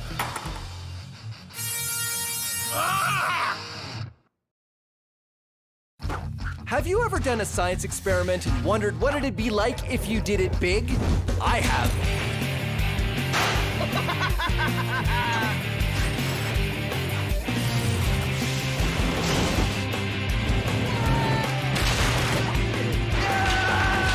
My name is Phil, and I take your everyday science experiments and do them big. This is Science Max, experiments at large. Science Max! Electromagnets are magnets you can turn on or off when you want. We build our own electromagnet and see just how powerful we can make it. It held 100 kilograms. Plus ferrofluid, wizards, and I try to get to the North Pole using a compass. Now that I'm here, I realize it's really difficult. All on this episode of Science Max, Experiments at Large. Greetings, Science Maximites. My name is Phil, and welcome to Science Max Experiments at Large. At this very moment, half the lab is being held together with the power of electromagnets. And magnet 1 turning off. Electromagnets are a really cool and powerful way to interact with the world. And when I say power, that's because you need power to make them work or not work. Magnetism is an invisible force that has to do with the magnetic fields created by magnets that lets them attract things that are metal or each other. But electromagnetism is a little different. You see, magnets are magnets all the time. It's because of what they're made out of. Electromagnets are only a magnet when you have an electric current going through them, which means you can turn them on or off. Today, we're gonna be building an electromagnet. Oh, that was That was the wrong switch. Anyway, like I was saying, today we're gonna be building an electromagnet. You need a bunch of copper wire, a very large nail, or something metal to become your electromagnet, electrical tape, a battery, an on-off switch, wire strippers or a craft knife, and the help of an adult, and finally, something to magnetize, like these paper clips. And remember, all of the steps for this experiment are on the website. To begin, take the copper wire and start at the top of the nail. Leave a little bit of wire sticking out, then carefully start to wrap the wire around the nail. Don't go all the way to the end because you need some metal to turn into the magnet. Instead, when you want to start again, run the wire straight back to the top and start wrapping again in the same direction. And keep wrapping and wrapping until you get to this. Now, I've used some electrical tape here, here, and here to hold it all together. Using your wire strippers or a craft knife and the help of an adult, remove the plastic coating from the ends of the wires. Attach these wires to the wires from the on-off switch with electrical tape, or attach them directly to a battery if you don't have an on-off switch. And ta-da, you have an electromagnet with your on-off switch. All you need to do is take the things you're going to magnetize, turn your electromagnet on, and suddenly it becomes a magnet. Pretty amazing, ha ha ha ha. And then you can magnetize to your heart's content. But when you're done, don't forget, you want to turn it off. So that's what we're gonna do today on Science Max, Experiments at Large. We're gonna max out the electromagnet. So, where's my lab coat? Oh, there it is. We're gonna see how big we can make an electromagnet. And when I say we, I mean me and an expert. Let's see. Oh, Heather from the Ontario Science Center. She knows her way around magnets. So let's see. Yeah. I wonder if she's busy. Well, let's find out. And after we're done, I'll need to come back and clean up the giant mess I made in the lab.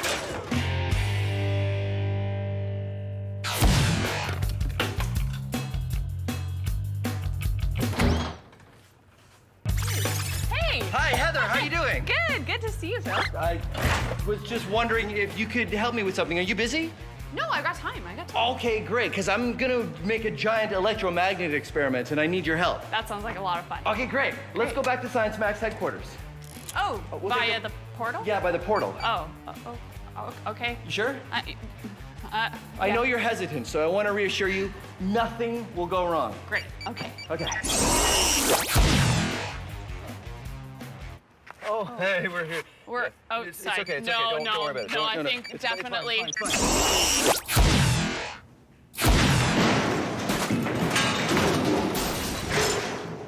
You all right? Yeah, I was supposed to come in over there, but I came in over here. Oh well.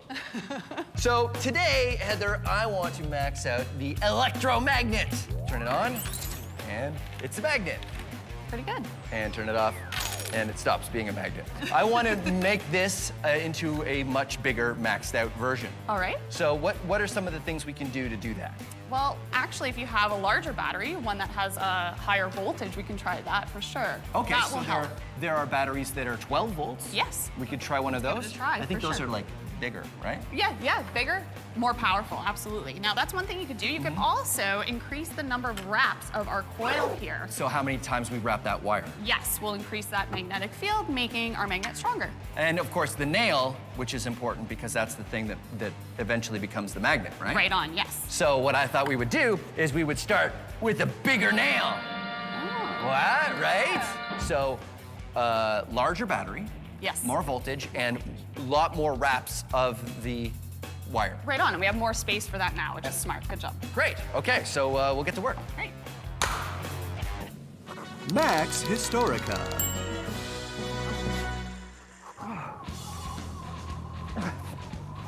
If you've ever seen a compass, you know that the needle points north. That's because a compass needle is a magnet, and it points towards the Earth's magnetic North Pole. And I'm using this compass to try to get to the North Pole. But it isn't easy. In fact, scientists knew there was such a thing as the North Pole as far back as the 16th century. But no one was able to actually get there on foot until 1927. You'd think it wouldn't be that hard, right? I mean, the needle points you straight there. Just follow the needle, right? But now that I'm here, I realize it's really difficult. I mean, the wind is incredible and the snow is intense and it's so cold. My hands,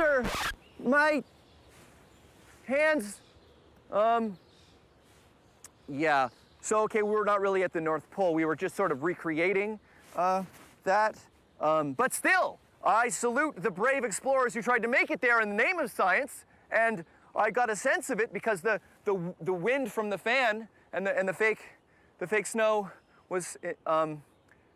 Okay, everybody, let's pack it up. I mean, that was pretty good. I just didn't know about that other camera. So, back to our main experiment, where Heather and I are building a larger electromagnet.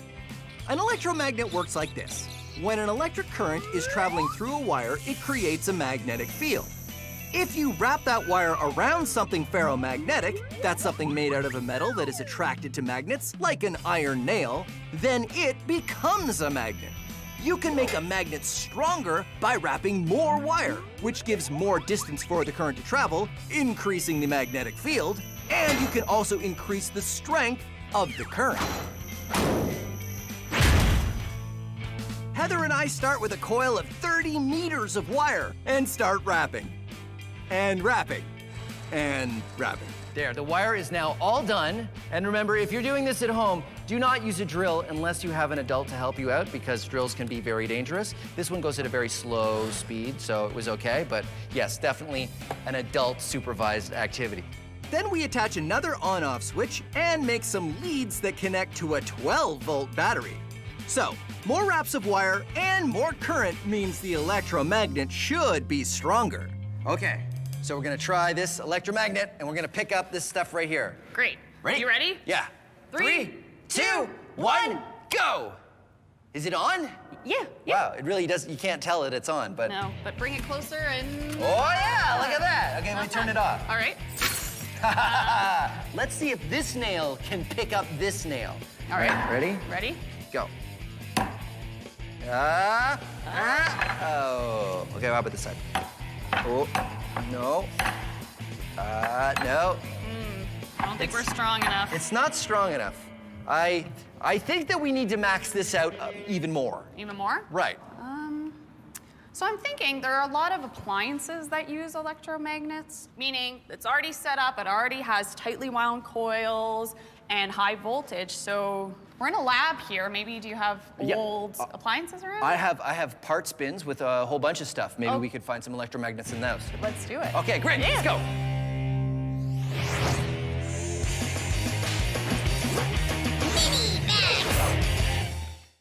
All right, pliers, battery, copper wire. Now, if you've already done the electromagnet experiment, here's another experiment that uses all the same materials plus these. Ha! Neodymium magnets, some of the strongest magnets you can get. So, here's what you need. A battery, some neodymium magnets the same diameter as your battery, copper wire, and some pliers. So here's what you do. First thing is you put the batteries and the magnets together, like that. Then what you want to do is bend the wire so it's touching the top of the battery and goes around the battery and then touches the magnets at the bottom. Here's what that might look like. I say might because you can do any shape you want. I've made a coil here, and if you put it over the battery, you'll see it only touches the very top of the battery and the magnets at the bottom. And if I let it go, it spins. It's a homopolar motor. What happens is the battery sends an electric current through the copper wire, and that turns it into an electromagnet, which is attracted to the magnets at the bottom, and it spins. So, now, let's max it out. Aha! A D-cell battery, which is larger, and of course, larger neodymium magnets. And you do the same thing. Make a coil that only touches the battery at the top and at the magnet, and ha-ha! It spins! Maxed out homopolar motor. But don't worry, this is not the biggest size we're gonna do. Come on. Maxed out homopolar motor. I have 27 D-cell batteries, a giant copper tube, and a neodymium magnet. So I'm just gonna, and then we get rid of that. Put this down. Okay, so the first thing I do is attach the neodymium magnet to the batteries.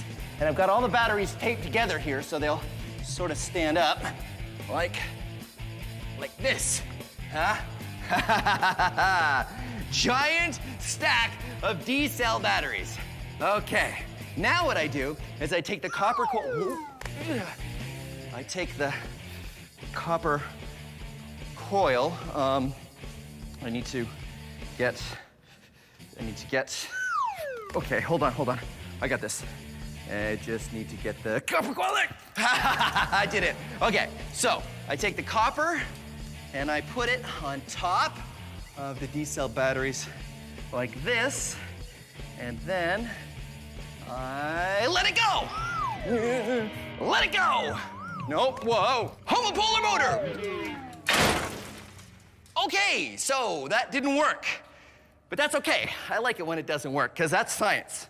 It's not science if it works perfectly every time. I mean, you gotta have some room for improvement.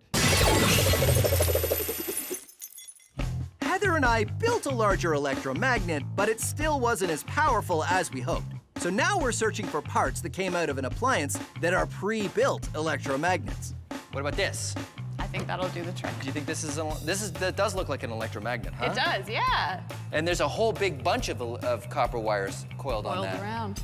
So you think we can use this? Yeah, let's try it. Okay, great.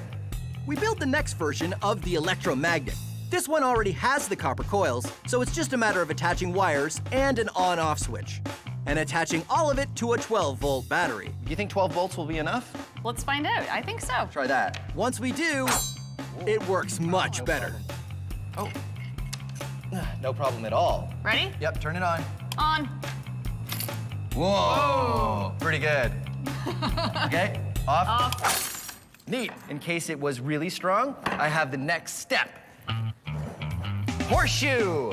Okay, ready? Oh, whoa, that's... Here. I can't pull that off. Okay, wait, grab this. Okay. Work together. Yep. Wow. So that's passed all of our tests. Yeah. This is really strong. Is there a way to test it further? In order to test how strong our magnet is, it's as easy as seeing how much weight it'll lift. Heather and I find a metal table. All right, Phil, so I brought the electromagnet. Okay. Just put it right here. Yep. We add some sandbags for more weight and then attach a scale so we can measure how much weight we're lifting. We use a chain hoist, a simple machine made for lifting heavy things. This one can hold up to 454 kilograms. Want to turn it on? We're ready? Yep. Here we go.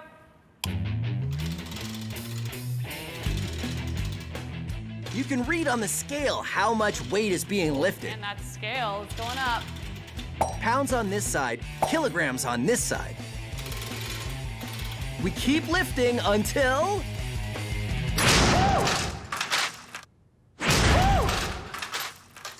Oh, okay, so how much did it hold? It held 100 kilograms. Oh, that's more than I weigh, which gives me an idea. Come on.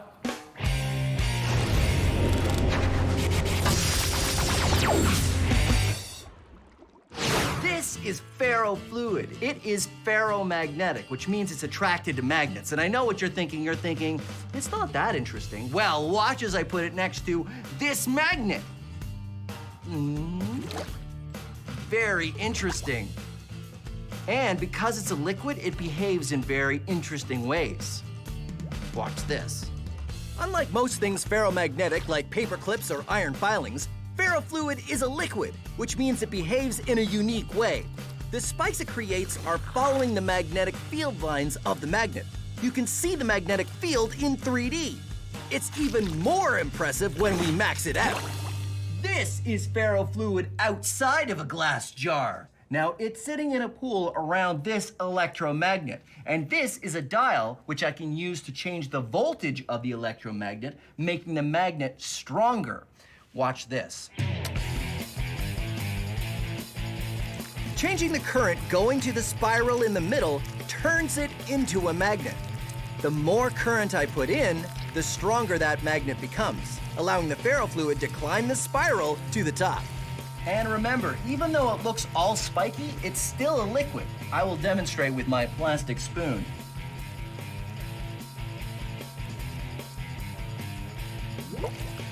And watch this. When I turn the magnet off, it stops being spiky. Turn it on. Turn it off. Science. The Wizard Academy. All you have to do is demonstrate true magic. And you will be granted entry. Well, Fuzzix, who is the next applicant for the Wizard Academy? Overwhelmo. Indeed, it is I, Overwhelmo. And prepare to be overwhelmed. Would you be flabbergastified if I balanced this coin on its end? Not really, no. But would you be impressed if I was to balance this coin on top of this coin? Possibly. Prepare to be flustered and stupefied. Stupeflustered as I balance 3 coins on their ends on top of this glass. Well, that certainly would seem like magic. Let us see. Okay. No pressure, Overwhelmo. You can do this. And now, I say, a magic word. A magic word! Ha ha ha ha! And now you must let me into your academy. Wait. What's under the cloth? What cloth? This cloth? Nothing. Oh! Is that a magnet? This? No! The pull of the magnet is what's keeping those coins up. The magnet is just strong enough to keep the coins from falling. No, this is set dressing. It's just... It was a good trick, but it's science, not magic. Well, yes. And you will see! You will see! I will be back! I, Overwhelmo, will return! And I will do such magic that you will need extra socks. Because I will knock them off! With my magic, you will need at least 2 pairs of socks, maybe 3 pairs of socks. We can still see you! No, you can't!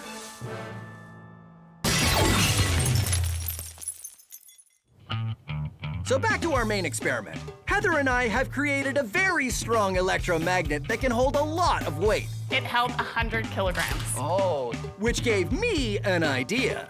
All right, you ready? Let's do it. Electromagnets super maxed out experiment. We've got 2 electromagnets, 1, 2. And those are wired to 2 batteries, which are on my belt, just like this, so that I can carry them around. And we've got a crash mat here, because we need to keep you safe because you're going to be using these electromagnets to get across this massive beam above us. That's right. I'm going to stick to this metal beam and go across with the electromagnets. Wow. We hope. I have faith. I'm glad you do. I've got a helmet for safety, goggles for safety, gloves for safety, but in this case, sometimes the lab coat is more safe and sometimes it's less safe. This time, it will get all caught up, so no lab coat. All right, you ready to go? I'm ready. Let's do it. Okay. Oh my goodness. What? Okay.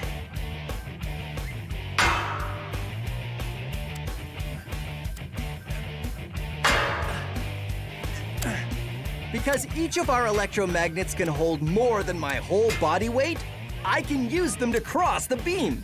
When they're on, they stick like, well, magnets. And when I turn them off, they stop being magnets and I can move them along as I go.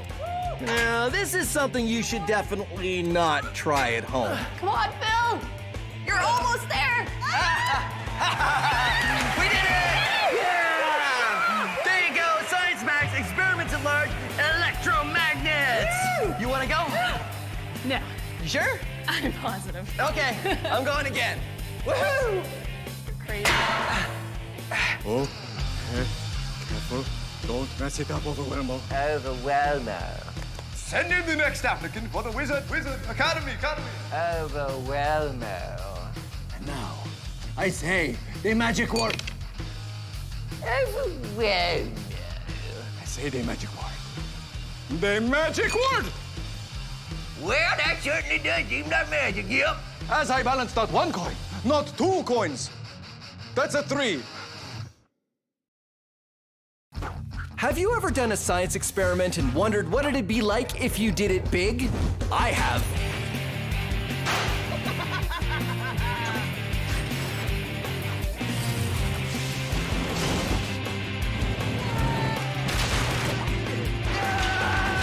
My name is Phil, and I take your everyday science experiments and do them big. This is Science Max, experiments at large. Science Max! This episode of Science Max is all about generating electricity. Where do we get this electricity that we use all the time? We try to generate as much as we can using human power, plus solar energy, tidal energy, wind energy, and more. All you need to do is turn the generator. All on this episode of Science Max Experiments at Large.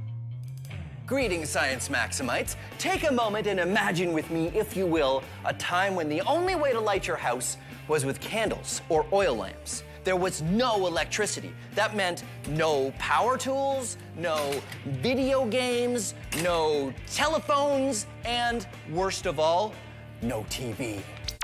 Fortunately, we live in a world of electricity. If you've ever lost power in your city or neighborhood, you know how hard it is to get by without electricity, even for one day. But where does it all come from? Where do we get this electricity that we use all the time? We make it. That's the cool thing. And I can show you how to make it as well. Check it out. All you need is an electric motor. Electric motors are pretty simple. All you do is get a battery and you attach it to the electric motor, and that makes it work. There we go. Attached to the battery, it spins. But if you spin the electric motor, it creates electricity. And that's what we're gonna look at today, creating electricity. We're gonna build a wind turbine. But first, you need an electric motor. And you can probably get one from a broken toy. Just make sure that the toy is broken and that the broken part isn't the electric motor. Here's what you need: index cards or construction paper, scissors, push pins, science tape. It's the same as invisible tape, except I use this one for science. A cork, chopsticks, craft sticks, and modeling clay. And remember, all the steps for this experiment are on our website. To begin, cut the index cards into strips and tape down a push pin so it sticks out. Then fold over the index card and tape it together. Then stick the pin into the cork and repeat that step. If you want as many blades as you can get on your fan, you're welcome to do that. Next, take your modeling clay and stick the chopsticks in, then tape the craft sticks in between with science tape. Then take the motor and stick the cork on the end, then wedge the motor in between the craft sticks and tape it down so it stays put. And there you go, a fan that will spin in the wind. You want to adjust the fan blades so they all face on a bit of an angle. That way they will catch the wind and spin. There we go. Now when it spins, it will create electricity. I'll show you with this. It's a multimeter. And a multimeter measures little amounts of electric current. There. The hairdryer makes wind, spinning the fan blades, and we are creating electricity. Now, pretty much all electricity that you make comes down to turning a generator. A small motor like this isn't gonna produce a lot of electricity, barely enough to power one tiny little LED, but it's a start.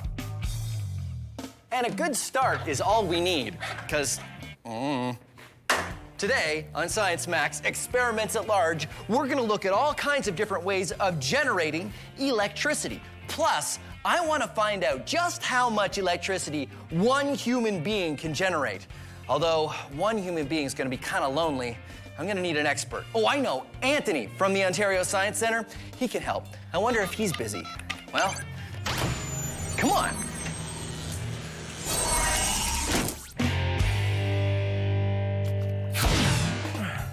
Oh, Anthony! Phil? So I was wondering if you could help me with an experiment. I want to generate as much electricity with human power. What do you think? I think that sounds awesome. Okay, great. Let's go back to Science Max headquarters. Is that the portal? Yeah. Don't worry, all the kinks are worked out.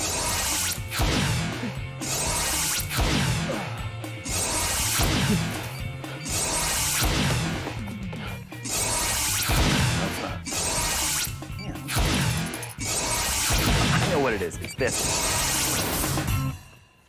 Where did you end up? I was in the vents. Oh, I ended up in the bathroom. All right, well, now that we're here. Okay, so this is what I started with.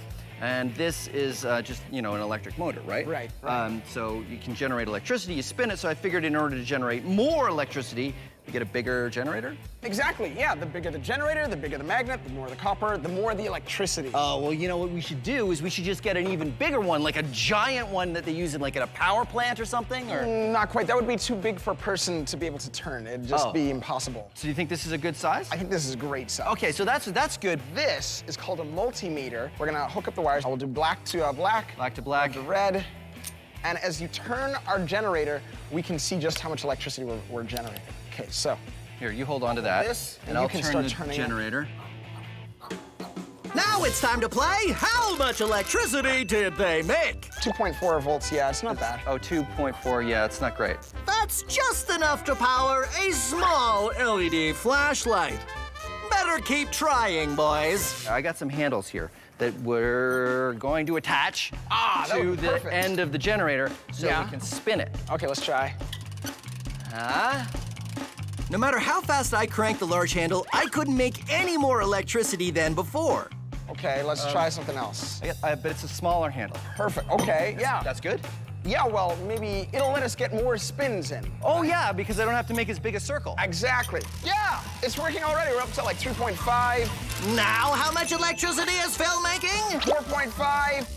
That's the same as 3 AA batteries. Maybe enough to power a toy car. Still a long way to go. Yeah, it's a lot higher with the faster spins.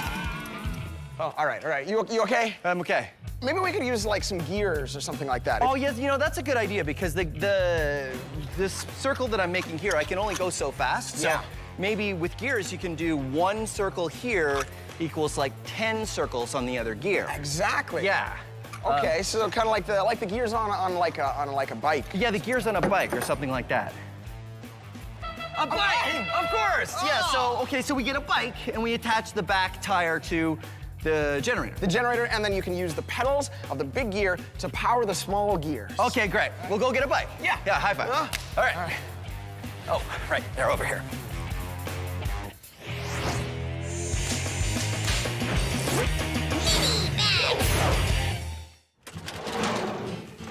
This is a generator. It generates electricity when you spin it. But how does it work? What wizardry is inside? Well, actually, generating an electric current is fairly simple. All you need is 2 things. First, you need a conductor, like this coil of copper wire, and you need a magnet. Now, this is a galvanometer. It measures small amounts of electric current, and I have my copper wire attached to it. Watch as I put the magnet inside the copper. I get a little bit of an electric current, and then I take it out, it goes in the other direction. A little bit going this way, and then I take it out, a little bit going that way. Positive, negative, positive, negative. This kind of current that goes back and forth is called alternating current, or AC. It's the same kind of electricity you have in your house. But here's the cool thing. Watch this. I put the magnet in and I leave it. It goes back to 0. You only get electricity when you move the magnet. All right, so let's create our generator. Instead of starting with a copper coil like this, what if we just had the magnet and we have it staying still, like that, and we move the conductor past it, like spinning? It's good, but not great, because we're only getting a little bit of electricity as it passes. So let's make it more efficient. Let's put in some more magnets. 1 on either side, and 1 on the top. And now when we spin it, it goes past all of these magnets, and every time we get a little bit of electric current. Well, this is how a generator works. If you take an electric motor or a generator apart, you can see there's a coil of copper wires on the shaft, and it spins around like this. And on the inside, there are magnets. So there you go. When you put it together and spin it, you get an electric current. Or if you put an electric current in it, it will spin, just like an electric motor. And that is how a generator works. Anthony and I are trying to create as much electricity as we can using just human power. But so far, it hasn't been going so well. It all comes down to how fast we can spin the generator. Maybe we could use like some gears or something like that. In order to get it spinning really fast, we're gonna use a bike. It's just a matter of getting a bike, taking off the wheel, putting it on a stand. It is now a stationary bike. It'll be even more stationary once we screw it down. And attaching the generator. All right, the bike generator. Bike-orator, what should we call this thing? Bike-nomator. Bike-nomator, I like it. So, okay, let's go over what we've got here. Okay, so we've got 2 gears. We've got a big one, we got a small one. We turn our pedals, and the big gear turns the small one. So this is the whole point of this build, is so that we can get 1 revolution here means a whole bunch is spinning. Exactly. The more we get here, the more our generator spins and the more electricity we get. We get tons. Awesome. And obviously using bike, because you're using your legs. The strongest muscles in your body. Awesome. Okay, so now what's with this horn? That is a loud horn. I know, I tried to warn you. That is great, I love that. So Anthony and I hop on and give it a pedal. We pedal as hard as we can, and we produce a pretty good amount of electricity. How much electricity did they produce? We got up to maybe like 18 there. You did a pretty good job. That's enough for a power tool, like a drill. It's good, you know what? This works well, I think, for keeping a good number for a long period of time. Yeah. So we can get up to like 18, 20, but it doesn't, we can't really get any higher than that. Yeah, you know what we need is like one really hard pull, like all of a sudden. That way you can get like a spike. Yeah, you're right. So it's like instead of putting all that effort into it going for a long time, you put all the effort into one quick motion. Exactly. Yeah, good idea. So you wrap a rope around here and then you just pull it. Exactly. And that'd be a really fast motion. Spin it really quick and get a very high number. High spike, exactly. Okay. You know, we're gonna have to take the bike apart though. Okay, all right. Well, it's science. Okay, cool. So I'll just get. Oh, you know what? We actually don't have to take the whole bike apart. We just have to take the generator off. Oh, right. Okay. Okay, Hang on a sec. I got it. And maybe we should attach the horn to the next thing too. Turn it off!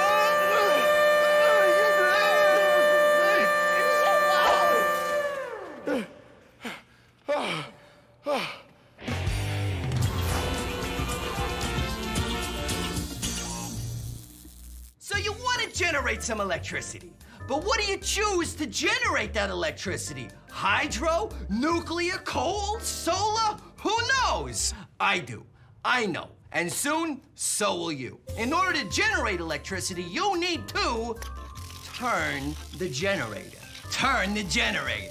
One of the most common ways to turn the generator is to use one of these. It's a steam engine. Usually they're a lot bigger. You see, you heat the water to boil it and turn it to steam, which works a piston, which turns the generator. Huh? Pretty amazing, right?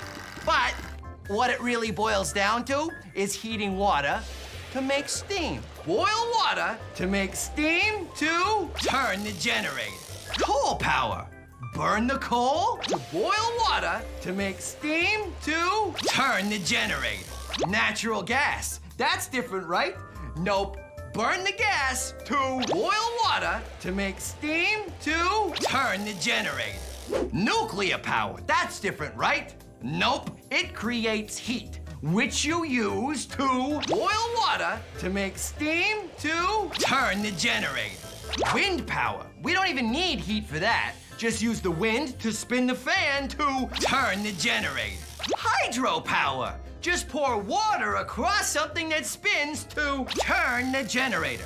No matter what, making electricity always comes down to turning the generator. It's always yada yada, yada yada, turn the generator. Except for solar. Solar does not work like that. But other than that, it's always yada yada, yada yada to turn the generator. And now you know your electricity generation. Hey, Ramona, you wanna come and give me a hand over here? My arm is getting tired.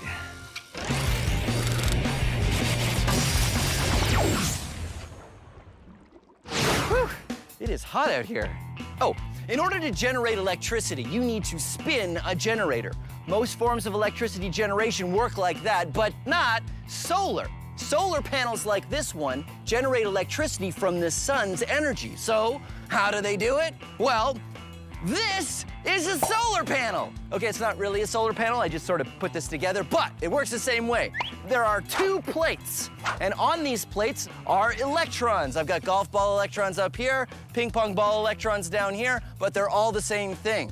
Now, this happy little fellow is a photon, energy from the sun in handy-dandy particle form. What happens is photons come from the sun and hit the top plate and knock some electrons from one side to the other, like this. And that knocks over some electrons. Now, these extra electrons travel up a wire in the form of electricity, and we can use them to do work for us. Then they change to the other charge, go back, and we start the process all over again. That is how solar panels work. But remember, it only works when there's sun and photons.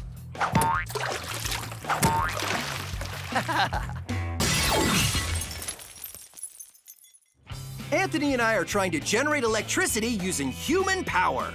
Spinning the generator didn't work too well, but we found if we used some gears, like those on a bike, it worked better. You know what we need is like one really hard pull, like all of a sudden. Using gears is a great way to get work done. The good news is there are generators with gears already in them. That means if we can turn the spindle once, the gears inside will spin the coil a lot of times.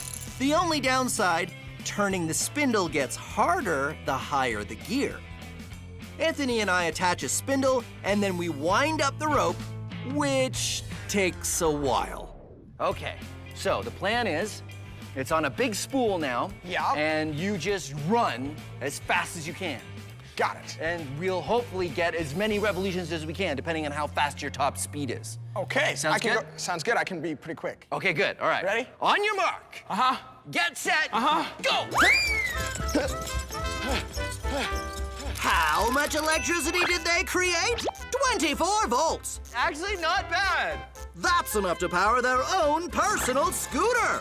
Not too shabby, boys. We need like a hard pull all at once. Yeah, from something like really big. So what if we could get like really high, like up there? Could we attach the generator up there? You could jump down from there. And I would hang on the rope? Yeah. Yeah, it's good, but I don't want to jump from up there. Oh, what if we put a pulley up there? That and would then work. the rope goes through the pulley and then back down, and then I jump from somewhere much safer, like just on top of here onto a crash mat or something. That sounds great. And that's my full body weight on the rope. That sounds great. All right, high fives. Yeah. Tidal power in 60 seconds. By now you know that in order to create electricity, you need to spin a generator. Scientists and engineers are always coming up with lots of new ways to use natural forces of the Earth to spin a generator and create electricity. One of those natural forces is the power of the tides. You see, the water in the oceans doesn't stay still. Every few hours, the water, or the tide, goes out. And then a few hours later, it comes back in. So if you attach a paddle wheel in the water and attach that to a generator, when the tide goes out, it creates electricity. When the tide comes back in, it creates electricity. That is how you create electricity using the power of the tides. It's water power. In fact, hydroelectricity is also using water power. Do we have time to talk about hydroelectric? We don't have time? We don't. Okay, maybe come back. Hydroelectric power in 20 seconds. 20 seconds? Okay, hydroelectricity comes from water. Hydro means water. So all you have to do is find a place where water pours down from a height.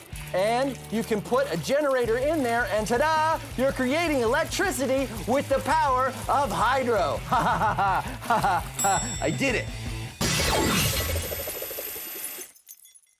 Anthony and I have pulled and pedaled, and now we're going to hang on to the rope and use our whole body weight to spin the generator as fast as possible. Okay. Okay. Crash mat. Uh-huh. Let me test it out. Looks good. Yep, it's good for crashing. So I go up here. Uh-huh. Okay, I go up here. Climb on up. We'll get you the rope. Got your helmet for safety. Helmet for safety, crash mat for safety. So we have the rope, and it goes up through that pulley, and then back down to our generator with a spindle on it. And as I fall, the spindle will turn. Exactly. And hopefully the speed of me falling and holding and yanking it down as hard as I can will be the biggest spike of electricity yet. That's right. We'll be measuring it on our multimeter. Here. Okay. Okay. Ready? You ready? Yeah. Here we go. 3, 2, 1. I jump down and my whole body weight pulls on the line. Oh, that was awesome. That was like our biggest spike ever. That was amazing. All right, high fives. Biggest spike ever. Is it enough to power my house? Nope. How much electricity did Phil generate? Almost 30 volts. How much does he need to power his house? 120 volts. He's still off by quite a bit. Well, we've learned something. Nuclear, wind, hydro, solar, natural gas, coal power. It's all great ways to generate electricity. Yeah. And human power, not so much. Not as good. No. But human power is more fun. Yeah, way more fun. Yeah, so your turn? Yes! Okay. Give me, you take the helmet and I'll take the multimeter. Okay. And then we'll go and we'll do it again. Okay. Wait, I gotta wind it up. Science Max is a show where we take small experiments and do them big. If you want to try these experiments yourself, go to our website for instructions. But not all the experiments on Science Max are the kind you should try at home. This one, yes. This, no. Try this, don't try this. A big yes, a big no. I don't know how you could possibly do this one at home. And remember, if you're ever not sure, ask an adult. Thanks for watching Science Max Experiments at Large. So this is a solar panel, and this is a train. You're generating electricity. You're in the way of my solar panel. Oh, no, it's spinning the other way. I forgot a step. I forgot a step. The water in the oceans doesn't stay still. The thing in the background, it totally threw me off. What was that? Okay. Where were we? We were... Have you ever done a science experiment and wondered what it'd be like if you did it big? I have.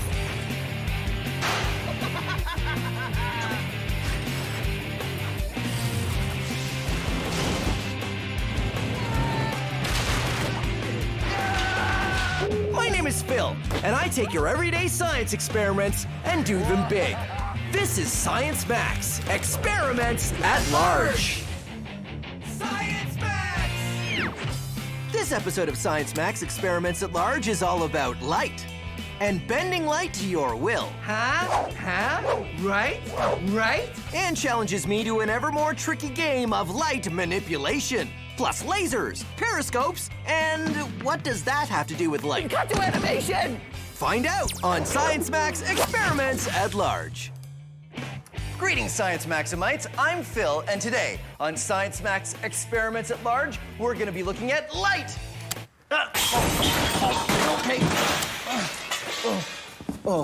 Okay. Just stay. That wasn't supposed to happen. I was supposed to press that button, and there was supposed to be all these lasers and special effects, but it didn't. Well, today on Science Max Experiments at Large, we're not going to be doing one experiment. We're going to be doing a number of small experiments because we are going to do a light manipulation challenge. I'm going to get an expert, and she's going to challenge me to a game of light manipulation because I am the master of light. Oh. Well, at least the green lights are working. And okay, forget it. I'm just gonna turn it back to normal. Come on, connect it. I'm gonna work on that later.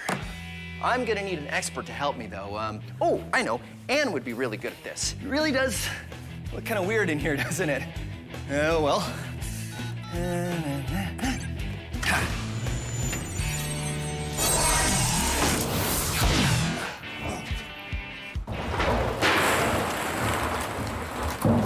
You okay? Hi. Hi, Ann. Phil. Yeah, I couldn't see what I was doing. Here's your lab coat. Oh. Thank you for coming. Great. Now, you're from Let's Talk Science, right? Yes, that's right. All about science education, just like us. Now, you're going to challenge me to a light manipulation game? A light manipulation game. I've been working on a series of challenges since last time we talked. Each awesome. A little more difficult than the last. Well, this is going to be great because I am the light manipulation master. Okay, well, we'll see about that. Okay. Challenge number 1. Take a seat. Oh, that's easy enough.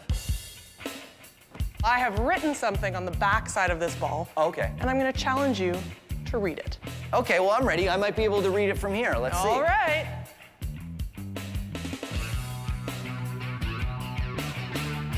Okay, I see something's written on it, but I can't read what it says. What if you squint? It looks like a couple lines, maybe? I can't quite tell. Any ideas how to solve this challenge, Phil? And I have to be in this chair? Well, you can get out of the chair to set up your solution. But Okay. when you read what I've written on the ball, you have to be sitting in the chair. Well, it's light manipulation, right? So wait a minute, I've got flashlights in case the power goes out, so maybe I can use a flashlight. Haha, okay, ready? Pew!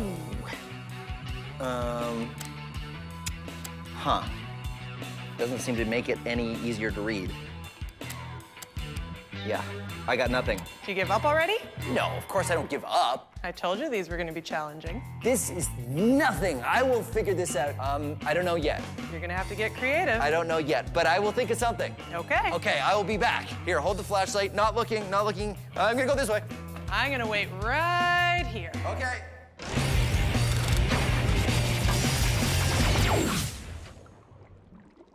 Have you ever wondered why you end up upside down when you look at yourself in a spoon? It's because of light reflection. Light is made of photons. Let's say that these tennis balls bouncing off this wall are photons of light. Now, when the surface is flat, like a mirror, the photons, they bounce in and straight back out again. But when the surface is curved, the photons don't go straight out, they get reflected. So now, this photon is going over there, and if we had photons on this side, they would... I don't even know where those ones are coming from.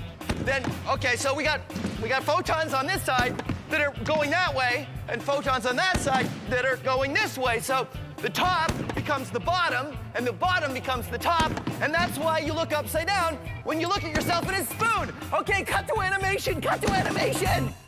A lens works by changing the direction of light, too. Lenses are made out of curved pieces of glass. When the photons of light pass through the glass, the curved surface makes their paths change. What was only this big before becomes this big when you see it. Lenses are used in microscopes to see things that are really small, or in telescopes to see things that are very far away. Both times they are making something small appear large. Anne has challenged me to figure out how to see a small object far away, and using a lens is my solution. Check it out. It's a giant magnifying lens, and I'm gonna use it to magnify the ball so that I can see it. Sounds great. All right. I set the lens in front of the ball, which Anne has turned so I can't see what's on it. I add a light. Shine it on the ball so that it's a little bit better illuminated. And then sit in the chair and ask Anne to move it so it's aligned. All right, so bring it to your left. Yeah, keep going, keep going. Keep going, right about there. Try bringing it closer to the ball. Okay, wait, that makes it smaller. Bring the lens away from the ball. Ooh, wait. Try a little bit further. Ooh, ho, ho, ho. You're ready for me to spin the ball around? Yep. Okay. It says 71. Nicely done. Easy. Solved. Wait. What? That was just the warm-up. Oh, yeah? Yep. You ready for challenge number 2? Challenge number 2! I've got another ball. Okay. Something else written on it. Wait. Are you coming back? Nope. Huh. But I can't even see you from here. Like how am I... Huh. You're gonna have to manipulate the light. I have to see around a corner? I have to see around a corner. All right. I'll think of something.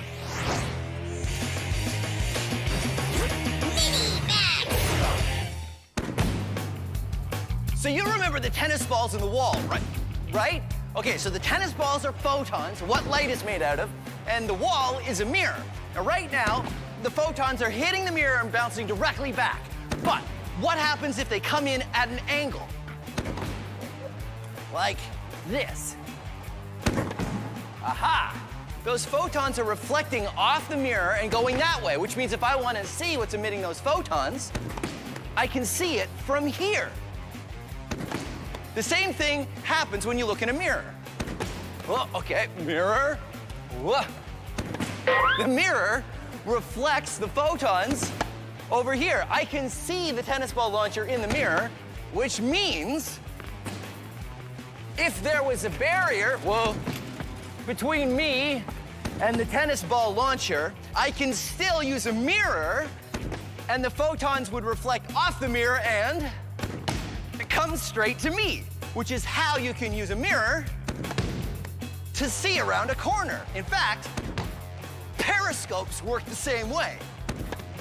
Let's make a periscope right now. See, hey, it's dark in here. Oh, right, because I'm gonna show you my laser. So the light from my laser bounces off this mirror in a straight line. Haha, reflection. We can use the power of reflection to make the light go where we want it to. We're gonna build a periscope. Submarines use periscopes because it's hard to see when you're underwater. A submarine will extend a periscope up above the water. The image up here gets transmitted down here. So someone looking through the periscope underwater can see what's going on up on the surface. And here's what you need to build it. 2 cartons of milk, 2 small hand mirrors, scissors or a craft knife, a pencil, and science tape, which is the same as regular tape, except you use it for science. And remember, if I go too fast, you can always find these instructions on our website. Step 1, cut the tops off your milk cartons. Take your mirror and trace out a rectangle as wide as the mirror, then cut it out. Put some science tape on your mirror and stick it in the carton at an angle. Then put a piece of tape on the inside. Then, get the other milk carton and do the same thing. Put a mirror on the inside and then stack the milk cartons together. But don't stack them with the holes on the same side. Make sure you stack them with the holes on opposite sides.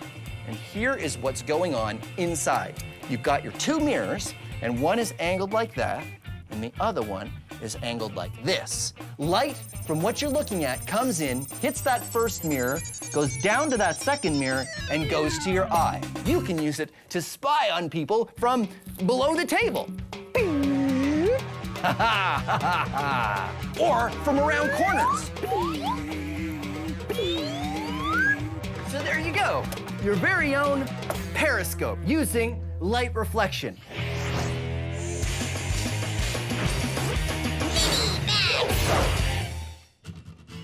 Did you know that your TV remote can be a flashlight? It's true. If you have the kind of TV remote with a little bulb on the end of it, then when you press the buttons, the bulb lights up. Yeah, I know what you're thinking. You're thinking, Phil, wait a minute, the bulb did not light up, and I've never seen the bulb on my TV remote light up when I press the buttons. Well, that's because your TV remote works on infrared, which is a kind of light you can't see, but you might be able to see it with a camera. If you have a digital camera or a camera on your phone, now you can see, It lights up. And because infrared light works the same way as visible light, in that it will bounce off a mirror, here's an experiment you can do at home. Bounce the light off your TV remote off a mirror and turn on and off your television. Check this out. You get a mirror, set it up just right, and then aim the remote at the mirror, and it turns off the television. Pretty cool, right? But now, let's max it out. I've got a complex series of mirrors set up here, and I'm gonna bounce the light from the remote all over the room. And here's what that pattern looks like. The light from the remote hits this mirror, which reflects to this mirror, which reflects to this mirror, and then this mirror, and then this mirror, and then finally to the television.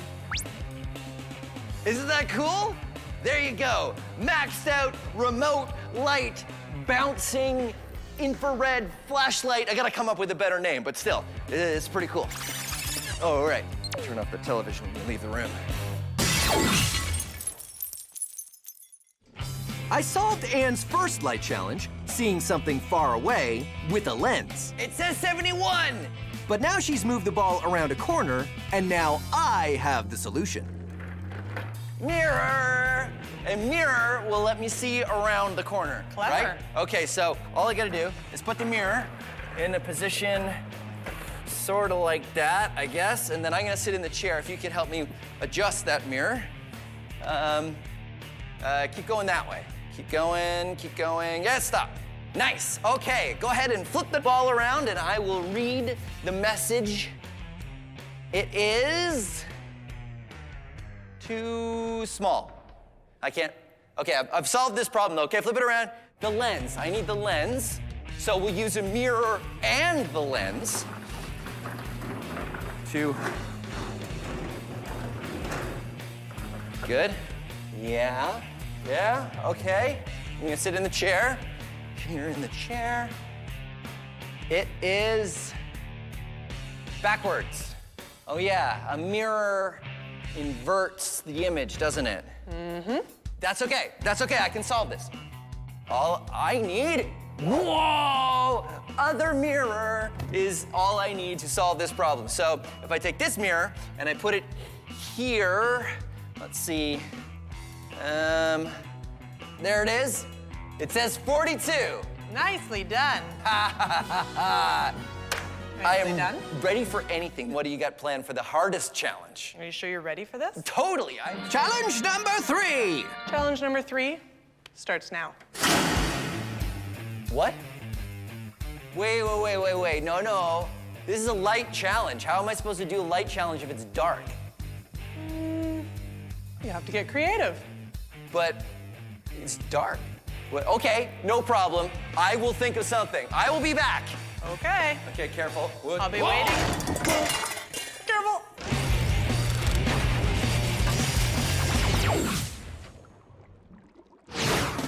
So you already know about reflection, right? That's when the beam of light, say from my laser, reflects off this mirror and bounces in a straight line. But check this out. If I don't use the mirror and I shine the laser against the underside of the water, it also reflects, just like a mirror. This is called internal reflection. If I have a stream of water and I put my laser beam into the stream, you can see that the laser bounces around inside the stream of water. It's being internally reflected, and the laser isn't going straight anymore. It's following the stream of water down where the water goes. Internal reflection. Now I know what you're thinking. You're thinking, Phil, how does this affect me in my everyday life? Internal reflection. Who cares? Well, I can tell you why you should care in 2 words. Fiber optic wires. 3 words, fiber optic wires. You see, fiber optics carry information all over the planet. The internet, maybe even your television, travels through fiber optic wires. The good thing is, because of internal reflection, you can bend fiber optic wires any which way or around corners, and the beams of light continue to go straight down inside the wires and get out the other end, making it go where you want it to go. Internal reflection, science. Back to our light challenge. I've seen something small from far away, seen around corners, but now Anne has turned off the lights. But I have a solution. Anne? Anne? Careful. Okay. Sorry, I forgot how dark it was in here. Okay, I figured it out. Okay. I have a flashlight. No. So all I need to do. No. Hold on. What? There's one more rule I didn't tell you. What's the rule? You can't use visible light. How in the world am I gonna do this if I can't use visible light? It's a challenge. Wait a minute. Okay, here, I'll hold my flashlight for a second. I'm gonna make a phone call. Okay. I think I know what to do. I'll be back. I'll be back. Oh, careful. Oh.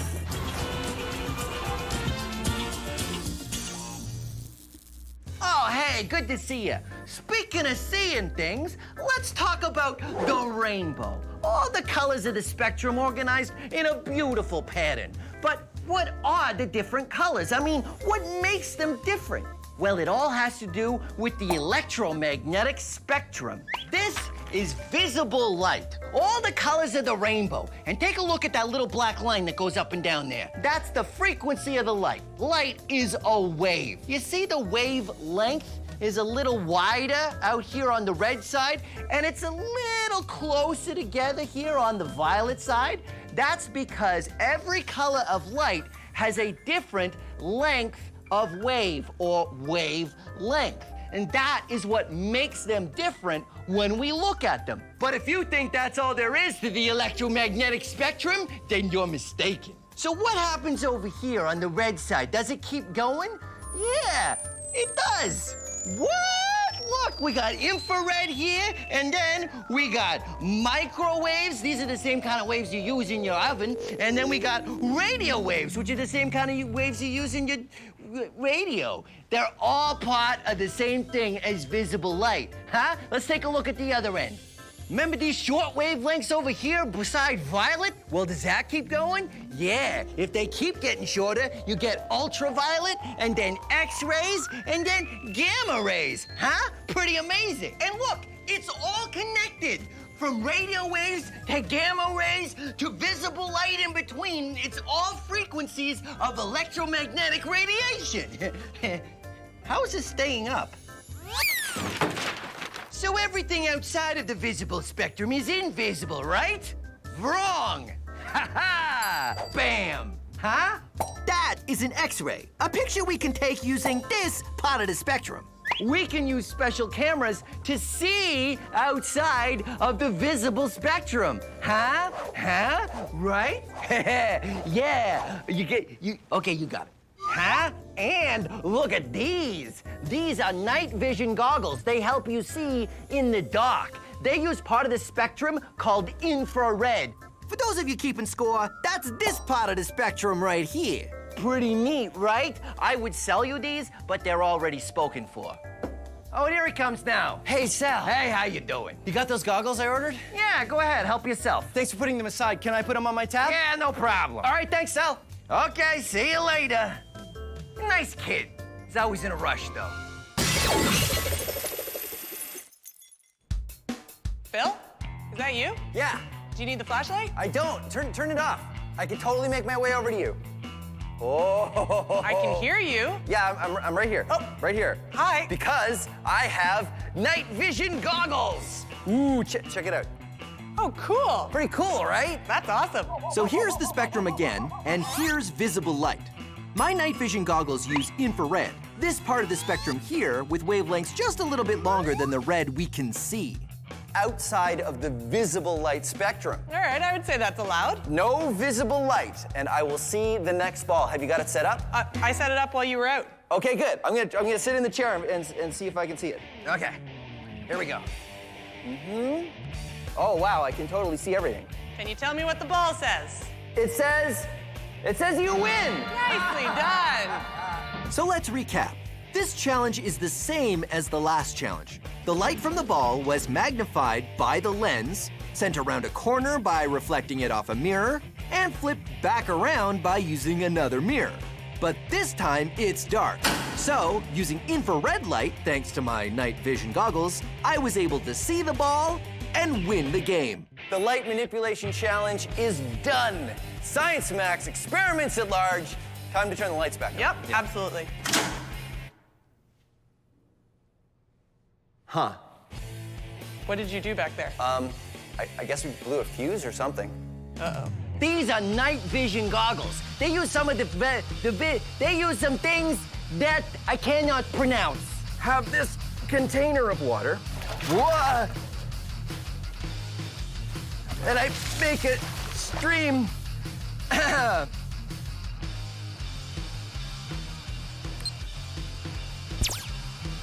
But instead of going straight back, they're going.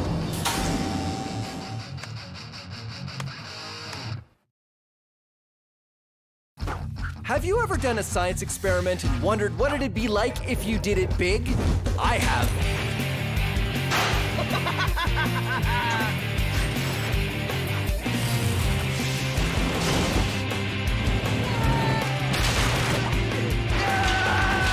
My name is Phil, and I take your everyday science experiments and do them big. This is Science Max, experiments at large. Science Max! This episode of Science Max is all about earthquakes. Exciting. How do we build something that won't fall apart when shaken?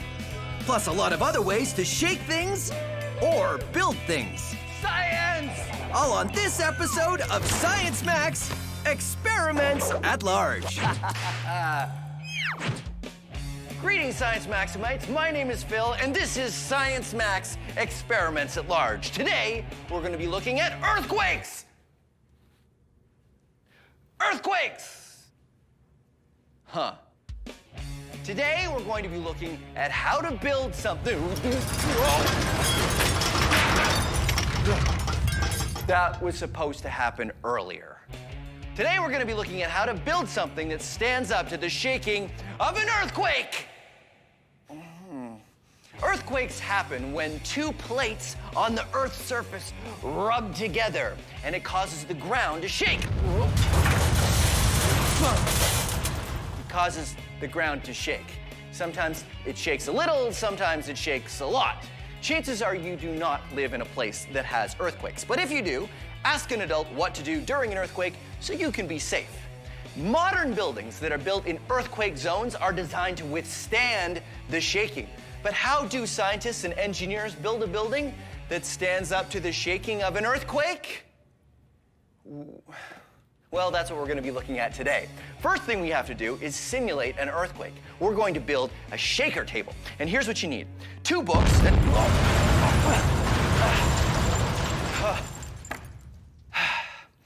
Two books, 4 elastic bands, and 4 rubber balls. Oh, wait. Okay. 4 rubber balls. All right, so the first thing you do is actually take your 4 elastic bands and wrap them around your books. Put 1 set on one side, 1 set on the other side, till you have that.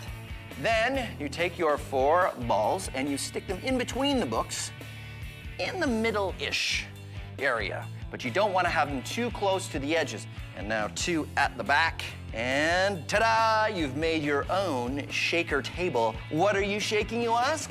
I will show you. You build a tower. Like this one here that I built out of building blocks. So here's what you do. You'll need your base to be securely attached to the shaker table. I use painter's tape because it'll come off again without harming the books. And what I want to find out is just how much shaking this tower can take before it falls apart. Ready? Oh. And there it goes. And when you've done that, what you do is you be a Science Maximite and you design another tower. And you tape it down to your shaker table and see if you can make this tower fall down in an earthquake. And if you built it really well, probably won't. But you don't have to just use building blocks. There's all kinds of other materials you can use. Check out this building, which is really tall, and you'll see there's a cup at the top, and that's for a baseball.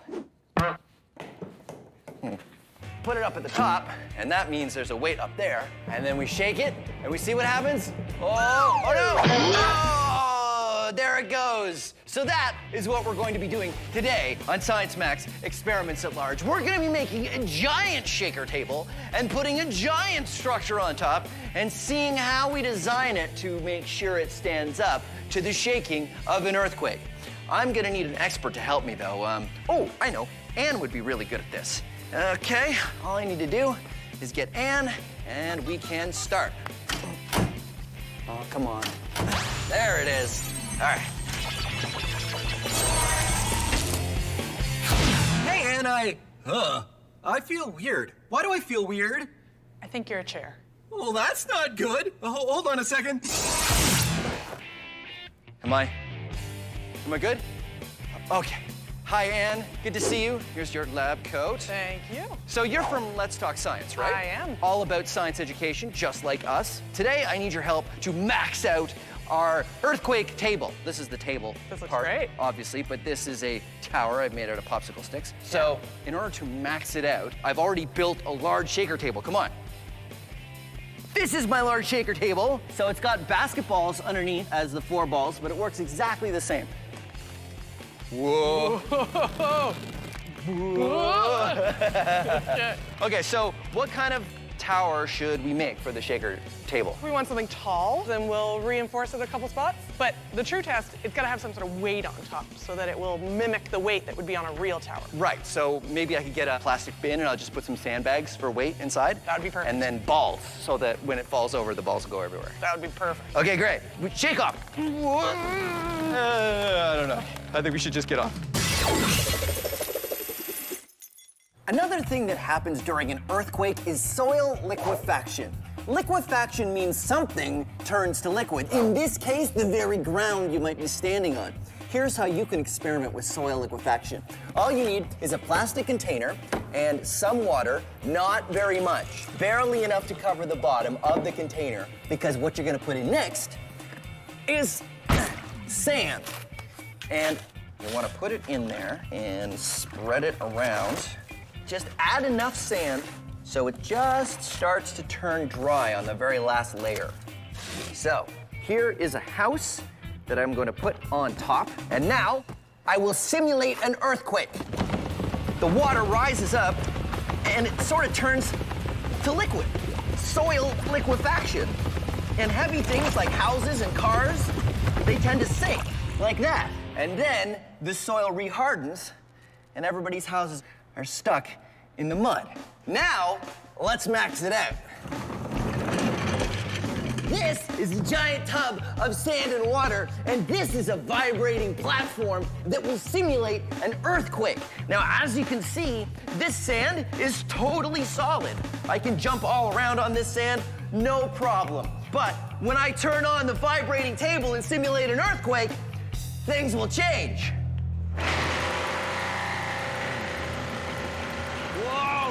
The vibrations bring the water below the sand to the surface and cause the sand particles to separate. What was solid now turns to liquid in my simulated earthquake, and I start to sink. I'm up to my shins!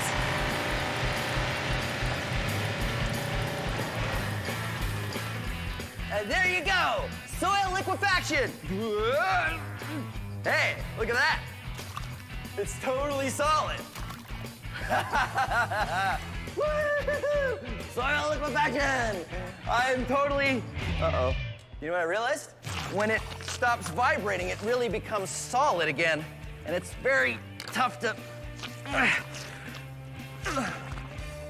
Well, there you go. Soil liquefaction. I'm really kind of stuck in here. So Ann and I have made a large shaker table. Now it's just a matter of designing a building. We use lumber and cut it up, use screws to attach it all together, put a platform on top for a weight, and attach it securely to our shaker table.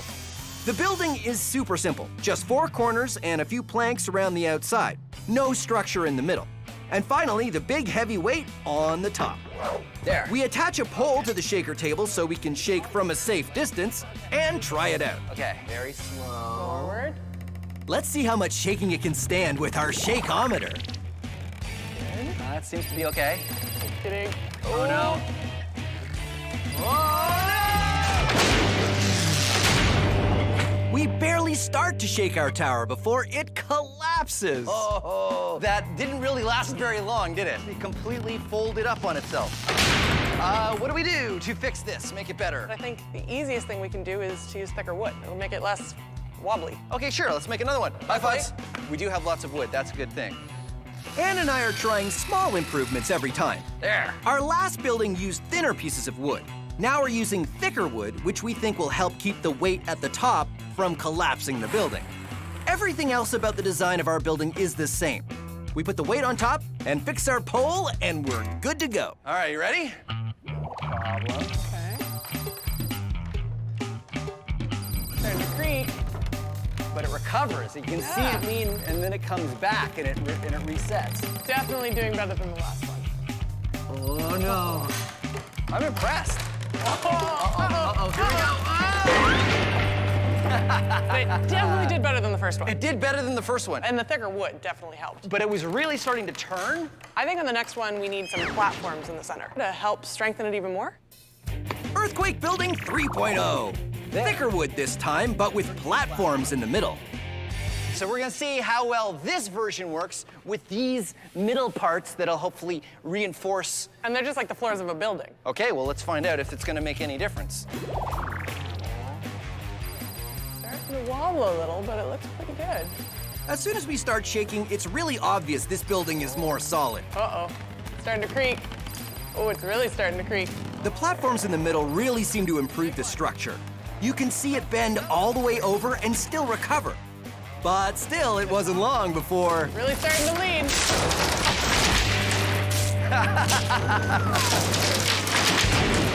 Wow, the extra pieces really kind of made it more impressive. It definitely lasted a lot longer than the other two. It did, but here's what I'm wondering. Are we going in the wrong direction? What do you mean? Well, because if it's really solid, it resists the change. Okay, I see where you're going with this. So if we make it flexible, it can resist the shaking of an earthquake. I think it's worth a shot. Yeah, okay, let's do it. Being a chef is my absolute passion. And cooking up science recipes is my speciality. I'm Buster Beaker, and this is Cooking with Science. Oh, hello. Welcome to Cooking with Science. I'm Buster Beaker. My tuna fish and meatball sub soup is coming along quite nicely. But what will we have for dessert?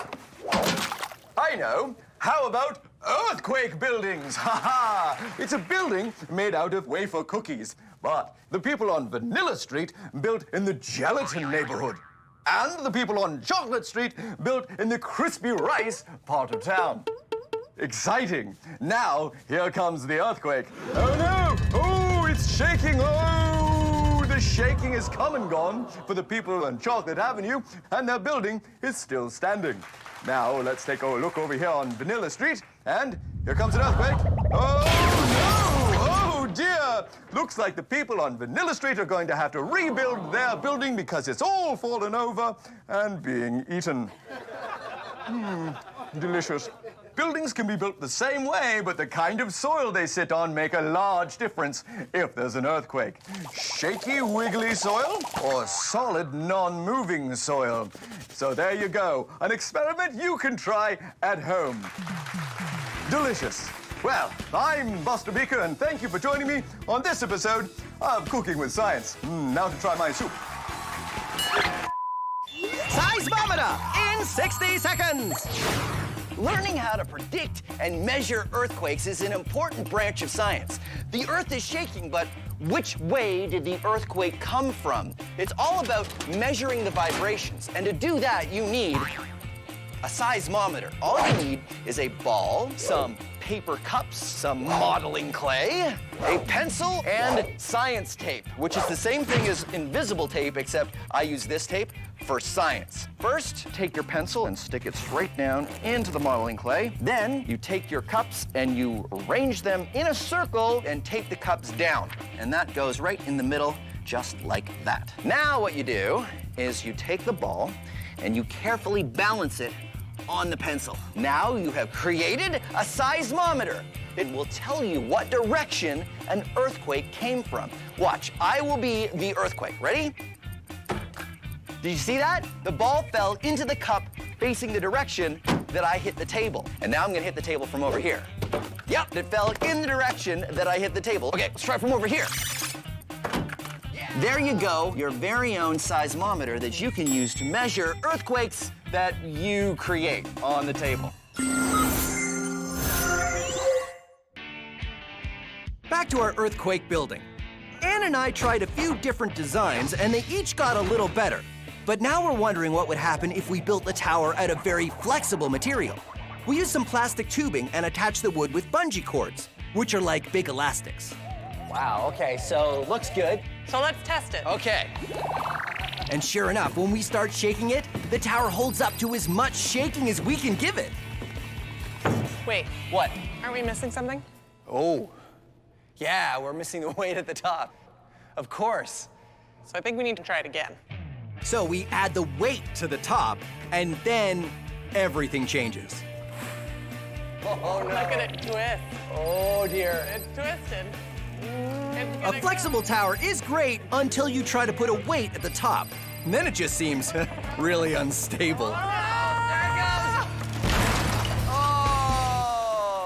Oh! Whoa! Look at that. It's totally bent. It didn't break at all. It just fell over. Yeah, it couldn't even support the weight. So it was almost too flexible. So I guess we should go back to a more rigid design. But what if we change the shape a little bit? 'Cause you know what I was thinking? This is a very stable shape. Triangle, because triangles are really strong. What about we make an X? Like a triangle within a triangle. Triangle, and then triangle. So that really reinforces all of the shaking, like all of the motion. We'll never know until we try. All right. Uh-oh. I have all my friends coming over, and I don't have a table. But that's okay. I will make a table using my friends. This is an awesome experiment you can do with 4 friends. Come on in, science friends. I've got Sam and Dylan and Polly here to help me. So everybody turn to your left and sit sideways on the chair, and then scooch the chairs into the middle. And then everybody leans back onto the knees of the other person. And then, this is why I said you need 4 friends, because you need the 5th person to remove the chairs. Whoa. The reason why this works is because everybody's weight is being supported on the legs of the person next to them. Okay, we're gonna rotate in a circle, everybody. Okay, ready? Here we go, rotating, rotating. Oh, science table. Ooh, hey, we're pretty good at this. Okay, uh-oh. Oh no, oh no! So there you go. Awesome way to make a table using your friends. Well done, science.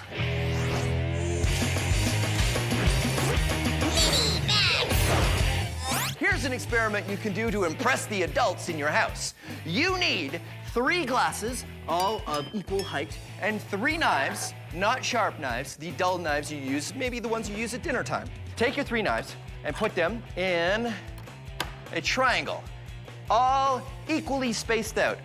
Then move the knives together to make a little triangle, right, like that. Then what you want to do is you want to carefully arrange the knives so each knife is going above one knife and below another knife. So there we go. Then you want to take this careful pattern that you created and you want to put it on top of your 3 glasses. One where each handle of the knives are going to be. And if you place it carefully and you've done the over-unders correctly, it will stay up. Pretty amazing. The knives support their own weight. But they don't just support their own weight, they can support a lot more weight too. Pretty amazing, right? This is a great experiment. It's also something really interesting that we can max out. Come on.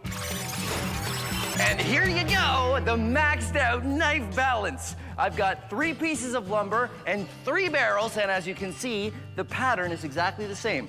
Under, over, under, over, under, over. Ha-ha. So, the question is, how much faith do I have in science? It totally supports my weight.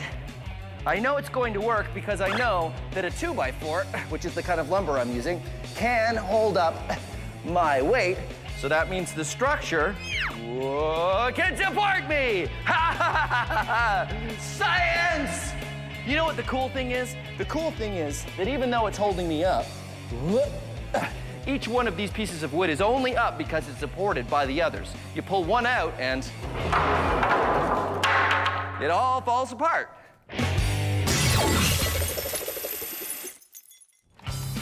Ann and I have tried solid towers and flexible towers, and nothing has worked fantastically yet with a big weight on the top. Having a big weight on the top of our tower means we need something that will resist the movement of that weight. So now we're going to start with a triangle. Unlike a rectangle, triangles are very stable. A wider base keeps the structure from swaying too much. And cross braces in the middle mean that there are other triangles within our triangle, all the better to resist movement. Thank you. After Ann and I built our tower, we added the weight to the top, secured it to the base, and tried it out. Okay, here we go. Looking good. No problem. It's not twisting. It's not even leaning. Not even creaking. No, it looks really good. Wow, this one is really solid. As you can see, this tower is way more solid than our square tower or the flexible tower. Okay, look at that. Like, if that's not an earthquake, I don't know what is. Look at that. Look at the way the ground is moving. I don't know if we can shake it much more than this. Faster. Our triangular tower is up past a level of shaking that made the other towers collapse. Now it's time to max out the shaking. There's only one level of shaking that we can do above this. What's that? We shake from either side. We give it all we have. The floor was bouncing from side to side, the tower was tilting, and was totally solid. It's still holding strong. In fact, Anne and I wore out before the building showed any signs of falling over. I think we've done it. Woo! Nice. Yeah. Nice. Science Max experiments at large earthquake-proof building. I mean, come on. That was impressive. I like it. Here is an invisible tower. Huh? Ha ha ha ha ha ha. I escaped. I'm just preparing my... I forgot my line. Hello. Just gonna add some more salt to the soup. Mmm, delicious. Well, humans have been figuring out ways to figure out just that. I said figure out twice. I'm gonna start again. Okay. English is not my first language. I guess those are staying in there.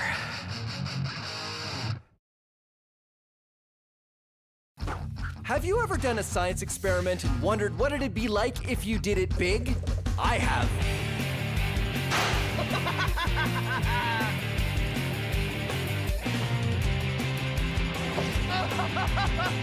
Yeah! My name is Phil, and I take your everyday science experiments and do them big. This is Science Max, experiments at large. Science Max! It's time to get stuck on magnets. What's our attraction to magnets? What's their attraction to each other? And can I use magnets to levitate and float in the air? All on this episode of Science Max, experiments at large. Greetings, Science Maximites. Welcome to Science Max Experiments at Large. My name is Phil, and today we're going to be looking at the power of magnets. You see, magnets are fun things to experiment with because they are really, they're really interesting. This magnet that I've got here is a neodymium magnet, or a rare earth magnet. It's one of the strongest magnets you can get. A magnet is an object that is attracted to anything that is ferromagnetic, which is iron, nickel, or cobalt. And magnets are interesting because they have two sides. There are two poles. I'd show you, but I can't get the chain off. Hold on one second. Ha-ha! There are two... Oh, no.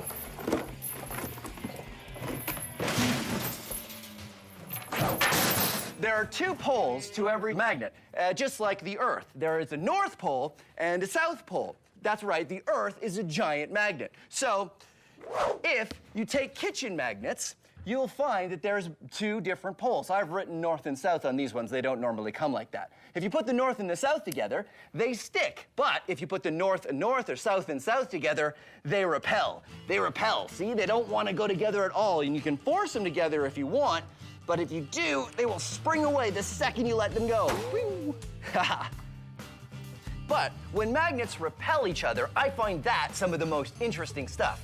Check this out. This is just a small container, and I've got a magnet in here, and I have a loonie attached to it so that it fits nicely in the container like that. For the top, I've attached two magnets together, and I have another coin on it.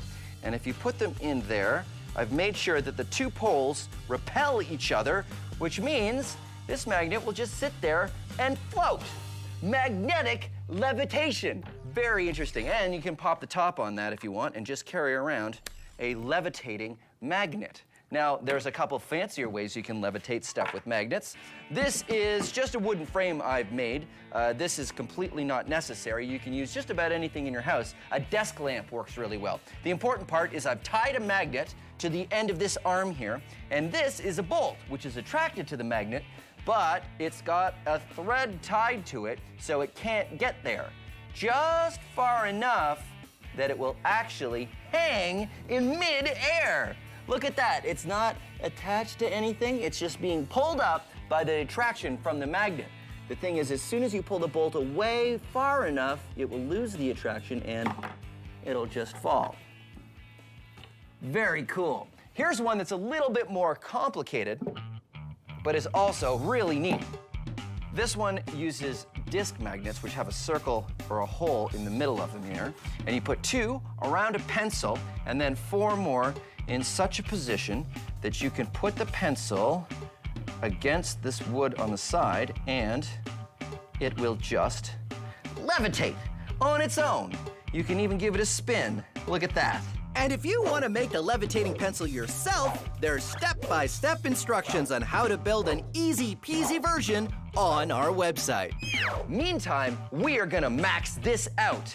Magnetic levitation on Science Max Experiments at Large. But you're probably thinking, what are we going to levitate? Well, we're going to levitate me. At least, that's the plan. That's why I'm going to the Center for Skills Development and Training. Come on.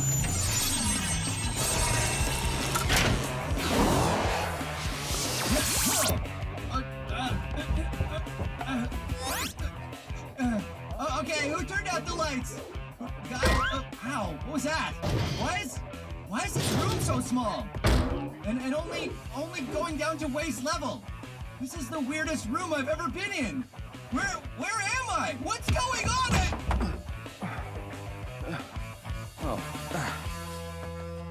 Hey, Matt. Hi, Phil. This is Matt. He's from Jobmaster Magnets. Now, you guys use lots of big magnets, right? That's right, we do. Awesome. So maybe you could help me max out this.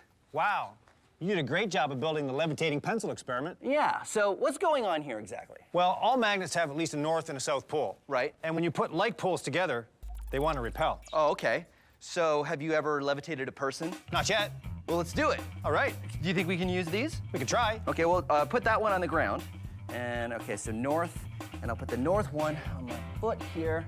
And then if I just step, oh, wait a minute. If I step, stop moving. If I step on the, okay, well, first of all, this magnet keeps sort of moving away from me when I try to push down on it. What do we do? How do we fix this? Well, we need to keep the magnets in position so that they don't move around when you try to bring them together. Yeah, because I have to come straight down on it, don't I? That's right. So why don't we attach this one to the floor? Good idea. And then we'll put a board on this one, and we'll see how it goes. Perfect. Okay, let's do it. All right.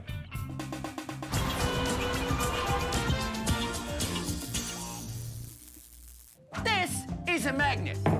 This is a magnet. This is a magnet. This is a shoe. What's the difference? To know that, you have to know your magnets. This is a donut. It does not stick to this magnet. This is a spoon. It sticks to this magnet.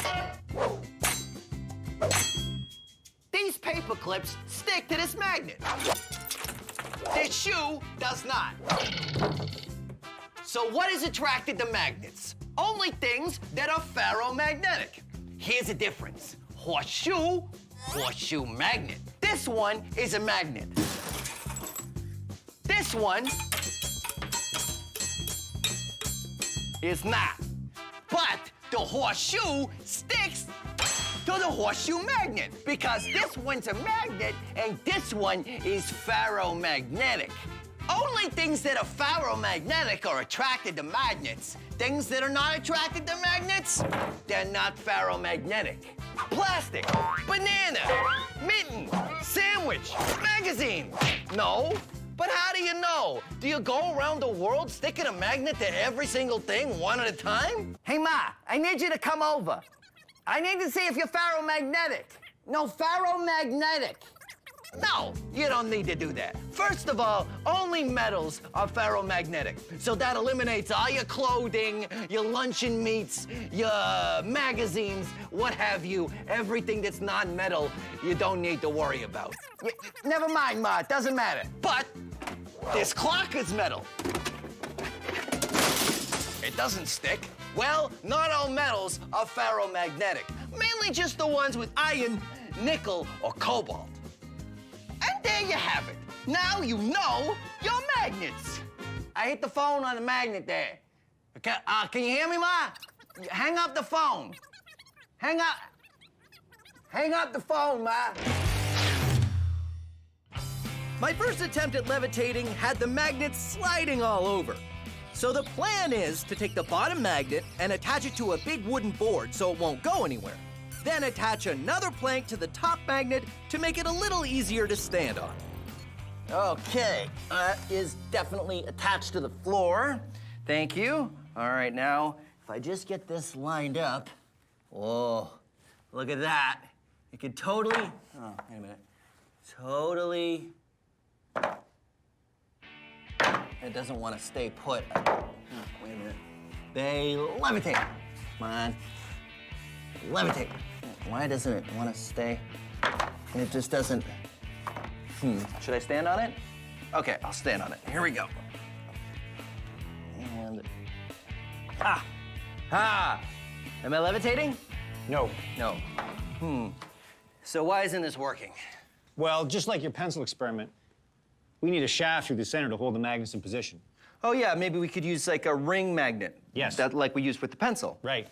And we're gonna need stronger magnets. We're gonna need stronger magnets. Are the ring magnets strong? Yes, they can be. Awesome. All right, let's do it. All right. Now it's time for a Science Max quiz. Which one of these things do we have magnetism to thank for? Birds flying south in the winter, music, or a sandwich? If you picked A, you're right. Some birds migrate in the spring and fall using the Earth's magnetic field. Many animals can sense the Earth's magnetic field and use it to navigate.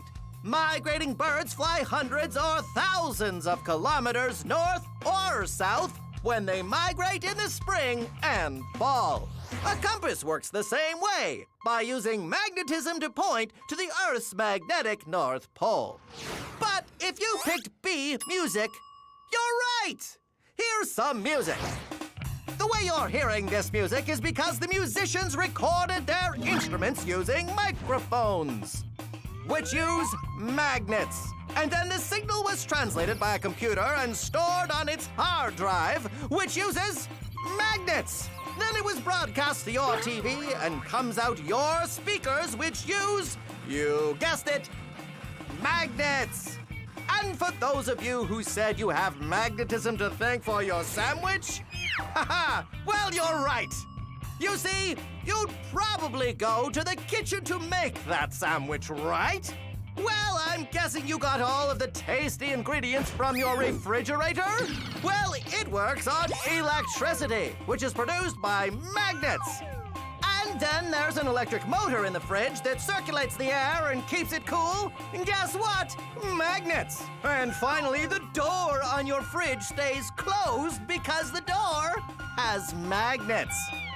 So there you go. You can thank magnetism for birds flying south, music, and your sandwich. It just goes to show, when you're talking about magnets, everybody wins because magnets are everywhere. This has been a Science Max quiz.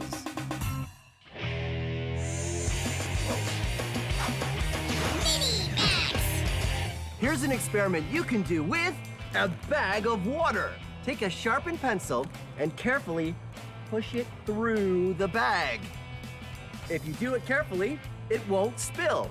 The reason this works is because the bag is made of polymers, long stretchy chains of molecules, and also because the pressure of the water against the pencil prevents any water from spilling out. Now, we're gonna max it out. This is a very large bag of water, and here I have some very large pencils. You ready? Oh,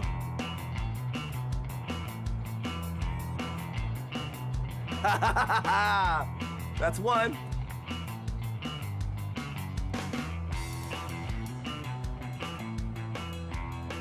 That's two. Here we go. Should I go from the bottom?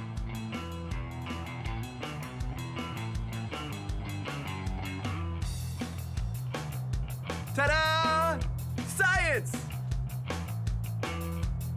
Okay.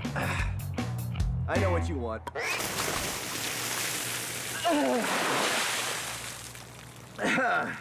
Like I was saying, science! Turns out, trying to balance two repelling magnets on top of each other is pretty much impossible. Here's why. This is a magnet, and here is the magnetic field. It's often drawn with lines like this, but actually the magnetic field radiates out in all directions. Really, think of the magnetic field kind of like a ball. When you try to balance another magnet on top of the first magnet, it's about as hard as balancing one ball on top of another ball. So here's the plan. Just like the levitating pencil, we're going to use ring magnets because we can put a shaft through the center of one ring, then drop another ring magnet on the shaft. It will keep them perfectly aligned. Then it's just a matter of putting the bottom magnet on a board to keep it stable and using another board so I can stand on it and ta-da, magnetic levitation! Or at least that's the plan. Okay. Board. Magnets. Magnets. Ooh, look at that. Awesome. And now I'm gonna put the platform on. Nice. I got some weights here. Let's see how this works. Yeah. This is gonna work amazing. All right, think I should try it? Give it a try. Okay. Here we go. Yeah! I'm doing it! I'm levitating! What? Just a little bit. Oh, really? Yeah. So, yeah, what do we do? We need more power. More power? I like that idea. How do we give it more power? More shafts, more magnets. Okay, sure. Well, why don't we do 1, 2, 3, 4 shafts, and then we'll have magnets on all the shafts. Great idea. All right. Let's do it.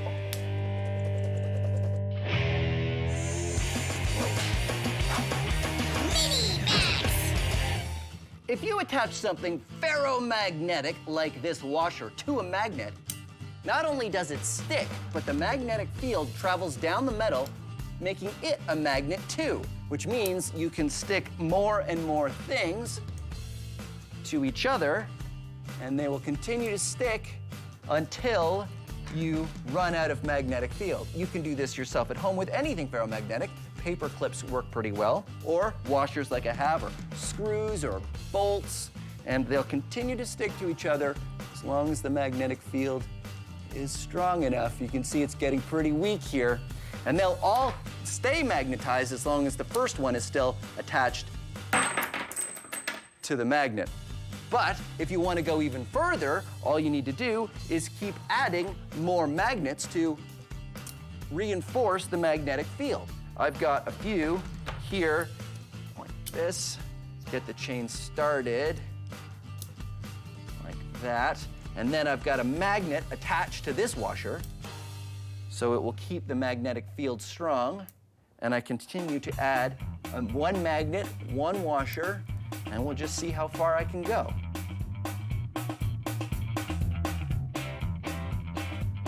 You can even sculpt it a little bit. Look at that. And then at the end, a whole bunch of paper clips. Eventually, the weight will make it fall off, but it's a lot of fun to play with magnets and make art.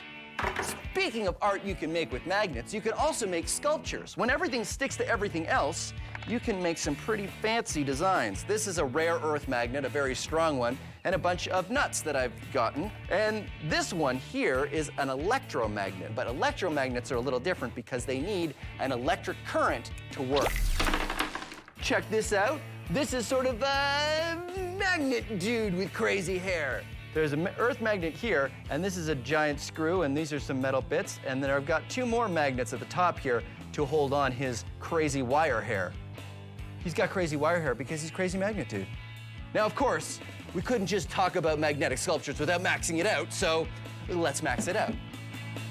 This is a bunch of scrap metal from leftover experiments, and I've got a bunch of rare earth magnets, and now I'm gonna max out a magnet sculpture. Let's see.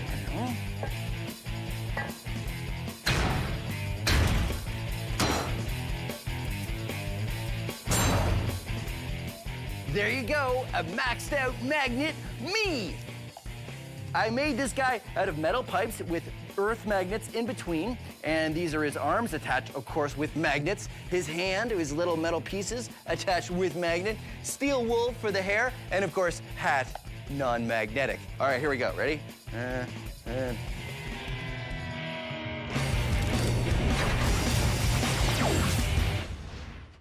Want to see a magic trick? Simple copper tube.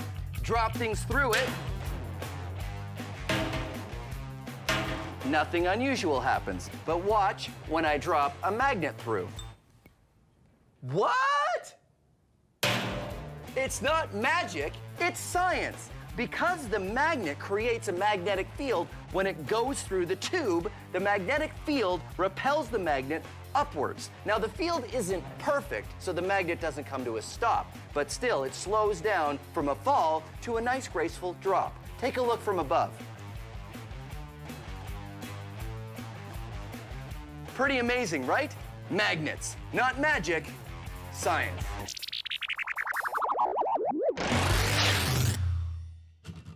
So I've managed to levitate on some magnets, but just barely. What Matt and I needed was more power. So instead of having one shaft and one pair of ring magnets, we're going to use a larger board and put a shaft on each corner. Then we'll have 4 times the power because we're using 4 times the magnets. Hopefully this will be strong enough to get me floating on a cushion of magnetic energy. And magnets? Magnets. Okay, here we go. This is gonna work great. And top board. Ooh, what do you think? Looks great. Yeah. Okay, here we go. Matt? You're levitating. I'm levitating! Woohoo! All right. It feels cool. It sort of feels like surfing a little bit. All right, thank you so much, Matt. That was amazing.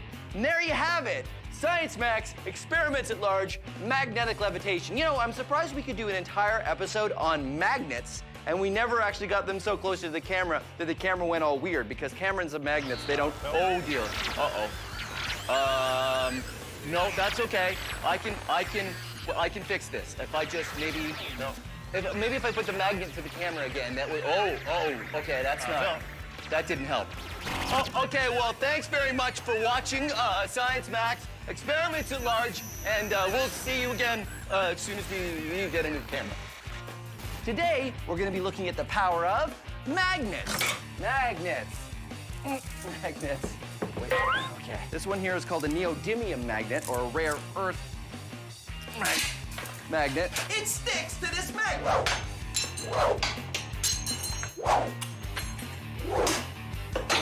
Magnet. Ramona, the fish fell.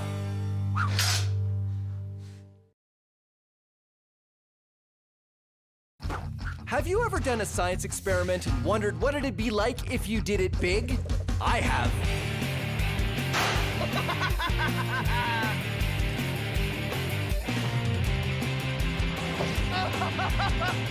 Yeah! My name is Phil, and I take your everyday science experiments and do them big. This is Science Max, experiments at large. Science Max! Try yours. Here you go. What makes airplanes, or basketballs, or people fly? It's air. As well as a bunch of other things that we learn when we try to make a giant paper airplane. So that didn't work. All on this episode of Science Max, experiments at large. Greetings, Science Maximites. Today, we're going to be looking at air. I know, it's kind of hard to look at air because it's invisible. But we can look at something that uses air to move. That's right, paper airplanes! Ha ha! Ha ha! Look out! Woohoo! Believe it or not, you can learn all kinds of science from paper airplanes. So let's build some. We are going to do a paper airplane which actually holds the Guinness World Record for the longest paper airplane flight. Pretty cool, huh? First, you fold the paper in half like this, but then you open it back up again, and then you fold in the corners like this. Now, don't worry if this is really, really fast, because you have all the instructions on our website. Then you can fold the paper down like this, make sure it's about 2 centimeters from the bottom, where the point is there, and then you fold the corners in just like you did before. But these ones are just guide folds. We use guide folds to help us fold other folds, basically. Now, we fold again using the guide fold lines you just made. And I like to call this fold the shirt collar fold, because it sort of looks like a shirt collar when you fold it. Now, we fold again on the fold that you made before. Folds in like that and in like that. And now we fold the point down to touch the edges right like that. And this is a guide fold, so do it very strong. Unfold it. Now you fold it in half like this. And see that guide fold line that we made there? What you're gonna do is you're gonna take the tip and you're gonna fold it in to touch the guide fold line like that. And this is also a guide, and open it up. And here's the trickiest part. See how it's bent like that? You push it open like this, and this is called a pocket fold because you wanna make a little pocket and push it up against there. Fold it flat like this. Fold this tip down over there like that. Then fold it around the back side. Then fold the wings down like this. And like this. And here's the extra special bit. We're gonna use some stabilizers on this plane. Fold up the stabilizers on the ends of the wings, and ta-da, the Sky King paper airplane fold. Now, as science maximites, you know that there's lots of ways you can learn how to fold paper airplanes. Get an adult and look up paper airplane designs on the internet, or take a book out of the library on how to fold paper airplanes. And of course, this isn't Science Max, experiments at large, if we don't max it out. So that's right, we're gonna make a giant paper airplane. I'm going to the Ontario Science Centre to do just that.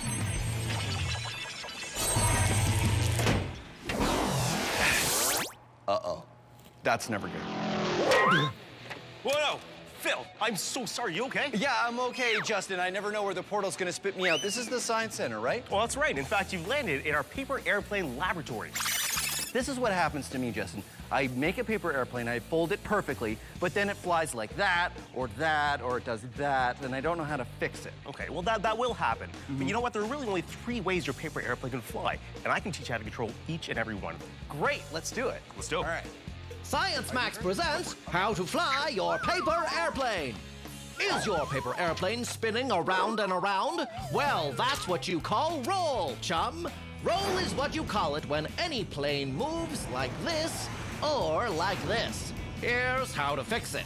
Bend up the back of one wing to create more lift on one side, and it'll balance out. Happy days. Okay, so let me try mine. What's that? Your airplane goes straight up or straight down? Sounds like you have a problem with pitch. Sorry, pitch. Pitch is when your airplane moves like this or like this. To fix it, bend the ends of both wings up if you pitch down, or down if you pitch up. Adding a weight to the nose also helps if you've got a problem with high pitch. High pitch. Great, great, your turn. All right, here we go. Is your plane turning this way or that way? Yeah. Yeah? No. Yeah. Yeah is when your plane moves like this or like this. To fix it, bend the back of the plane like the rudder of a boat. Okay, great. Let me try mine. Not bad. Then you try yours. Here we go. Oh, yeah. That was pretty cool. That's what we want. Yeah. You know what? Are you ready to build a giant paper airplane? I think I am. Fantastic. I just need to get one more expert. I will be right back. Cool.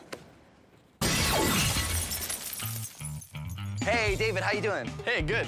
Good. So David's going for his Masters of Applied Science. In aerospace science and engineering. So you know all about planes. I do. Great. Yeah. So what does this have to do with planes? What is this? So this is a water channel, and it allows us to test airplanes in it before we put them in the sky. Great. We'll have my airplane, and we'll just put it in here, and we'll test it. Please, it's made of paper. Yeah? And in the water, it becomes soggy. Well, how do we test our paper airplane if we can't put it in the water? Well, this is a classic airfoil shape. Yes. Now, is that what you call it, airfoil? An airfoil, yeah. So the cross-sectional shape of a wing is called an airfoil. Okay. And that's what generates the lift. Fortunately, air and water are both fluids, so they behave in the same way. I could push ink into the water, and that's going to allow us to see how the fluid flows over the aircraft. So if you tilt its nose up a little bit, you'll be able to see that the shape of the airfoil is actually pushing the water downwards. Oh, yeah, you're right. The ink doesn't go straight. It follows the wing down. It follows the shape of the wing down, and we have a lower pressure on the top of the wing and a higher pressure on the bottom of the wing,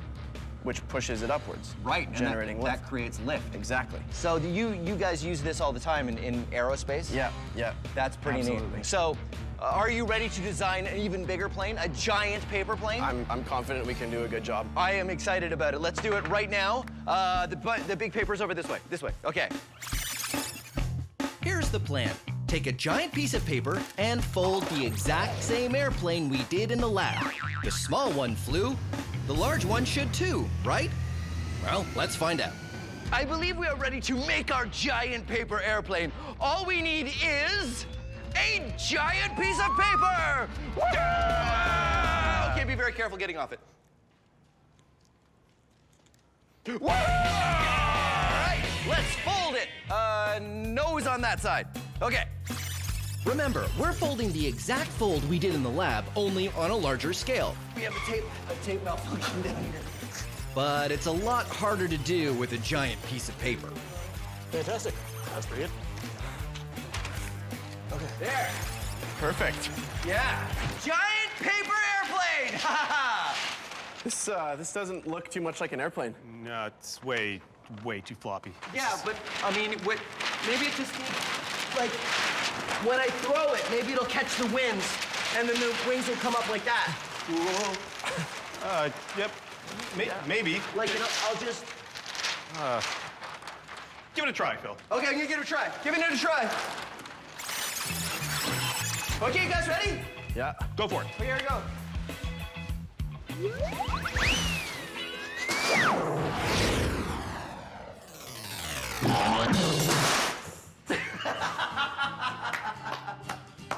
Wow. What do you think?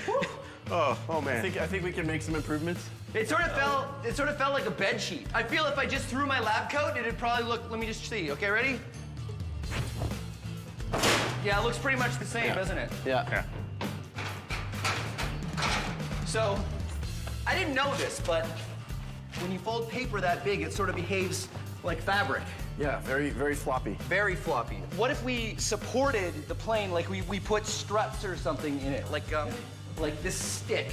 If we put it on the wings, it'll stop it from being so floppy. Right, and you can tape it on.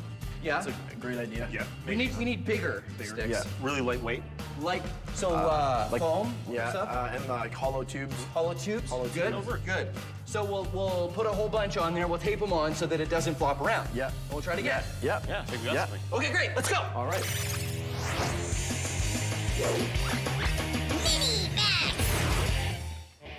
Bernoulli's theorem states that faster moving air has lower pressure than slower moving air. You can demonstrate this yourself with a ping pong ball and a hairdryer. You put the ping pong ball on the stream of air from the hairdryer, and because it's moving quickly, it has lower pressure than the air around it. So the low pressure air works sort of like a force field, and you can defy gravity with your floating ping pong ball.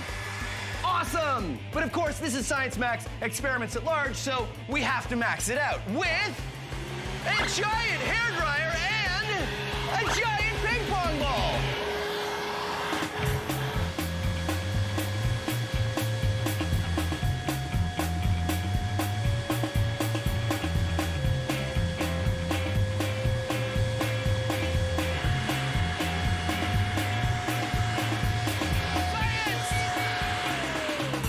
sorry. I said science! You probably couldn't hear me because of the... So, our giant paper airplane turned out to be really floppy. When paper is that large, it doesn't hold together very well. What we're going to do is take foam and long sticks and tape it to the large paper airplane wherever we need to give it support. So here, and here, here, and a bunch there, and maybe some over there. Well, it turned out we needed to reinforce in a lot of places.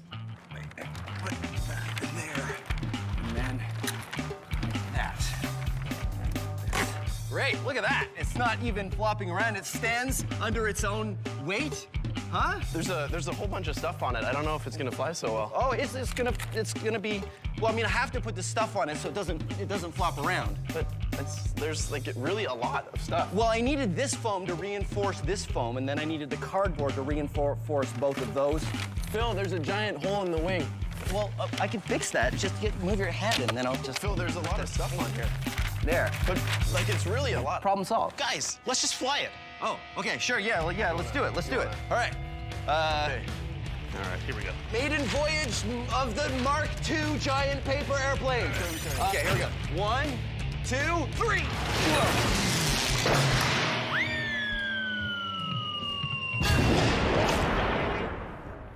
So it went about 3 feet. So that didn't work. I told you, too much stuff. You did. He told me that. He said that. He said that. What we need is something that's stiffer without as much stuff on it. But the paper, it's too floppy, so you have to put the stuff on. Right. How about some cardboard? Cardboard's nice and stiff, and technically it's paper. You're right, cardboard. Let's make it out of cardboard. Yeah. Cardboard, all right. Oh, yeah, it's over here.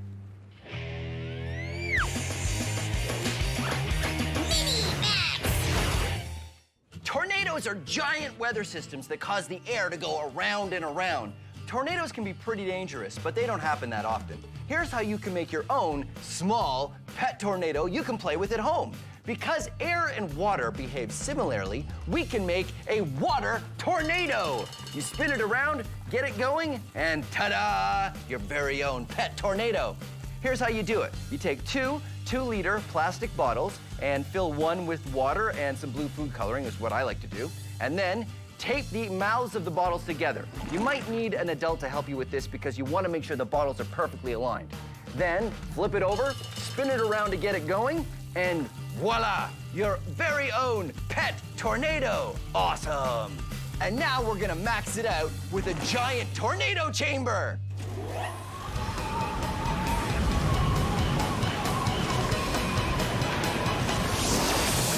Hey, Michaela. Hey, Phil. So this is your giant tornado. It's amazing. Yeah. So I made one with plastic bottles and water, but this one uses air, just like real tornadoes do in the wild. That's right. So how does this work? Well, here we have a platform, but underneath that there's a fog machine that's pushing the fog up. And we've created an updraft because there's a fan at the top that's pushing air out of the top. And also we're trying to mimic the intense winds you'd get from a tornado with these pillars that are shooting out air in this direction. So it goes around in a circle. Yeah, in real life, tornadoes are pretty rare. You need a perfect set of conditions to see them. You need warm, humid air and cold, dry air. And as well as some intense winds that you usually get from thunderstorms. Science!